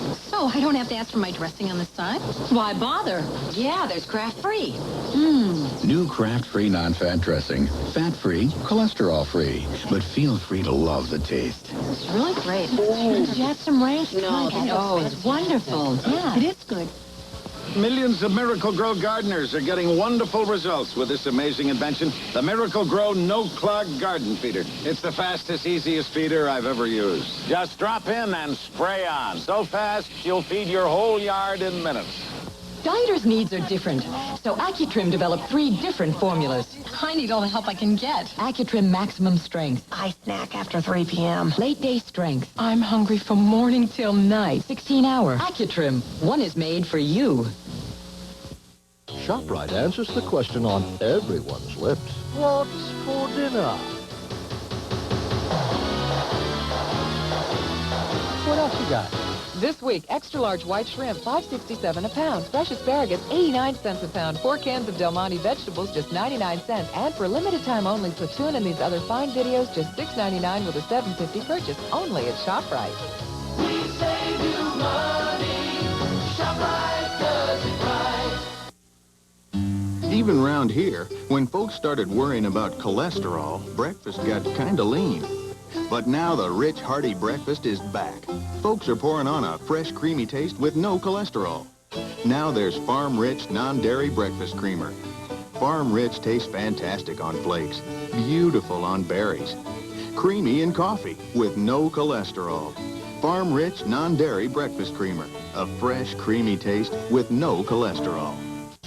Before there was Saturday Night Live, the National Lampoon, or even Johnny Carson, there was Mad Magazine, showing you how ridiculous our world really is. Mad staff calls itself the usual gang of idiots. They've been together for nearly 40 years, so you'd think they'd have grown up by now. Think again. Remember Mad Magazine? comedians read Mad magazine, and whatever we could possibly pilfer from them, we will use to our greatest advantage. Remember Spy versus Spy, the lighter side? How much is the magazine to buy? $1.75. Cheap. Mad has been around for 37 years now, from the very first issue back in 1952. That's an astounding run in a world where magazines come and go with the seasons. Publisher Bill Gaines has been there since the beginning. We were publishing comic books at the time. This is back in the early 50s. And we had 9 and we wanted 10. And we had horror comics, science fiction comics, crime comics, war comics. And we said, let's have one that's funny. A funny comic. You know, there's a unique idea. Recently, Hard Copy took a tour of Mad's offices. How long have you been here, Dick? About sitting here? I've been here for 27 years, and I've been paid for 3 of them. And this is the art room where freelance artist Rick Tolka recently envisioned the New Kids on the Block. Who invented Alfred E. Newman? Been around since well before the turn of the century. The best we can determine. In the late 1800s, there was a dentist in Topeka, Kansas, named Dr. Romaine. Okay. And he used to take out billboard signs on the side of the road pointing to the missing tooth that Dr. Romaine had pulled out. He said it didn't hurt a bit. I go to Dr. Romaine, the painless dentist. We adopted him and made him much cuter than he actually was on the billboard. And then Norman Mingo took that, the cover artist Norman Mingo, and made him into the cute little lovable Ted Koppel lookalike he is today. The eyes are too even. Alfred's eyes are not even. They're a good half to quarter inch up. What separates me from the rest of the magazines is we don't have advertising. We don't have readers either. That's another important thing that separates us. But we don't want advertising because then we don't have the independence that we enjoy so much. We can do anything we want about anything we want, whether it's another ad campaign, whatever, and not have anyone to answer to, not have anyone edit us or put pressure on us what we can do and not do. Over the years, Mad has lampooned the biggest movies and TV series of the time, and the stars, too. It's strange the way people perceive being in Mad as having made it. Sylvester Stallone was giving an interview and he pointed to the cover of Mad. He said, now I knew, that we were part of America. Rocky made it into America when we did a Rocky cover. Siskel and Ebert were very gracious. Robert De Niro showed up in the office with his son. And now things have come full circle. The people who read Mad when they were adolescents are returning in droves. Mad's worldwide circulation is over 1 million copies an issue, which puts them in the major leagues in the publishing world. Mad magazine is now part of the Time Warner Colossus. But success hasn't changed anyone there. They have no plans to try to fit into the corporate image. We really have nothing to do with Time, and they have nothing to do with us. And I think they're more ashamed of us than we are of them. I wouldn't put that to a vote in the office. My God, he's Picasso. What, me worry? It's no small irony that Time Warner now owns Mad. When Time magazine first mentioned Mad, it called it, quote, short-lived satirical pulp. That was 33 years ago. Next, anyone who hates dogs and children can't be all bad. The wit and wisdom of W.C. Fields. You'll be able to join me. Take another walk through We'll the be campus, talking about that. watch you sniffle and cry. Well, you do get very emotional, I'm sorry, when you're there. You guys graduated. Don't you get emotional? I mean, it is one of the most emotional places in the world today. Or have things changed over the years? No, it's still a special place. Well, you stay away for a while, and then you go back and relive all those memories. Okay, so I sniffle and cry a little bit. It's only because I'm so cold here. All right, close your eyes and picture this. You're in need of medical attention. You're rushed to a hospital, but the doctor is 16 years old. Are you going to buy that? No. Well, you might if his name is Doogie Howser, MD, because this kid is a whiz. He's also a whiz on TV. It's a hot television show based on that very premise. And here he is, 16-year-old Neil Patrick Harris. Doogie Howser, MD. Doogie's here. Good, how you doing? Good to see you. How are you? Come on in, sit down. Thank you, sir. Tell me, give me your glasses for a minute. Will you just hand me your glasses? I swear to God, if this kid doesn't look like a 16-year-old David Letterman, I don't know who does. Now look at that. David Letterman! How are you, pal? Have you been told that before, Neil? You look a little like Letterman? Actually, I have a couple times. Yeah, sure. I was on the show a couple days ago. Well, you know, you're 16 and he's 43 today. Happy birthday, David. That's right. I mean, you could be his son. Well, you're right. But I'm not. We were all hoping that. I bet your parents backstage, they must be very proud of you. Yeah, we have a lot of fun. We do. Oh, that's good. But you know, you live in Albuquerque, New Mexico, which is kind of out of the way of New York and Hollywood, where most actors and actresses come from. Right. So how did it happen? You've been acting for a long time, I know. Yeah, well, only professionally for a couple of years. I was living in Ruidoso, New Mexico, which is a smaller tourist town. Famous racetrack? Yes, yes. For 12 years I lived there, and I went to a drama camp that Mark Medoff was in charge of, and he wrote Clara's Heart. Sure. And they were casting it at that time, and so he got me in touch with an agent, and I got the agent, and then I and then you got his the movie. part, and then got other stuff. Isn't that incredible? But What it was really an accident, though, wasn't it? Yeah, I mean, yeah, you it just kind of was. accompanied your brother to an audition, and Yeah. you ended up getting a part? Yeah, well, that was when I was. What'd you do, ace your brother out? 27. No, sorry, yeah. No, he was trying out for The Wizard of Oz as Munchkin. All his little friends got together. It was just for a high school production. It was just a small little thing, and I was just hanging around there, and I was Toto, the dog. I got the part. Well, you come a long way, Toto. Well, you know, when I first heard the premise, I said, well, you know what I mean. I don't watch that much primetime television anyway. But last night I watched because I knew you were coming on the show, and all of a sudden I saw how the concept works. But when you see it on paper, 16-year-old kid becomes a doctor, you know, and I know, and his mother's a widow, and he's got 14 orphan brothers, right? And that's usually the thing. But in your case, I mean, it held up, and it works. Yeah, that was a good show last night. Yes, it was a good show. But the whole concept is really, you know, based on whether you can sell this to the audience. You've got to really be believable as that doctor, and you do. You pull it off. We try. We make sure to keep all the technical stuff very technical and make sure it's all done right, and we have advisors there. Did you study a little medicine before you? I read some books, and I have some friends that are doctors. And Could you give somebody an examination if you had to? Or would you want to? Well, I of the stuff that I've done, I've taken blood and stuff. I had to have blood taken, and it was real easy. I knew what they were doing and everything, and so that made it easier for me. Well, that's good. Yeah. So you live out there in Hollywood when you're doing the series, and then go back home to Albuquerque? We're there in Albuquerque now. You go to high With school? all my friends. Hi. You go to high school there? Yeah. Yeah, that's great. Yeah. That's great. And I love the kid who plays your best friend on the show, Max too. Casella. Yeah. Plays Vinny, yeah. He's coming on the Yeah, show he's gonna next be week. on next really? Monday, I Yeah. think. He's Yeah. 22. Did you know that? Nope. Yeah. Cancel the kid.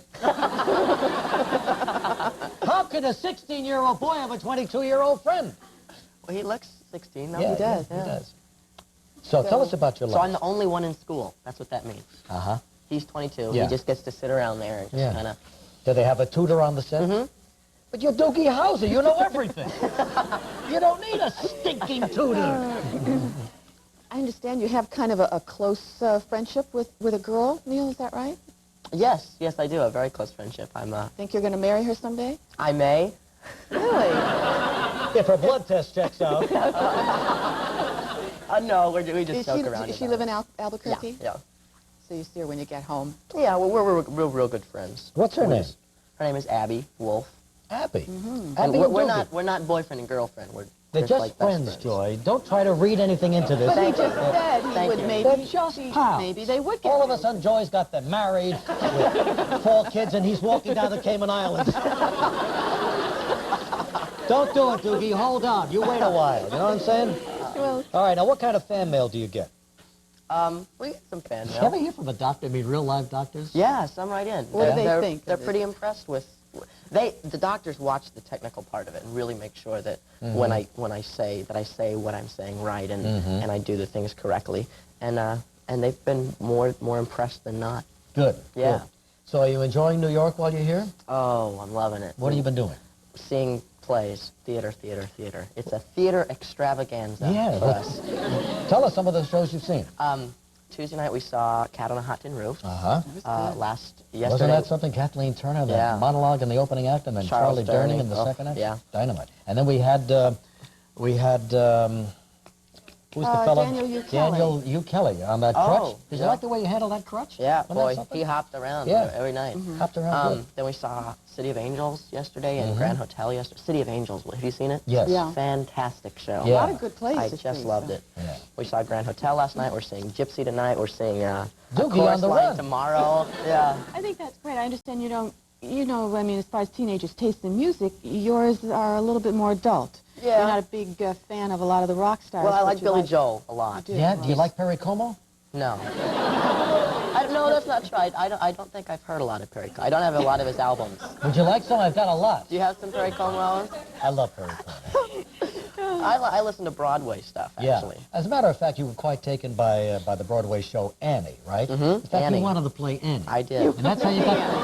And that's how they got that earring. That's You right. even put an earring in. No, the Broadway traveling tour of Annie was in Albuquerque, and we drove up to see it when I was like five or so. Yeah.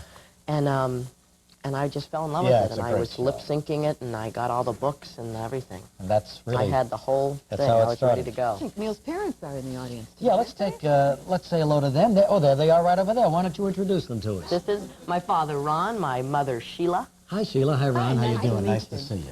They've kind of moved to Los Angeles for a while and put their keep their eye on own you. careers on hold. Huh? Yeah. To be with you. That's Yeah, nice. until I graduate, we figured that we should all be together as a family. Well, that's good. It's important. Well, let's take a look at you in action now as Doogie Howser, okay? All right. Here's Doogie making one of those life or death decisions in the hospital. Doogie Howser, MD.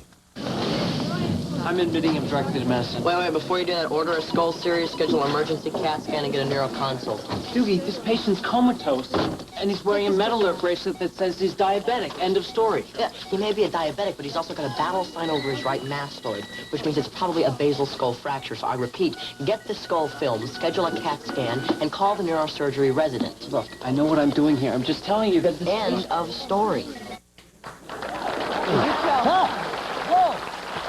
Dynamite. Dr. Doogie. Yeah, that's how I talk to Gelman. End of story. Done.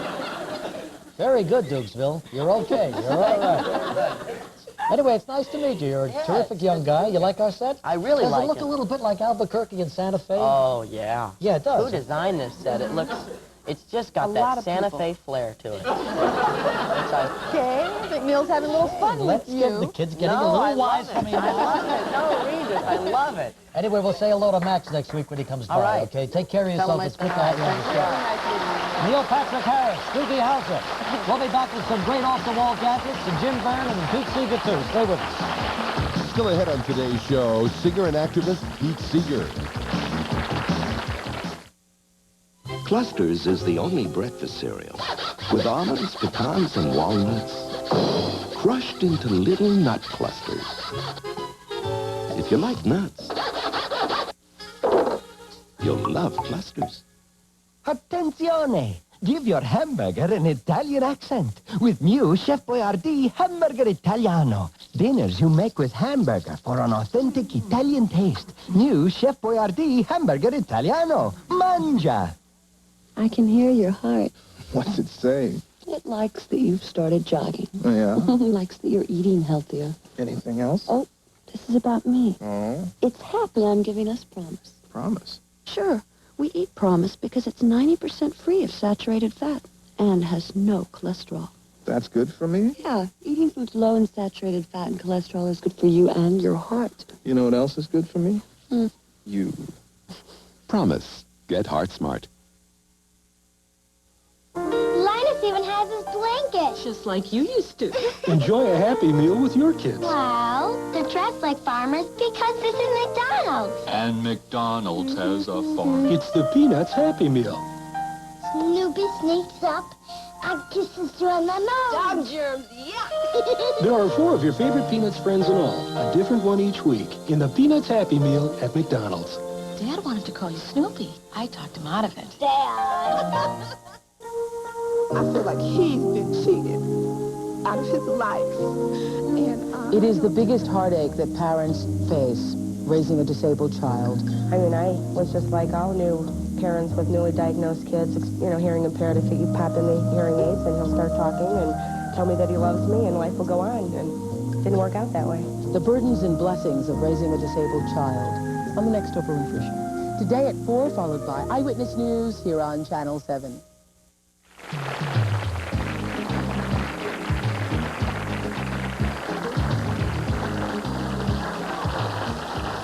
Those kids are getting more exposure. See, you wear a funny hat here, and then all of a sudden you can't keep you off camera. Anyway, we have with us Dick DeBartolo, one of the senior editors of Mad magazine. This is their latest extravaganza. Extravaganza. Still Great one of the covers, funniest huh? things you can buy on the newsstand.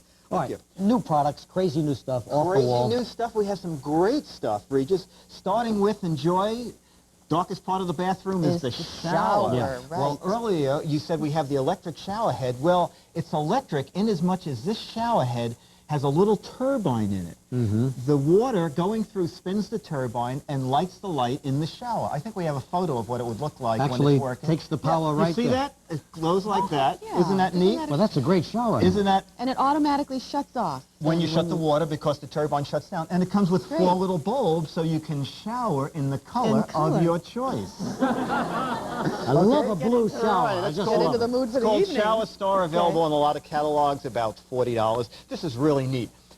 We had the laptop computer. Now we've gone to the palm top computer here. This is a complete computer in a 1-pound, can we see that screen? Is this the smallest they get? So far, no, actually they come a little small. Let me just see if I get the screen up there. Can we see that? I guess we can't. There, no. Yeah. There we go, there we go. And it has all these little programs built in here. It has an editor and a calculator and a diary. And you can put this module on the side, hook it up to your IBM, and you can save stories and anything you want on little credit card storage units. You know, I'm sorry Beyond to say, you, yeah. That's okay. This That's got okay. past me. Okay. You know, and all of a sudden I can't handle it. Yeah, A few other people who want to work on an airplane, an Atari Portfolio, $400. But that's really a sensational advance. You just have to learn how to work. This is sort of an upgrade. A couple of years ago, we had the sonic ruler. Yeah. You know, you would hold it up, aim it at a wall, and we'll turn this way. It's very hard to read in here because the ceiling is so high. Let me push height. Are we going to get a reading on that? Now, what does that do? Okay, what it is doing, see, it can't read that high up. It'll measure a room sonically. You stand in one corner of the room, you aim it around, it measures the room. Now, we had that 2 years ago. You mean measures the room in terms of feet and inches? Yes, exactly. Now, we had that 2 years ago, but now they've added something new. This is called Home Contractor from Seiko. You turn it over to the other side, and you push what you need. Whether you want carpeting, in the yard, paint. For example, let me tell you, your green room needs 2 gallons of paint badly. Very badly, yeah. Right. And that will determine how much paint, how much carpeting. How many floor tiles, how many rolls of wallpaper. Right. Well, every construction guy's got to have one of those. It's called Home Contractor, about $89. This is from Hemmick Schlemmer. This is really neat. This is called Quake Awake. It's the earthquake detector. It's almost like a fire detector. It's like a fire detector. The thing is, an earthquake, there is something called a P wave that precedes the actual T wave, the damaging wave. This will give you maybe 30 seconds of warning. Oh, great. But 30 seconds That's all you need, George. Open that doorway. Exactly. They give you a brochure to tell you where to go in that 30 seconds. Leave the house, under the doorway, heavy furniture. 30 seconds. It feels it first. Right. And what happens? A loud ping? No, it sounds just like a smoke detector. Okay, you don't know whether you're shaking or burning. You know, when you hit it.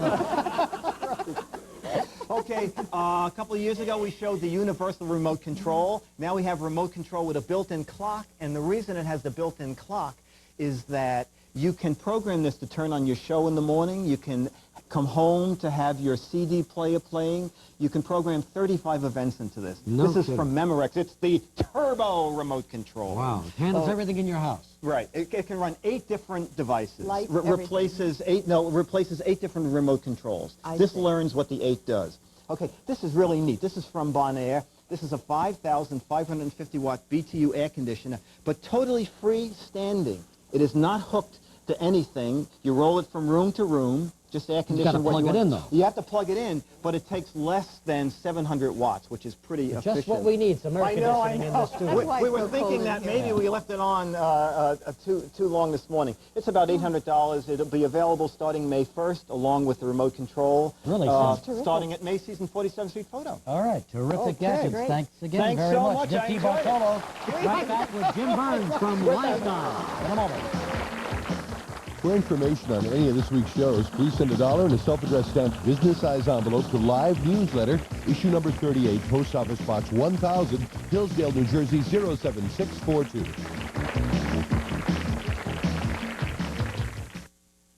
You really got to move fast to keep up with the Channel 7 Eyewitness News team. Oh, there you go. They zoom in here, fill it up, and zoom! They're on the move again. Thanks, Al. Hup. When you work around the Eyewitness News team, you got to move fast, just like they do. That's what makes them so good. And boy, are they good. Eyewitness News. They are good.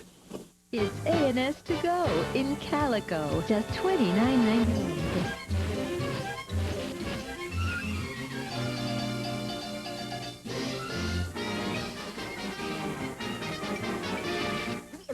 That's all, folks.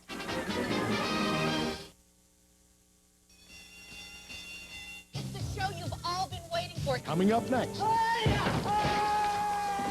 it's Nickelodeon's Total Panic. On June 5th, Amtrak will embark on a 2-day train trek to the opening of Nick Studios at Universal Studios, Florida. An entire Amtrak train packed to the tracks with your favorite Nick stars and you, if you enter for a chance to win the Nickelodeon Express sweepstakes. So grab a pencil and paper. The details are coming up. Amtrak, Universal Studios, Florida. And you, this is not a dream. It's the Nick contest of the year. Watch me trick Fred. Great news from the future. I gotta bring back something super chocolatey. Take my Cocoa Pebbles. Cosmic cocoa taste. Time to go. Barney! Your history, Fred. Pops Pebbles cereal, part of this nutritious breakfast. Yabba dabba delicious. It's the 4-foot bedrock comic book and fun games. 3 different comics, 1 in marked boxes of Post Pebbles cereal. It's taller than me. All right, so the new TV comedy network is off and running. No thanks to me. I was supposed to be in charge of it, but I didn't contribute one useful comedy idea. How could I? I'm a rabbit, for crying out loud. I don't know what makes humans laugh. It was my dog assistant who suggested they get the first names in TV comedy. Groucho, Rhoda, Bilko, Lucy. And now, the humans are laughing their heads off.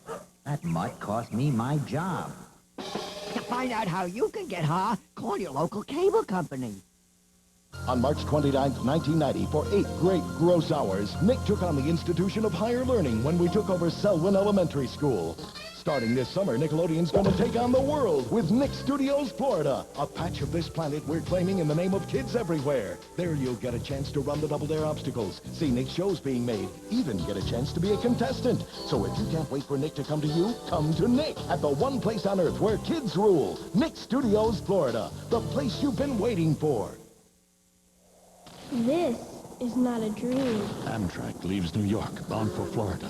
You are on it. A 2-day train trek to the opening of Nickelodeon Studios at Universal Studios, Florida. This is not make-believe. In one of your hands lies $2,000. In the other, a key that opens the door to the only kid headquarters in the world. This is a contest. Suddenly, Nickelodeon mayhem and media madness break out everywhere. Amtrak is packed to the tracks with Nick stars. Your heart races, but Amtrak stops, and you're there.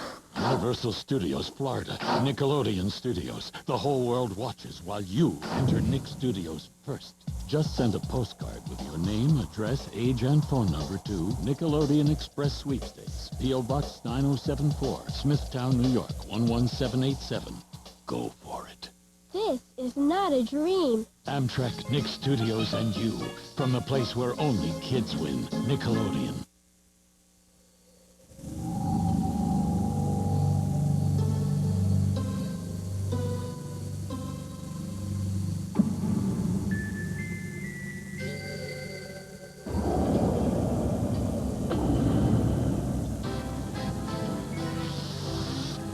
TCBY frozen yogurt is the greatest in the universe. I wouldn't miss it for the world. I wonder if Mars is still open. Got sparkles in my toothpaste. And a sorry shake. The name is Colgate Junior. It's got an awesome taste.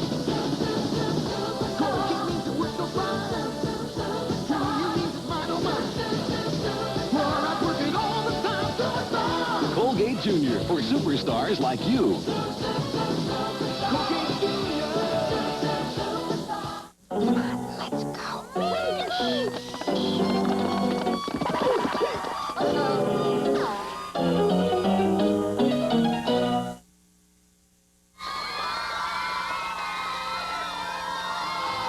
From New York, where the Tooth Fairy is behind on her payments, it's time for Nickelodeon's Total Panic.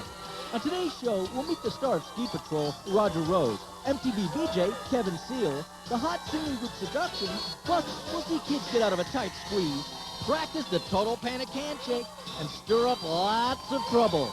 And now your hosts, Molly Scott and Greg Lee.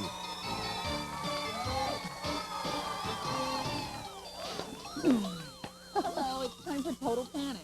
How you doing, Greg? Pretty good. How are you? Very well. Thank you very much. We have our kid cam operator over here. You want to introduce? Jill Kalish. Hey, Jill. How are you, Jill? Hey. Get a shot of us here. Now, Jill, your job is to go out there and get all those behind-the-scenes shots that no one else can get. Are you ready for it? Good luck to you. Yes, We'll see you later. Also coming by for a visit, we'll have the actor Roger Rose from the new comedy Ski Patrol, singing sensation Seduction, and also from MTV, their sporting fool Kevin Seal will be here. And we'll also have a brand new street game. Yeah, now street games, if you don't know, are games that are usually played outside and passed along between friends. Did you ever have any that you really like to play, Greg? Shoot, yeah. Street games? What was it? What was the name? Kick the Can. Oh, I love I was Kick the very Can. good at Kick the Can. Oh, you were? Yes. Champion, I would assume. Champion Yeah, Kick the Can. right. How about you? Okay, my favorite game were those hand games that you played. You know, My Little Playmate was my favorite, and I played. Always played one out at recess with all my friends when I was in the first grade, and we played frantically, you know, for the entire time. And we've never let any boys play. No boys. But I've made an exception with you, Greg, and I did teach you how to play, didn't I? Yes, you did. Let's show these guys. Let's show them. I really don't want to show them. Come on. No, you do it really well. Come on. I don't really do it that well. He does it very well. He does it very well. All right. We'll do it. Okay, all right. We'll try it. We'll try it. Just With take your Greg time. Lee. Just take your time. Here we go. Here we go, folks. All right. Entertainment like you've never seen before. They say, oh, playmate, Oh, my. come out and play with me. What fun. And bring your dolly three. Oh. Climb up my apple tree. My. Shut down my rain barrel. Rain barrel. Slide down my cellar door. Door. And we'll be jolly friends. Oh, yes. Forevermore. Hey. More. Hey. Yay! Thank you very much. Thank you. You're very good. Well, I've been doing this since I was in the first grade. I should be Well, good you at should it. be. Yeah. Well, see, that's an example of one street game. Other street games have competition, and my friend Molly here is going to show you one right now over in the Panic Zone. I'll see you later. See you, buddy.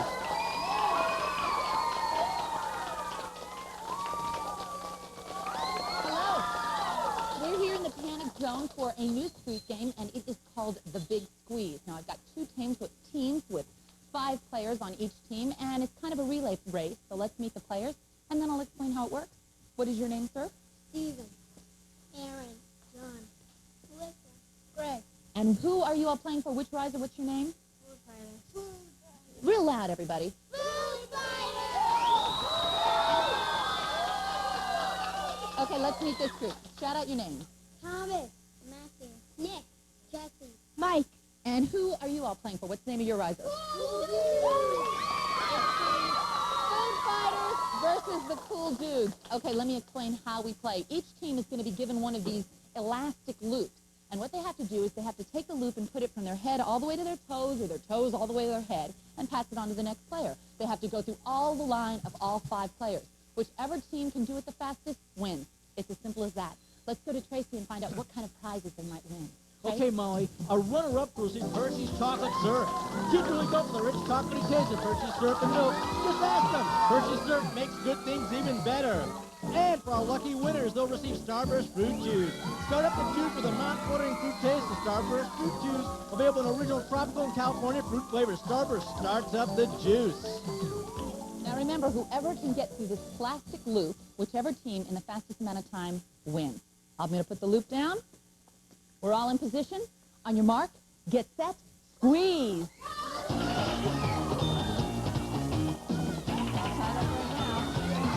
Michael's gone through. The Food Fighters have the arrow tied up. Food Fighters are a little bit ahead right now. They're on their 3rd player. 4th player's got it. Food Fighters are definitely ahead. Melissa's going through. We're on our last team with the third fighter. It's getting exciting. Here comes, whoa, okay, the cool dudes have won in the nick of time. In the nick of time. I'll tell you, Thomas, you had a little different strategy, didn't you? Come right over here. You put it from your feet up to your head, right? Yeah. Very clever. All right, let's go to Tracy and see what they've won. Okay, the food fighters have won the Hershey package, and the cool dudes, the Starburst package. Okay, thanks for joining me here for another street game in the Panic Zone. It's time for You Want It, You Got It. The show where you, our studio audience, makes the rules. And now, a man who's wearing a suit that he got free with a tank of gas, Bling Fun Love. Hey!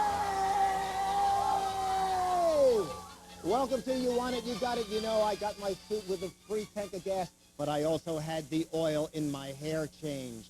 Okay, you want it, you got it. We take 3 ordinary items today. It's a trumpet, it's a bowl of peanut butter, and it's a tennis racket. And we also have a guest today. This is, she's sleeping. It's his Lady Stiff, the very artistic guest. Lady Stiff, ladies and gentlemen. Okay, we're going to take the items one at a time. I'll mention 3 choices. You kids vote for your favorite choice, and then Blink will do what you want. You wanted it, you'll get it. Okay, the trumpet.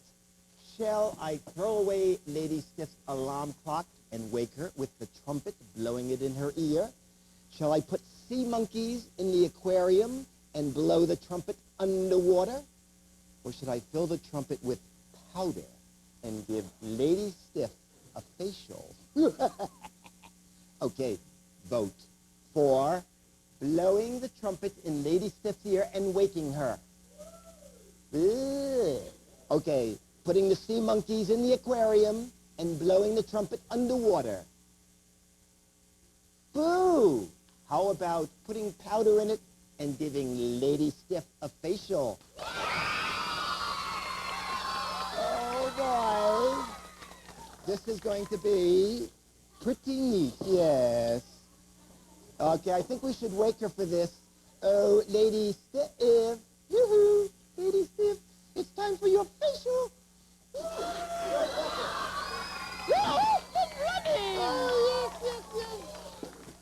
Oh, we're having a good time today. Number 2, peanut butter. We can have Lady Stiff take a gigantic mouthful and recite a poem. We can give her a peanut butter facial. Or we'll take 2 kids from the audience, smear one's hand with peanut butter, the other hand with jelly, and have them do a peanut butter and jelly handshake. Okay, those are the choices. Let's hear it for Lady Stiff stuffing it in her mouth and reciting a poem. 0. A Lady Stiff peanut butter facial? Uh-oh. Or the peanut butter and jelly handshake with kids in the audience. Okay. All right. You want to be peanut butter? No. You want to be jelly? Okay. Dig in. Hey, come on. Get in there. A handful. You're peanut butter. Take a big handful. Come on. Dig in. That's it. Hang on. Okay. And now let's have that world's first, television first, a peanut butter and jelly handshake. Yay! Thanks a lot, guys. Okay, go over there and smear your hands on the refrigerator door. Excellent. You won't see that on PBS.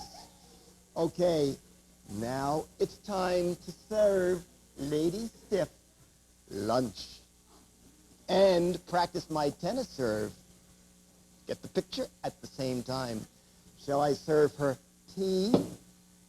Shall I serve her spaghetti and meatballs?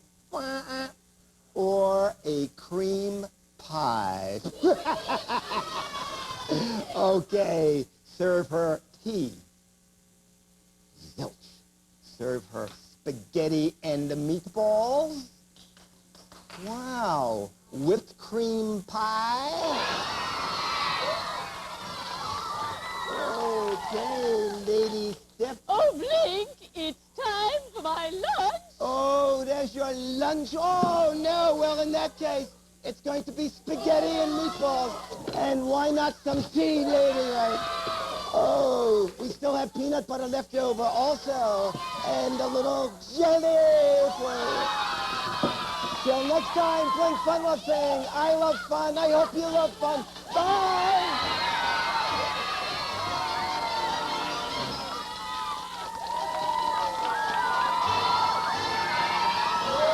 And now for more guidance from Hodgepodge, the Total Panic Genie. Oh, Hodgepodge, I want to be the world's most best athlete. Well, you may. First, you must go to a gym. Then choose the biggest athlete there. Then drop a 20-pound weight on his foot. You will spend so much time running away that you will become the world's best athlete. More guidance from Hodgepodge, Total Panic's Genie.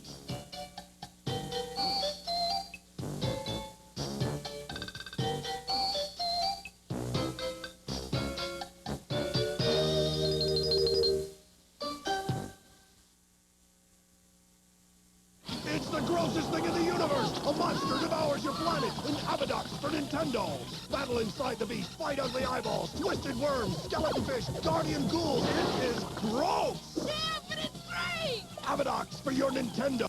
Unwrap with the ultimate bubble. Come on, everybody, to have it, unwrap it. You gotta get snapping, cause that's what's happening. Unwrap it. Don't listen to the bubble babble. Bubblicious, that's what this is. Snap an apple. A hip-hop star may be what you are, but very cherry blast will take you very far. I got the taste to pop in your face. The ultimate one, Bubblicious cherry gum that lasts. A cherry blast. Do the ultimate thing. We're the Bubblicious gang. We got it. We don't quit. We're the ultimate. Bubble. Bubblicious. Before graffiti gear, life was tame. Afterwards, it'll never be the same. Color up. Make a change. Make it nice. Make it strange. Paint it on, squirt it out. See it shimmer, hear it shout. Melvin the nerd. Melvin the shark, his parents say. We need to talk. Today on Hey Dude. This is amazing. A piece of paper changes Ted's fortune. These are clues to a treasure, and I found it. I'm rich. Will he strike gold or just strike out? Hey Dude, today on Nickelodeon.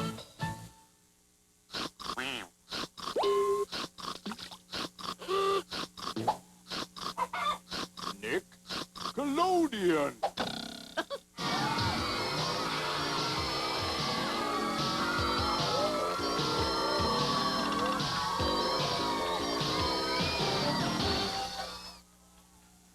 And now for another heart-wrenching episode of As the Squirrel Turns. When we last saw this woman, Rebecca Squirrel, inheritor of the Squirrel Empire and co-founder of Squirrelsville, she had lost her fortune and was forced to make a living scraping the crust off moldy cheese.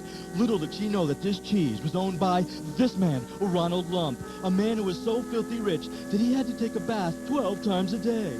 No one knew that he was secretly pouring $1,000 dressing on this woman's salad, Barbara Bouffant, whose hair was so high that she had to bend over when an airplane was coming over. Barbara had been using up the lump fortune at the beauty parlor, having her hair done by this man, Julio Styles, verbal hair teaser. Julio had recently been spotted making fun of a wig worn by this woman, Smelly Splinters, who once ate an entire cake in one sitting and then asked, "What's for dessert?" This didn't seem to bother Ratfink, convicted criminal, who was once wanted in 3 states for baking cookies in his underwear. He once gave some cookies to Beulah Blink, the baddest lady in Squirrelsville, who talked behind so many people's backs that she forgot what a face looked like. One of those backs belonged to this man, Iron Schwarzenpants, owner of the local health club. A man who was so tough that he cracks coconuts between his teeth. He'd been muscling in on this woman, Brooke Streams, former fashion model, who loved looking at herself so much she once had a mirror attached to the front of her nose. Brooke didn't know it, but it was this man, Stinky Pitts, whose breath was so strong that it could bench press 220 pounds. He had been searching for the squirrel fortune, but he couldn't seem to find it. Will Stinky Pitts find the fortune? Will Julio Styles need a ladder to spray the top of Barbara Bouffant's hair? Find out in the next episode of As the Squirrel Turns.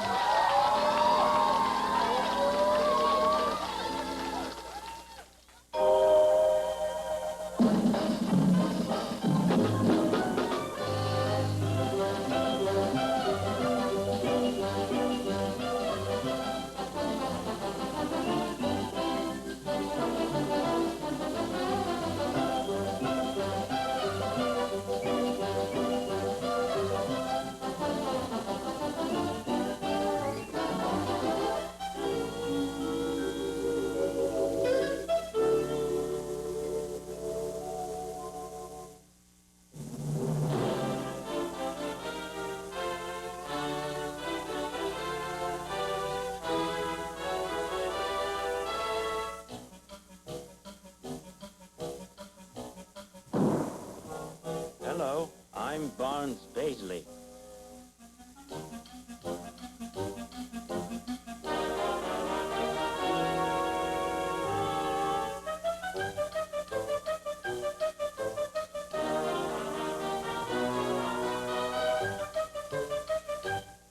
A talking robot?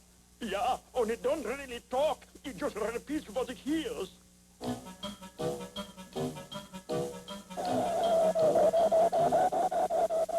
Hey, look where you're going, you big lug! Where you going, you big lug?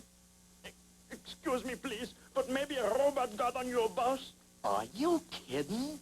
Well, it's constructed to follow the sound of footsteps, and I thought...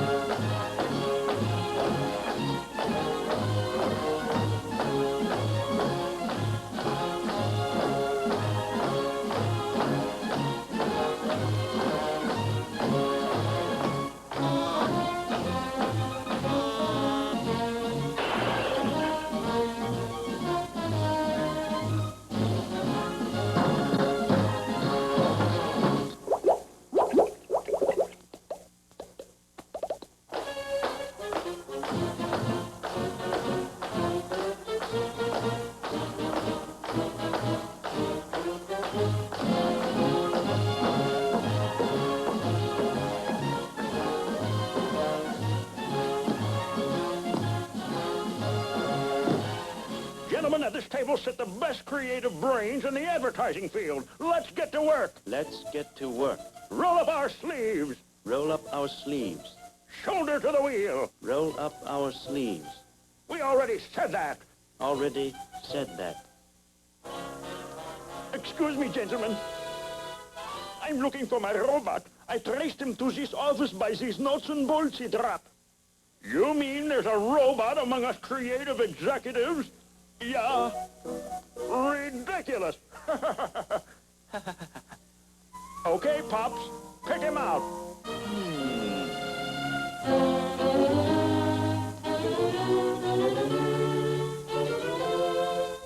I can tell. They all look like robots. What? Get out of here.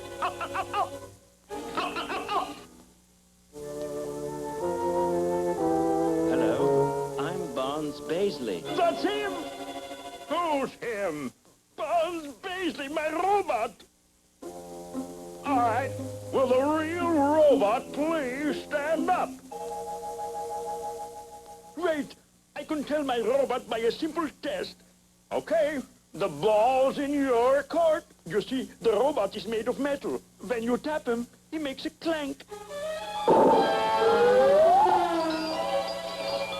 You goofed. So, I'm entitled to a mistake, no? Look, a robot can't think, and is soon found out. Soon found out.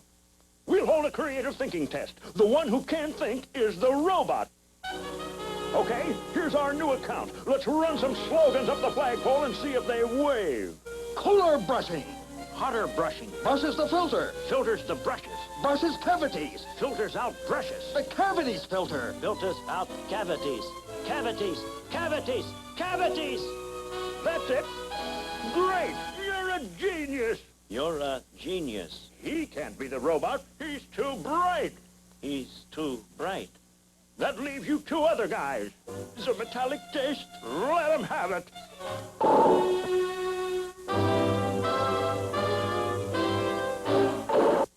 It isn't him.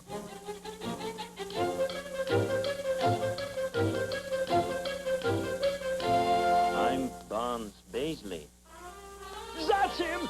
Grab him! Don't let him get away! Now, just a minute. My name is Dick Whittington. Dick Whittington? Dick Whittington. I beg your pardon. Barnes, I like the way you think. The way you think. The way you handle yourself in meetings. In meetings. Cool under fire.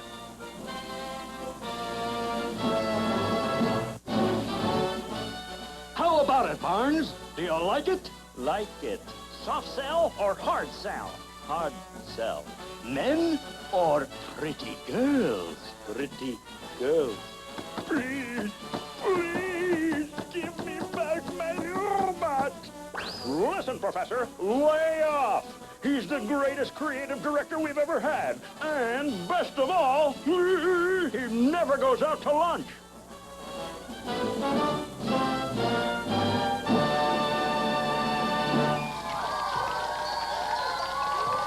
You can pick a team, you can pick a flower, you can pick up sticks, but now it's time to pick your noise. Here's your host, Molly Scott. It's time for Pick Your Noise, that show that asks that burning question. Huh? Let's meet our players, and then I'll explain how the game works. Now, up front, in front of the podiums, is Team 1. Your name is, sir? Paul. And what do you like to do, Paul? Climb. To climb? Mountains and rocks and stuff? Yeah. What's the highest mountain you've ever climbed? I don't climb mountains. I climb trees mostly. Wow. Very exciting. And what is your name? Laura. And what do you like to do? Play basketball. What position do you play? Center. Center. That's for tall girls. You and I, right? Okay. And what is your name? Amanda. And you play basketball too, I see. Yes. What position do you play? Guard. Are you a good dribbler then? Yes. A ball handler, right? Yeah. Good. Oh, I like to see all these girls as good athletes. You think girls are better athletes than boys? Yes. Wait a minute. What did you say right over here? No way. What is your name? Ryan. And what do you do? Play basketball. We might need to get a little one-on-one or horse going here so we can really determine the winner. But before we do that, let's play Pick Your Noise. Let me explain how it works. Each team is going to have a maker of sounds and a receiver. On the 10 cards that he has in front of them will be words. He has to describe how the word sounds, and the other teammate has to guess what they are. For example, if I were to go, meow, meow, what would that be? Cat. It's as simple as that, not hard at all. Okay, so we're going to have 1 minute on the clock, and each of you will have to guess as many sounds as you can in that amount of time. Now, you, Team 1, who are you all playing for? You're playing for the... Food fighters. No, the cool dudes you're playing for. This team is playing for the cool dudes. And Amanda, who are you playing for? Food fighters. And this team, Team 2, is the food fighters. All right, let's go to Tracy and find out what kind of prizes they might win. Trace? The runner-ups receive the Franklin Elementary Spelling Ace. Spelling is fast and fun with Franklin's Elementary Spelling Ace. Corrects over 50,000 words, helps you find the definition in Merriam-Webster's dictionary, and plays fun word games. And for our lucky winners, they'll receive the Sheila phone. Sheila will place your call like no other phone. Sheila's fluorescent tube glows softly and flashes for incoming calls. Loaded with features and wall-mountable by Cecina. Okay, now we've got Team 1 out here, and since Team 2 is going to be using the same words, we've sequestered them off into our soundproof booth. Now we're going to have 1 minute up on the clock, and whoever can guess the most words in that amount of time wins. Now remember, you can't use the word, you can only make the sound. Also, studio audience, we need you to be quiet so the game is as fair as possible. Okay, let's get that minute up on the clock. On your mark, get set, pick your noise. Tweet, tweet, tweet. Bird. Tick, tock, tick, clock. Two, that's two. Go. What? Go. No. Pass.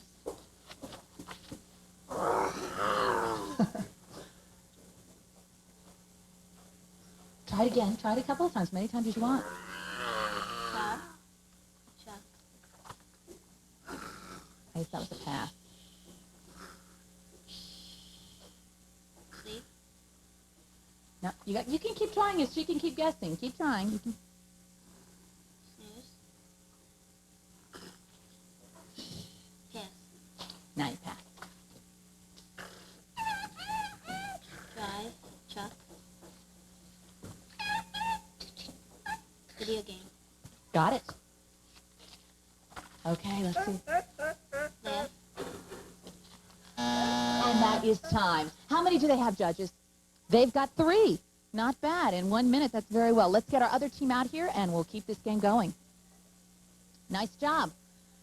Here they come. You guys move on out here. Now, that was Team 3. They were going for the cool dudes. This is the Food Fighters team. Are you all ready? Yep. Okay, here we go. Let's get a minute up on the clock. Remember, you can only make sounds, no real words, and audience, be quiet. Is the minute up there? Yes, it is. All right, on your mark, get set, pick your noise. Sweet bird. Right. Tick tock, tick tock. Clock. Right.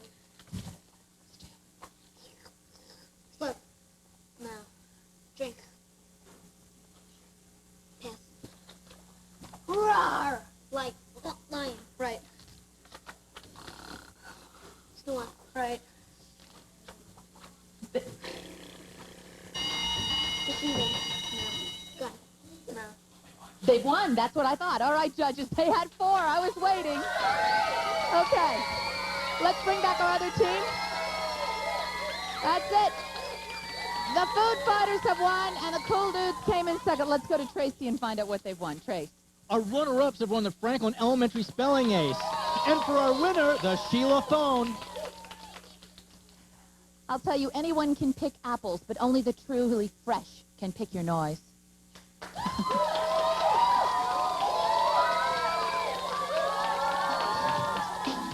Total Panic presents the difference between Emily Fleeg and a fish. A fish loves to eat squiggly worms. The only squiggly thing Emily loves to eat is spaghetti. A fish likes lots of water. Emily doesn't mind lots of water as long as she has an umbrella. A fish breathes through its gills underwater. Emily breathes through her nose, but only on dry land. A fish and Emily Fleeg, 2 things that can swim and go glub glub from Total Panic.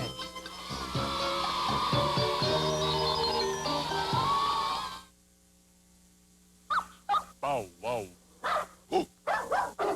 Rough.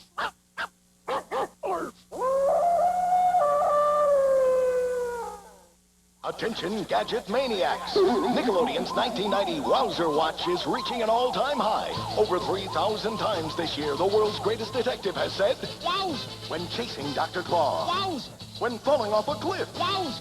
even when playing Flutie Ball. "Wows!"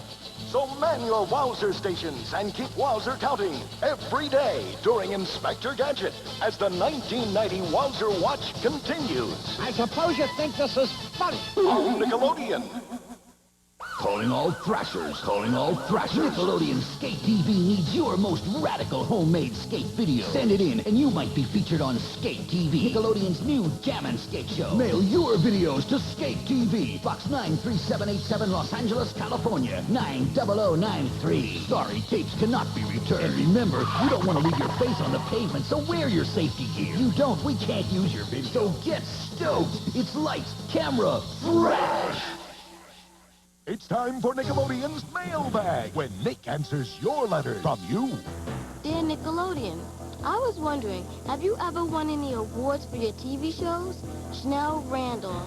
Well, Chanel, awards are nice things to win, especially trophies. Big trophies. Big trophies with little gold men on top of them. But wait, what am I saying? Nick's not in the TV business to win big trophies. Nick makes TV for kids. So the greatest award Nick can ever receive is your letter, telling us Nick is what you want. Captain, the peanut butter crunch bird just laid her biggest egg ever. You're right. You know what that means? Whoa! Peanut butter crunch every morning for a month. Yeah! Peanut butter crunch cereal is part of a balanced breakfast. This is my stuff, and it'll stay my stuff. This Captain Crunch Combo Lock. I picked the combination so no one else can get in or out. One of 4 colorful locks in each specially marked box of Captain Crunch cereal. Hank and Frank on how to remind your parents that now Tuesday is Kids Night at Pizza Hut. Try serenading. Tuesday night, Kids Night. Tuesday night. Try the old codfish trick. Hire professional help. Tuesday night, Kids Night. Take 'em. You can't miss Kids Night at Pizza Hut. You get free Nickelodeon magazines and free personal pan pizzas when your folks order their pizza. And if they still won't take you, call Ninja Duck. Pizza Hut, making it great for kids. First came Kids. Then came the First Kids Network. Now comes the First Kids Network magazine, Nick Magazine. 48 pages of contests, comics, and Chevy. Plus details on how to join the new Nick Club. Available free starting May 1st at Pizza Hut.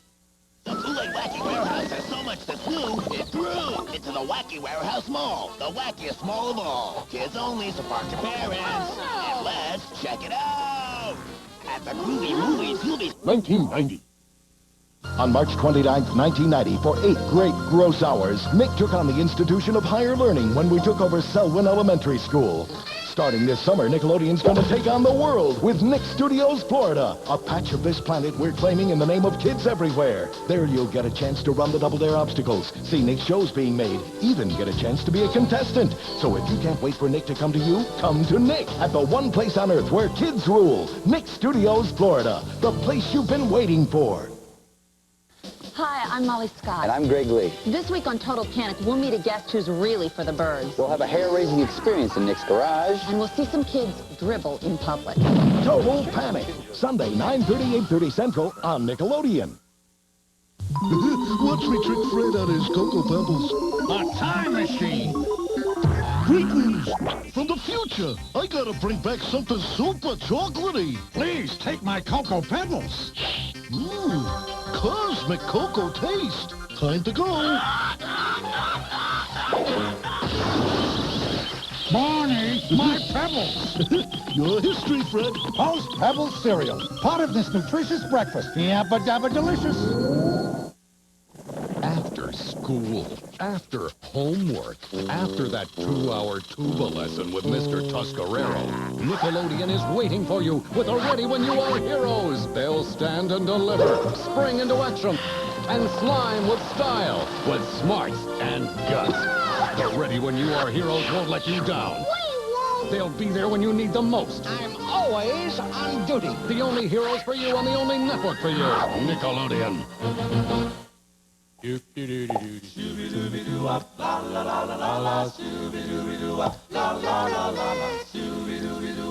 Nickelodeon.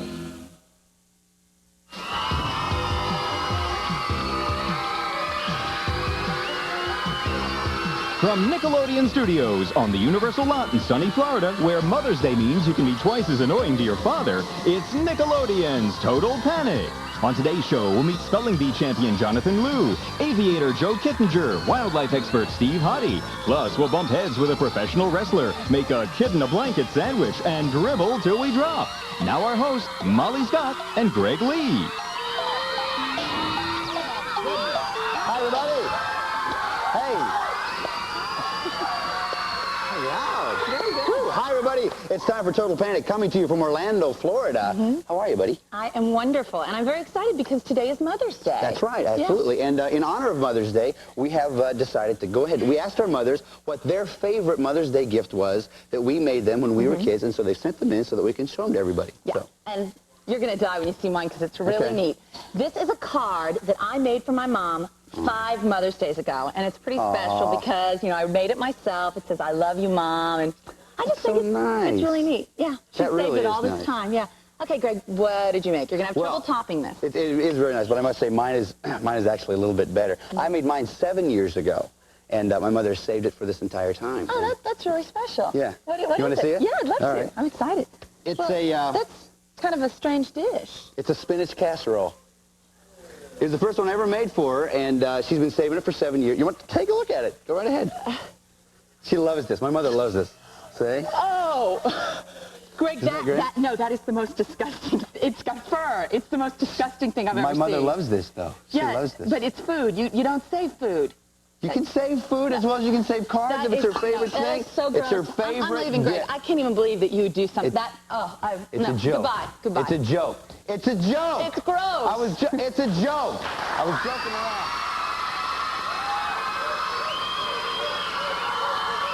Now it's time to go to Molly's Got in the Panic Zone. I love this Mother's Day stuff. Let's find out what she's got planned, Molly. Joke.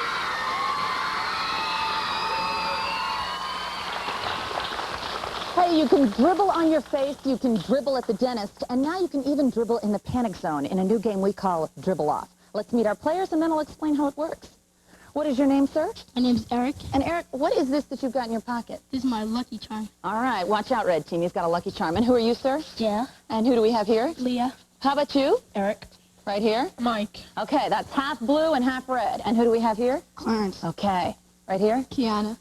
Lainey. Okay, who do we have here? And who are you? Renee. Are you going to win, Renee? Yeah. Okay, confidence. All right, here we go. This is how the game works. Each of these teams is going to have a basketball. They have to dribble the basketball the same number that's printed on their shirts. So they've got to go all the way through all their players and then come all the way back. Whichever team can do that the fastest will win. Now, there's one trick here. The teams are on the opposite sides of the room, so they're going to be throwing the ball past each other, and we're going to hope for both of them that none of them hit each other. Okay, let's go to Tony and find out what kind of prizes they might win. Tony? Okay, Molly, our runners-up will receive Yipes Stripes Fruit Stripe Gum for fruity, juicy flavors. Share, dare, chew it, blow it. It's Yipes Stripes Fruit Stripe Regular and Bubble Gum. And for our winners, from Nintendo, Acclaim's Double Dragon 2, The Revenge. 2-player head-to-head action, 9 incredible missions, and non-stop martial arts action excitement from Acclaim. Back to you, Molly. Okay, teams, remember, whichever of you can get all the way up to number 1 and all the way back down first wins. All right, ready? On your mark, get set, dribble. They're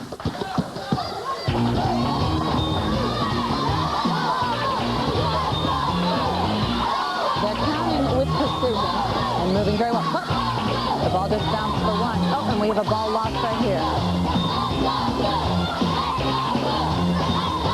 It's getting right down to the end. And we have a winner. The red team has won. Let's get the red team over here, the blue team over here, and let's go to Tony to find out what they've won. Nice job, red team. Come on right over here. Okay, for our runners-up, you've won the Fruit Stripe Gum. And for our winners, the Acclaimed Double Dragon 2. Thanks for dribbling with me here in the panic zone. Nice job. High five.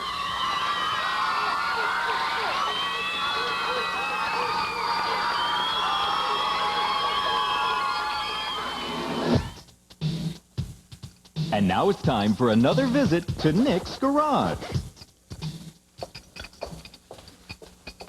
Oh, hi, I'm Nick. This is my garage where if you want it, you got it. I've got some great objects here for you today. Let me see. I got these tomatoes here. Oops. And I've got these chips, potato chips, and I've got this here tape. Now, I'm going to give you 3 choices of things you can do with these, and I'll do the act that gets the most applause. Now, let's start with the tomatoes. Now, what we can do with these tomatoes? We can put them in this catapult over here, and catapult the tomato and make a tossed salad right over here where Bulk the Barbarian can hold the salad. I'm Bulk the Barbarian, yeah, and I'm gonna whip the Patorti brothers. Right. Whip them good Saturday night cittering. They think they're tough. Yeah. No, they're not tough. Yeah. No, I'm tough, because I am Bulk the Barbarian. Yeah, Bulk, cowabunga, dude. Here, you hold the salad, and I'll catapult the tomato. There's your salad. Or we can have Gina and Andre here arm wrestle with the tomato in their hands, or we can have Bulk the Barbarian take these tomatoes, smash them on his forehead, and make a wonderful ketchup out of them. So, what will it be? Shall we catapult the tomato and make a tossed salad? Salad's not real popular, okay. Well, could we have Gina and Andre arm wrestle?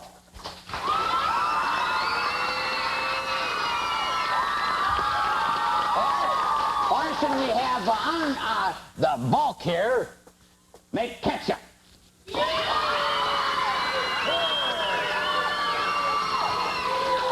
I believe it's the ketchup, Bulk. Okay, this is you, Patorti brothers. Yeah, that's great, that's great. That's wonderful, all right.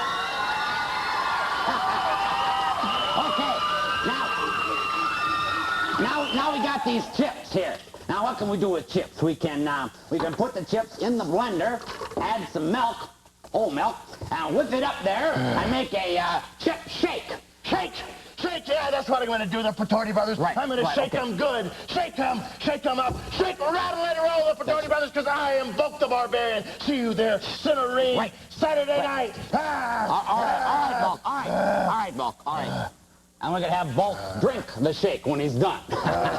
Okay, or we can take these potato chips, have Ryan, I can put the potato chips in here, have Ryan smash them with his feet while I add gravy. Or we can have Jose here come stand over here in this little potato chip suit, and we can have our chef put this guacamole on his head there. It's just right like that. Okay, so let's vote. Who wants me to make a chip shake? Not very popular. How about smashed chips and gravy? Okay, Jose, I think you're in big trouble. Who wants chip dip?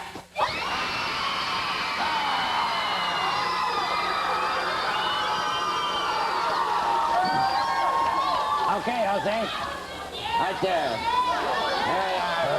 This is going to be great. This is going to be great.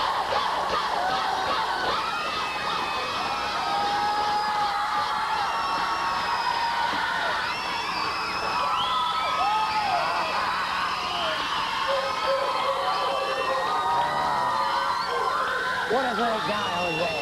What a great guy. Looks good. We don't have time for a party. Okay, last but not least, we got this tape here. Tape?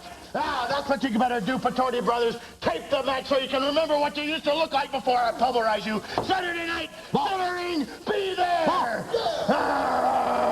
I know what we can do with tape.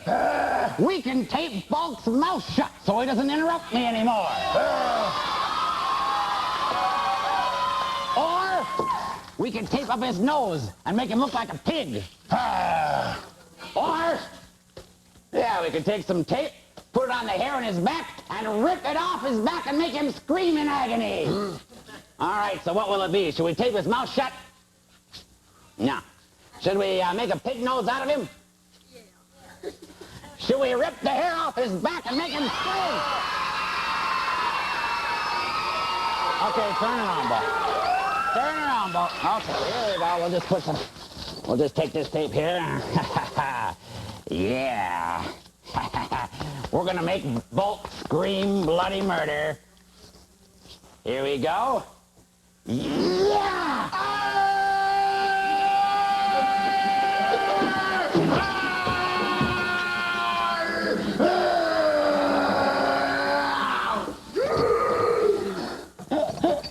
I love that. I love that.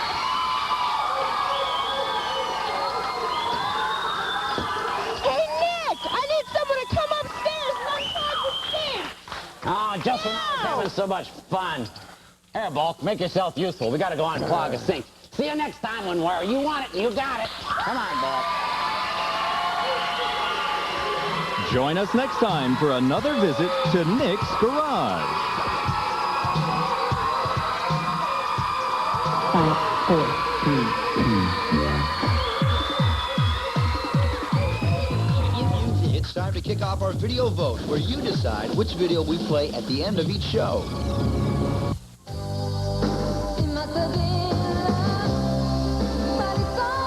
First up in our video vote, the latest from the Swedish group Roxette. It's called It Must Have Been Love.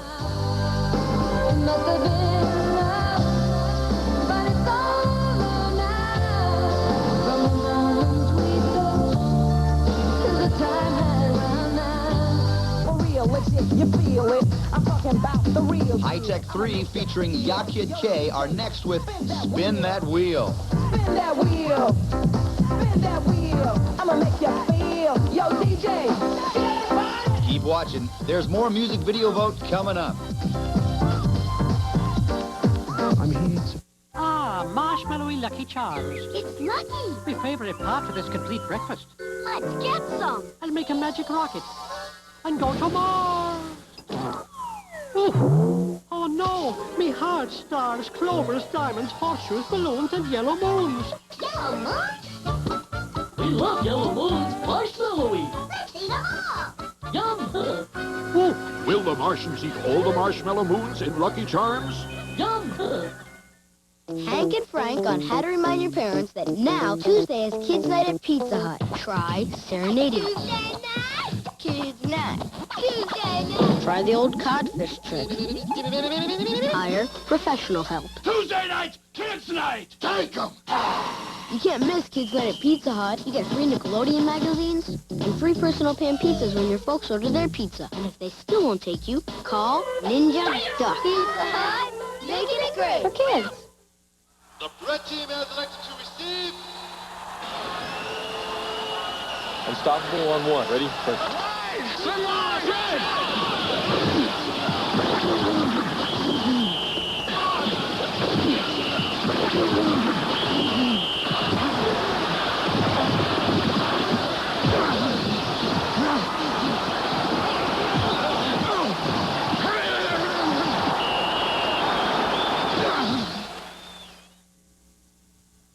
On Aren't you glad? You watching? You watching? You watching, Nick? Aren't you glad? You watching? You watching? You watching, Nick? And now, a total panic cheer to Lauren Gordon for convincing her mother to dye her hair pink.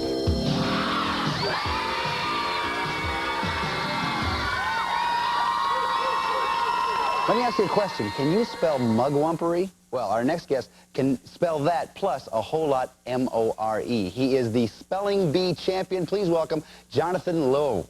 Hey, Jonathan. How are you? Have a seat there. Yes? So, would you mind if we tested this out on you? Do you know how to spell mugwumpery? M-U-G-W-U-M-P-E-R-Y. There he is, folks. Spelling champion. Good job. So, how old are you? 13. 13 years old, and you just won the Central Florida District Spelling Bee Championship, right? Yes. And so, where do you go after this? I go to Washington, D.C. for the National Bee. Wow. So you're already going to the big time then, right? Mm-hmm. So, what made you get into spelling bees? What made you say, hey, I think this is something I can do? At first it was like in the school we just had class bees, and then I was good at that, and so I got to go to the school bee. Right. And I won the school bee the first year I was in it, and so I went to the county, and I decided to keep trying. Wow. Well, you must have done very well. That's really good. Really exciting. Now, are there some tricks that you use when you're trying to learn how to spell words? How do you study to spell words? Is there something that you have to do to get ready for a spelling bee? Well, they give you a booklet after you finish the county bee, and you can study from the booklet. And I have like my parents quiz me, and then the words I miss I go over more, so I'll remember them better. Yeah. Is there particularly one word that you remember that was really tough? Not really. He forgot it. You erased it from your memory, right? Now, do you think that you could possibly spell better than, say, your parents? Are you a better speller than they are? Yes. Yeah. What about a teacher? Sometimes. What do they think about that when you can spell better than they are? And they're your teachers. I don't know. Well, have you thought about what you want to do when you get older? I've thought about it, but I haven't decided yet. What are some possibilities for you? I like designing games and stuff. Oh, yeah. That would, like computer games, you mean? Yeah. That would really be something. Well, listen, we have a teacher that's with us today that would really like to take you on in a spelling bee. Would you like to do that? Okay. Okay, let's do it right over here. We have the big championship coming our way, Total Panic style.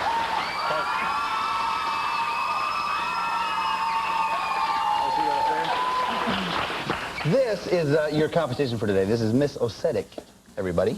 And she's your school teacher, right? Yes, sir. What, yes, sir. See, teacher. What grades do you teach? 6th, 7th, and 8th. I'm considered a learning resource specialist. I have not been an English teacher as such for 2 years. And how are you at spelling? I used to be phenomenal when I was Jonathan's age. I won a few spelling bees myself. Very good. Okay, so Jonathan, you ready for this? Okay, here's what we're going to do. We're going to give each of you 2 words, okay? And we're going to say who can spell these words the best, okay? So, Miss Osetic, we'll start with you, okay? You ready? Your word is declivitous, and it means rather steep. Declivitous. Declivitous. D-E-C-L-I-V-I-T-O-U-S.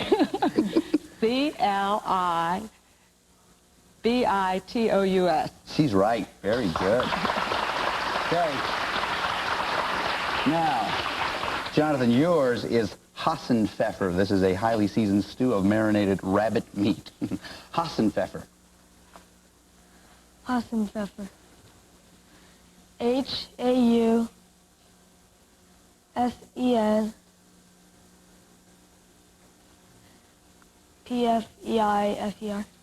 Oh, not quite. Not quite. You have an idea? Hassenpfeffer. Hassenpfeffer. H-A-U-S-E-N.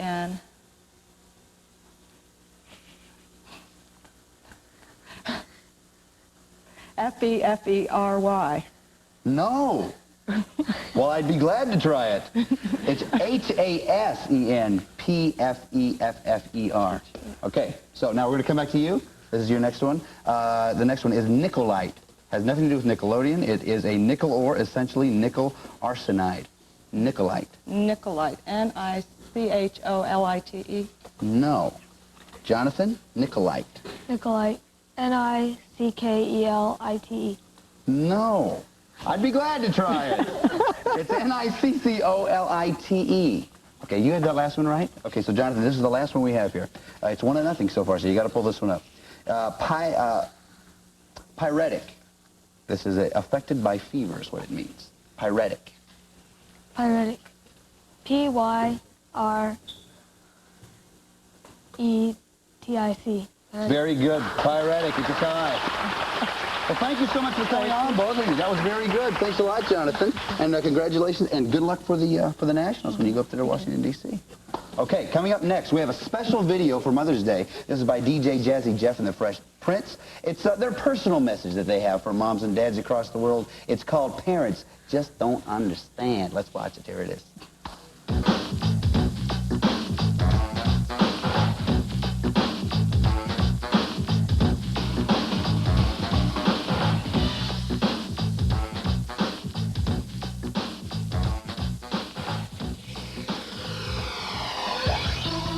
They arrive on foot, on bicycle, in their parents' cars. They come early and stay late. So what if their moms won't let them use the credit card? You don't have to buy anything when you're married to the mall. Meet Adele Chatter, who hangs out at the food court gossiping. She gossips so much that at the end of the day, she has to carry her tongue home on a food tray. She often sits near this kid, Hughie Appetite, who loves mall food and once wolfed down so many hot dogs that when he started burping, everyone thought it was a fire drill and cleared them all. That really upset this lady, Felicity Footsore, whose feet get so tired from shopping, she often hires the football team to carry her from store to store. One kid who rarely has to foot it is this man, Roger Rydom, who only goes to the mall to ride the escalators. Roger rides up and down so much that his feet have ridges on them and his fingers are permanently bent like a handrail.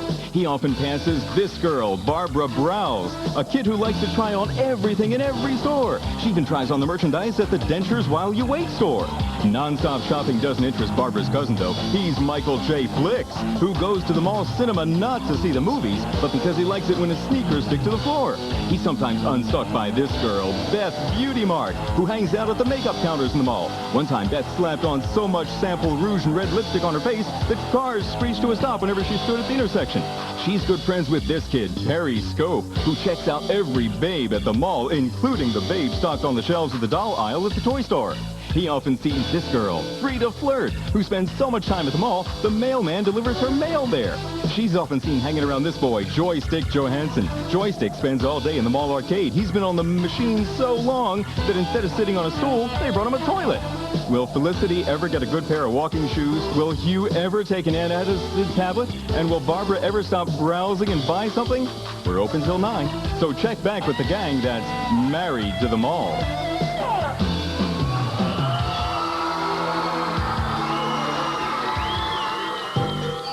Total Panic presents the difference between Ashley Walker and a tennis ball. A tennis ball is green and fuzzy. Ashley isn't green and fuzzy, but she often finds green and fuzzy things in her belly button. A tennis ball bounces on the court. Ashley doesn't bounce on the court, but she does bounce off the walls when she eats too much sugar. A tennis ball is vacuum packed at the factory. Ashley isn't vacuum packed at the factory, but she is packed into the school bus with other kids. A tennis ball and Ashley Walker. Two things with a lot of spin on Total Panic.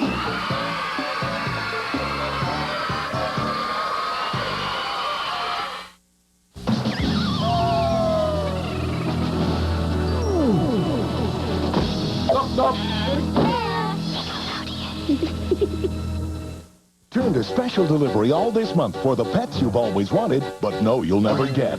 Meet a mongoose who not only fetches, but chases after fatally fang-faced cobras. And catch a frog who's not only allowed at the dinner table, but eats a 7-course meal. It's spicy, just like I like it.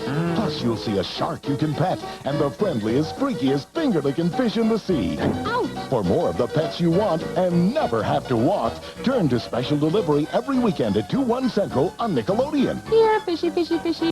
Calling all thrashers, calling all thrashers. Nickelodeon Skate TV needs your most radical homemade skate video. Send it in and you might be featured on Skate TV, Nickelodeon's new Jammin' Skate Show. Mail your videos to Skate TV, Box 93787, Los Angeles, California, 90093. Sorry, tapes cannot be returned. And remember, you don't want to leave your face on the pavement, so wear your safety gear. You don't, we can't use your video. So get stoked. It's lights, camera, fresh.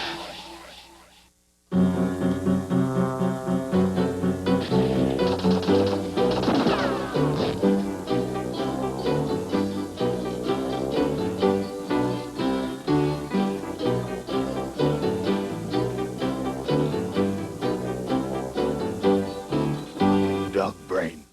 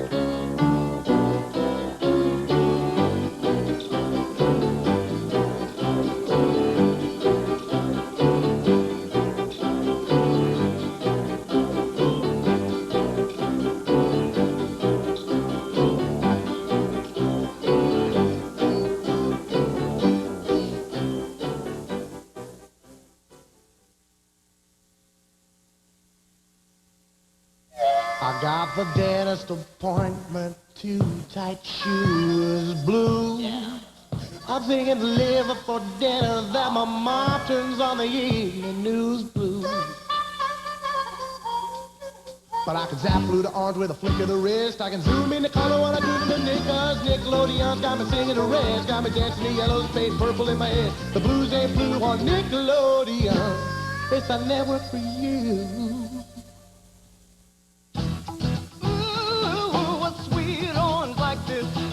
Must have been squeezed and must have been kissed. She must have been too blush like this. What a sweet orange. It must be sun-kissed. Oh, sing on y'all. Sun-kissed, sun-kissed, sun-kissed, sun-kissed. Cooey-la, she's a lucky miss. Sun-kissed, sun-kissed, sun-kissed, sun-kissed. Cooey-la, what a lucky miss. Oh,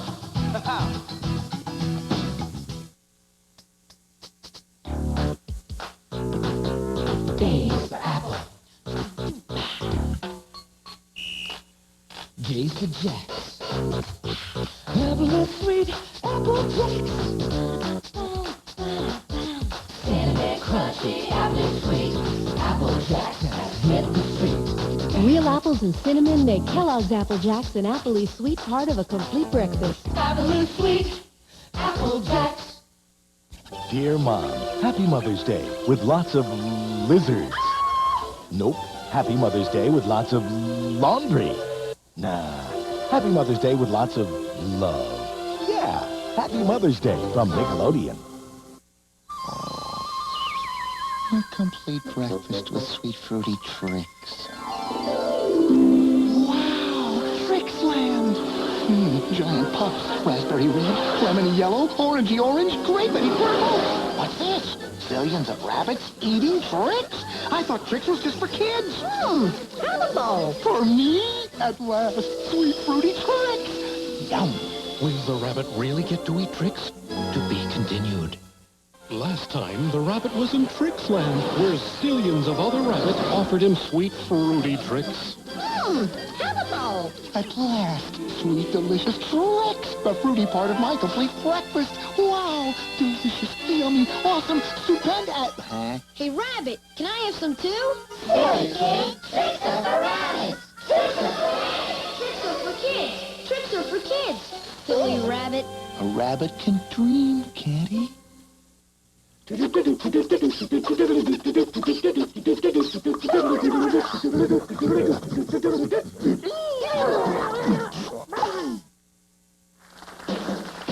Coming up in this portion of Total Panic, we'll meet Bob Saget from Full House.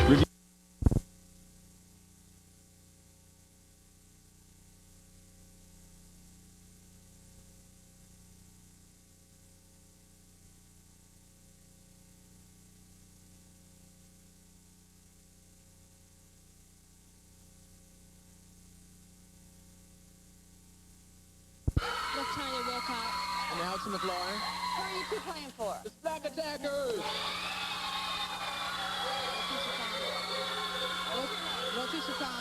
And who are you? Thomas Wilson. And you two are playing for our home team player. Her name is Amanda Thomason, and she's from Alabama. So you two are in charge of Amanda, okay? All right. Let me grab that. Yeah. All right, this is how this game works. We're going to have 4 teams, 2 players on each team. There's going to be a catcher and a thrower. The catchers are going to throw these pennies, and the catchers are going to try to catch as many as they can in 30 seconds without dropping any. The only ones that count are the ones in their arms. Now, there is one small catch to this. They're going to be throwing them across each other, so the idea is not to let your pennies get knocked down in the air. All right, let's go to Tony and find out what they might win. Tony? Okay, Molly, for our runners-up, they'll receive Yipe Stripe, Fruit Stripe Gum, 4 fruity, juicy flavors.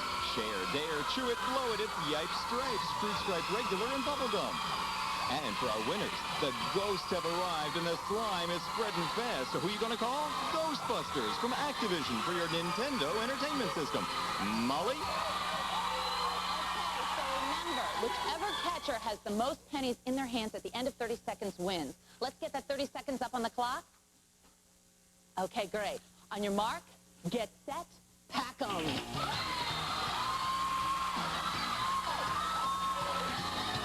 Smashing each other with these.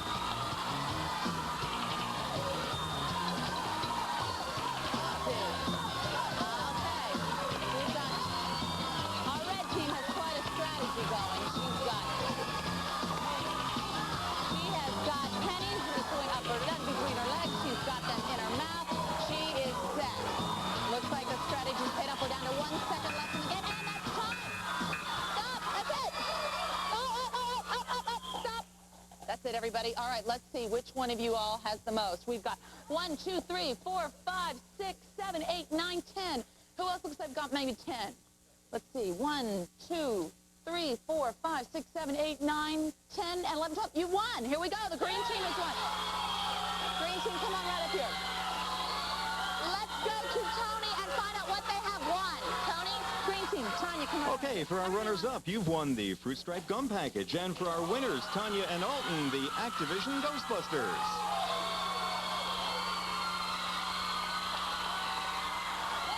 Thanks for saving some money here with me in the Panic Zone. Nicely done.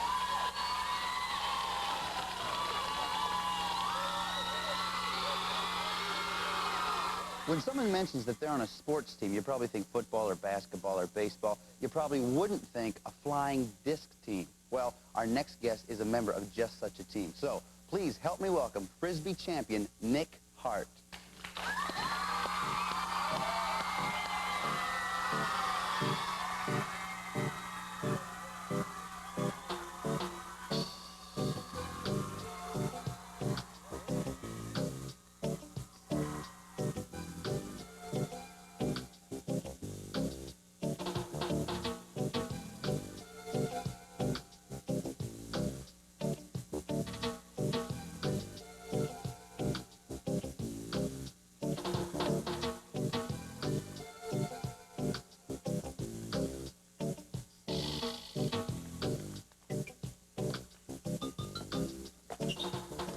Nick Hart, ladies and gentlemen. Hey, that's dynamite. Very good. That's amazing. How old were you when you first started Frisbees? When I first started, it was the day after I graduated Edgewater High School. No kidding. No kidding. Wow. I couldn't play, but I could teach the kids how to play at the playground I was going to. Yeah. And it was pretty easy. That's how I learned. Now, you've been around the world with this stuff, haven't you? You were recently in Taiwan? Yeah, Taiwan last year. We played for the government over there. You have to sanction a sport over there before it can be accepted. So we went over to help them sanction the Frisbee in Taiwan. And I got to play in Stockholm last year and in London. It was great. That's really something. That's really cool. Yeah, and I'm still out of breath. I can tell. Well, you're jumping around and moving. Now, the one thing I want to know before you get out of here, though, how do you get those things to fly straight? Because whenever a lot of people throw them, myself included, you kind of go and they kind of go crooked and then, hit your car or whatever. How do you get to go straight? Wrist snap. That's the key. It's like if you're going to pop somebody with a towel, you kind of reach back, you come forward, and you snap your wrist right there. Oh. And if you get a good snap and put spin on it, it'll fly true. Okay. Very good. Just like a gyroscope. And you were also in a movie, right? With your Yeah, I did Flight of the Navigator. Oh, you saw the Frisbee fly over the city of Miami in the film? Yeah. I threw that. Here he is, folks. Flight of the Navigator right here. That's pretty cool. Now, you brought some buddies with you, right? Yeah. Sandy Clark, he's been to the World Junior Finals twice. Come on out here, Sandy. Come on, Sandy. How are you? Nice to see you, man. How are you? This is last year's World Junior Girls Champion, Tina Wood. Tina Wood, how are you? Nice to see you.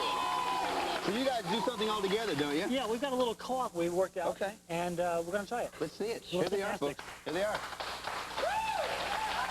Ready? Go.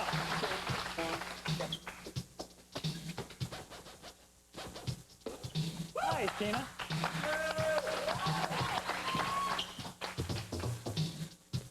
Ready? Yeah. Oh, yeah. Here we go. Woo! Headbutt. Nice.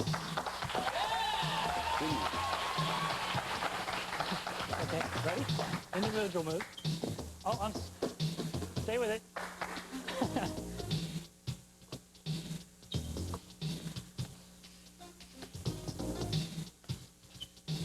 Woo! Nice, Andy. Yeah.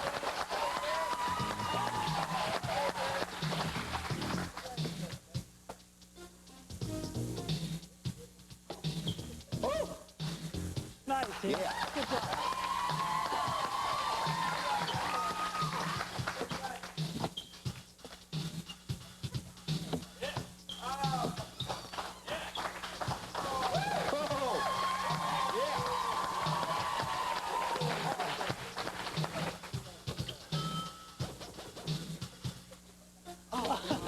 Good try.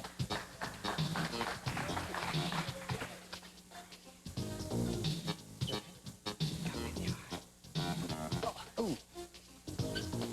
You're doing good, Tina.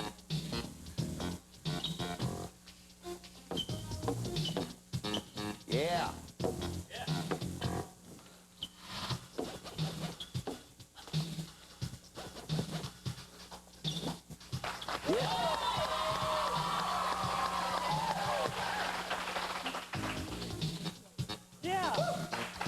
Here they are, folks. Let's hear it for them right here.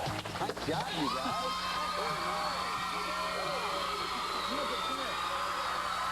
You guys did a great job. That was very impressive. You don't think, though, that I could learn to do something kind of cool like that? Because I always wanted to do, Well, actually, we got together, we thought about it. We found a way to make you just as good as we are. Just a second. I'd love to see that. Put this down. How?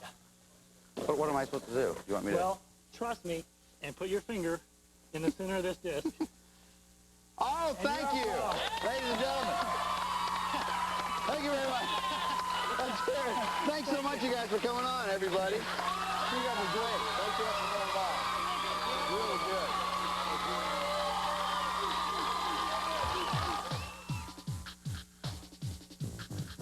Music.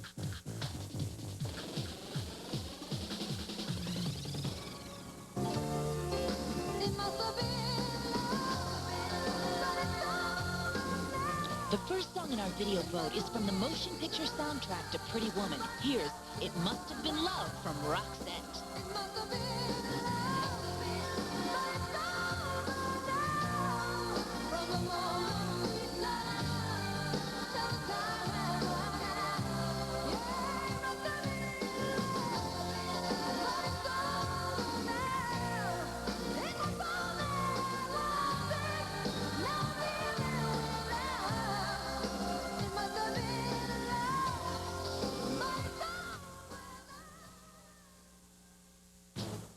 And now a total panic salute to Scott Fulton for being able to play the Star-Spangled Banner through his nose.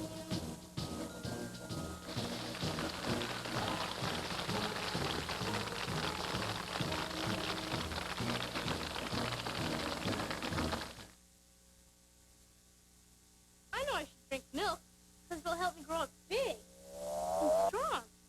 Milk's got stuff that's good for my bones and stuff that's good for my muscles. And I guess that's okay, but I'm more interested in having fun. That's what makes milk so neat. You can drink a lot of it, and it tastes cool, so it can be a real pick-me-up.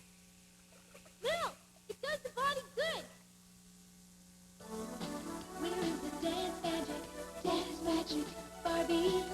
In your gown, twirling around. She's changing to a ballerina. We love you. Dance magic, Barbie. Put on red lips. Wow. Shake those ruffles at your hips. We're into Barbie.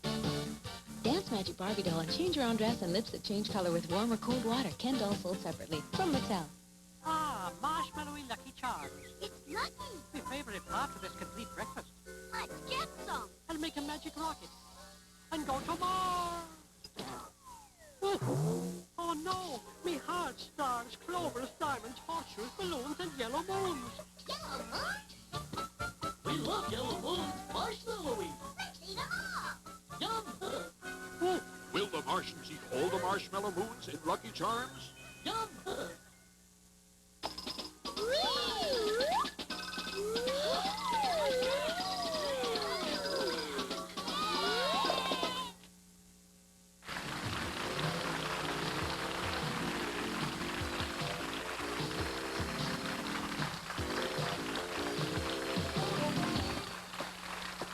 We sent Will Friedle from Nickelodeon's Don't Just Sit There recently to Hollywood, where he had a chance to talk to Doogie Howser, MD co-star Max Casella. Let's take a look.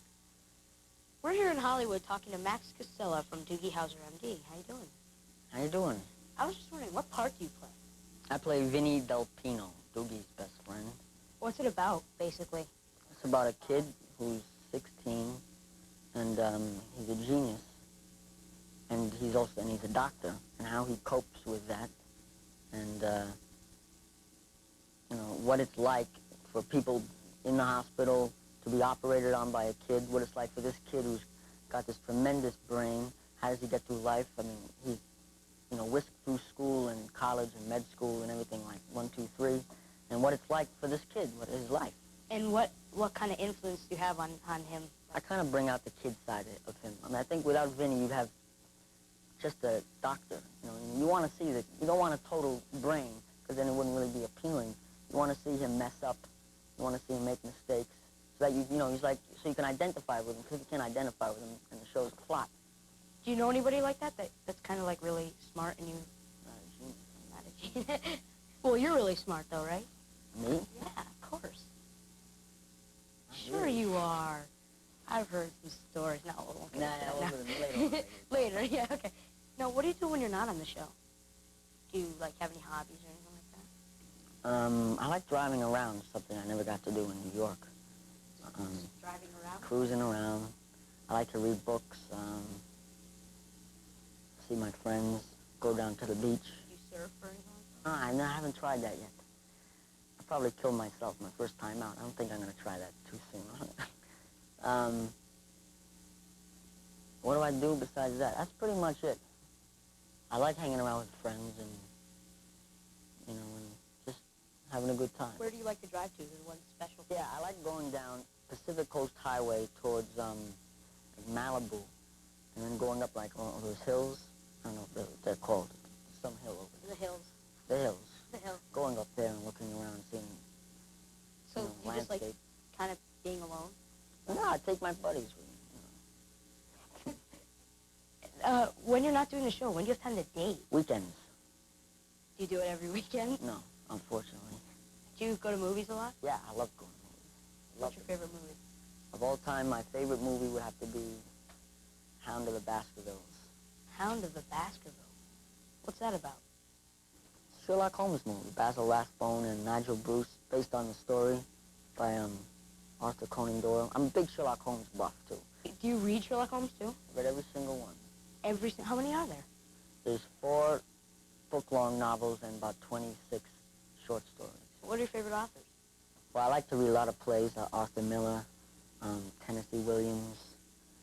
For books, I like J.D. Salinger, What did he write? Catcher in the Rye. Back to the actual show, Doogie Howser. Now, I think we should kind of get off the subject a little bit. You play his best friend on the show, right? Yeah, I play Vinny, the kid next door. Is he outrageous? Yeah, he's pretty outrageous. He's basically there to show the other side of, Doogie's character, that he's not just a doctor, he's really a kid. And he gets into trouble, and he does the same things a lot of times that kids do when he's not working. Are you anything like that? Yeah, a little bit. I mean, I do, kind of mischievous in some ways. What have you done that's mischievous? Let's get into this now. It's going to be that kind of interview. What have I done that's mischievous? Well, when I was in high school, a lot of stuff. Really? Did you ever get caught? All the time. Things I looked guilty, so I would never get away with anything. I mean, a lot of friends I had would get away with, cheating on tests and, doing bad things like that. But I would always take the rap for it, so... No matter what? No matter what, even if I was innocent. And where did you used to live? You used to live in... I used to live in New York. You miss it? Yeah. A lot? In a way, half and half. Well, we really have to go, so thanks a lot for talking to us. Anytime. All right. Music.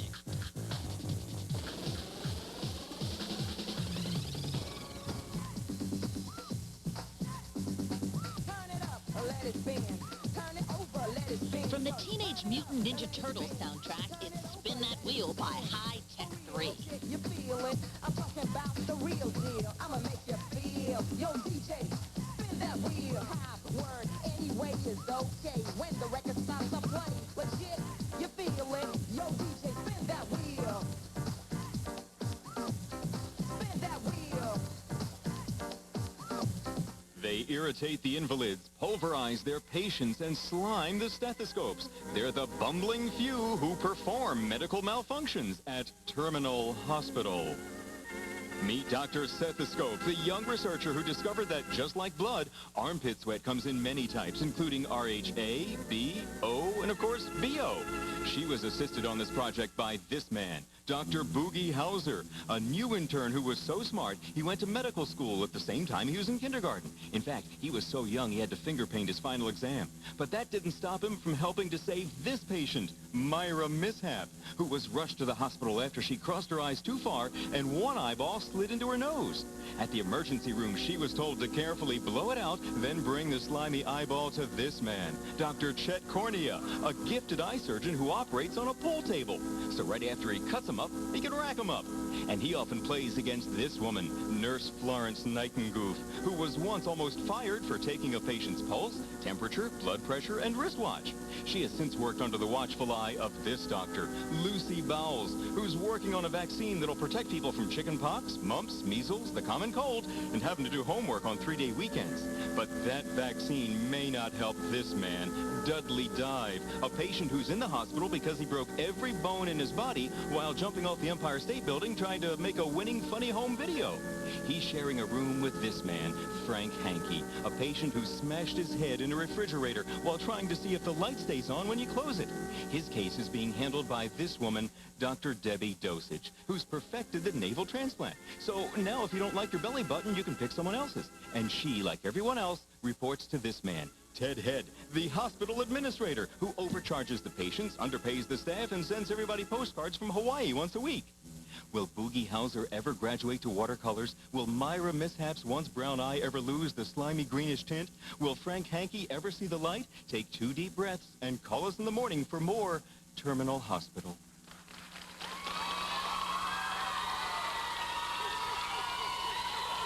Hey, it's time for the Panic Pick of the Week.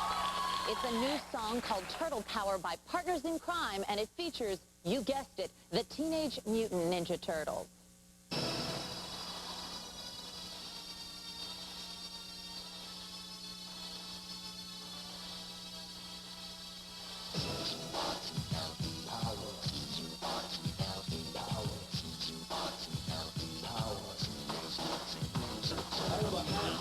they're the heroes for. In this day and age, who could ask for more? The crime wave is high, with muggings mysterious. All police and detectives are furious, cause they can't find the source of this lethally evil force. This is serious, so give me a quarter. I was a witness, get me a reporter. Call April O'Neil in on this case, hey, you better hurry up, there's no time to waste. We need help like quick on the double. Have pity on the city, man, it's in trouble. We need heroes like the Lone Ranger when Tonto came Bronzo when there was danger. They didn't say we'd be there in half an hour, cause they displayed triple power.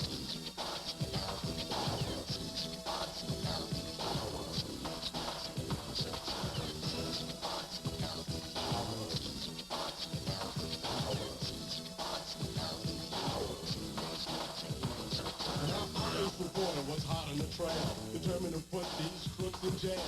She spied the bad guys and saw what happened, but before she knew it, she fell in the trap and got caught. Yeah, she was all alone, with no friends and no phone. Now this was beyond her worst dreams, cause she was cornered by some wayward teens. Headed by Shredder, they were anything but good. Misguided on love, they called them the foot. They could terrorize and be angry youth, and they'd mug the people who needed proof. Then from out of the dark came an awesome sight, shouting cowabunga as they hit the ground. From the fields of weeds, the heroes rescued the flower, cause they possessed triple power.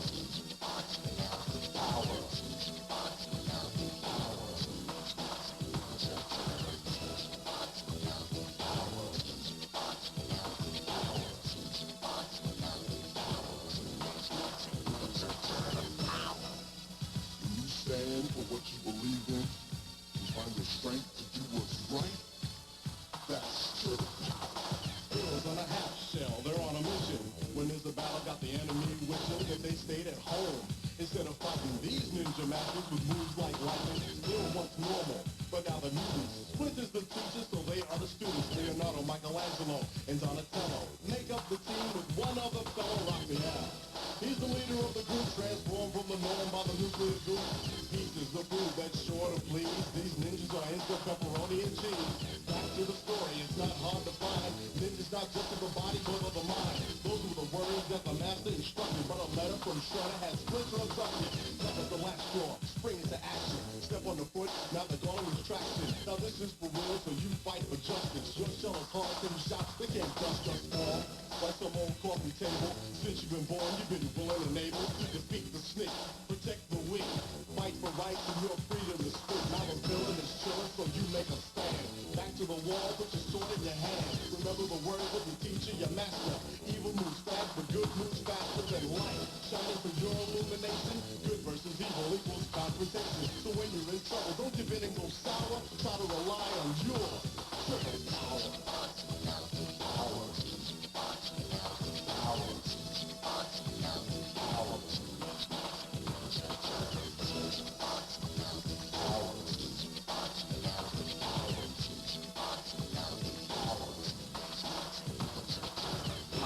Kids. Total Panic presents the difference between Eric Coggins and a bowl of cereal. A bowl of cereal is full of vitamins, minerals, and nutrients. Eric is usually full of diet soda, cheese balls, and nacho corn chips. A bowl of cereal is flaky. Eric is only flaky after getting sunburned. A bowl of cereal is eaten with a spoon. Eric isn't eaten with a spoon, but he does get chewed out all the time. A bowl of cereal and Eric Coggins. Two things that are wet and soggy from Total Panic.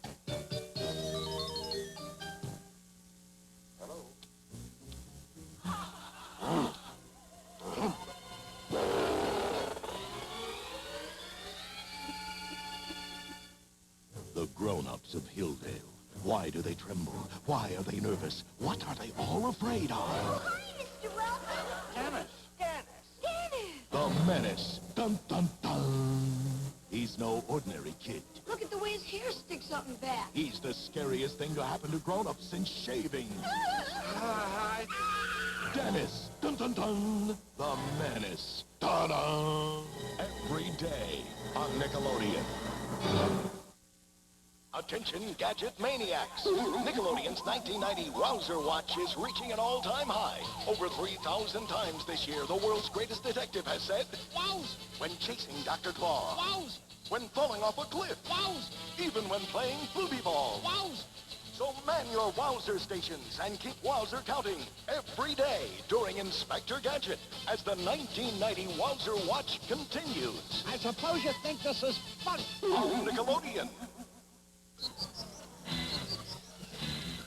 I heard there was something big going down at the Nerf test site. Security was tight. Until I loosened it up a bit, that is. That's when I saw it. Nerf Javelin. And I could see what all the excitement was about. The thing was red hot and way cool. Scored points about where you caught it. Whoa! Then I made a small tactical error. I win! I got 3 points. I got... You Nerf Javelin. What do that for? I'm right in the middle of an experiment. Look, there he is. No, he's over there. Sugar Bear is circling the globe, collecting all new coins from Russia, Egypt, and other faraway countries. And he's putting the coins in Super Golden Crisp cereal. Millions of kids will find a real foreign coin free inside each box. Some lucky kids could even win a real gold coin worth about $55. Looks like I've got the golden touch. For free entry, write to Gold Coin Sweepstakes, P.O. Box 8934, Westport, Connecticut, 06888.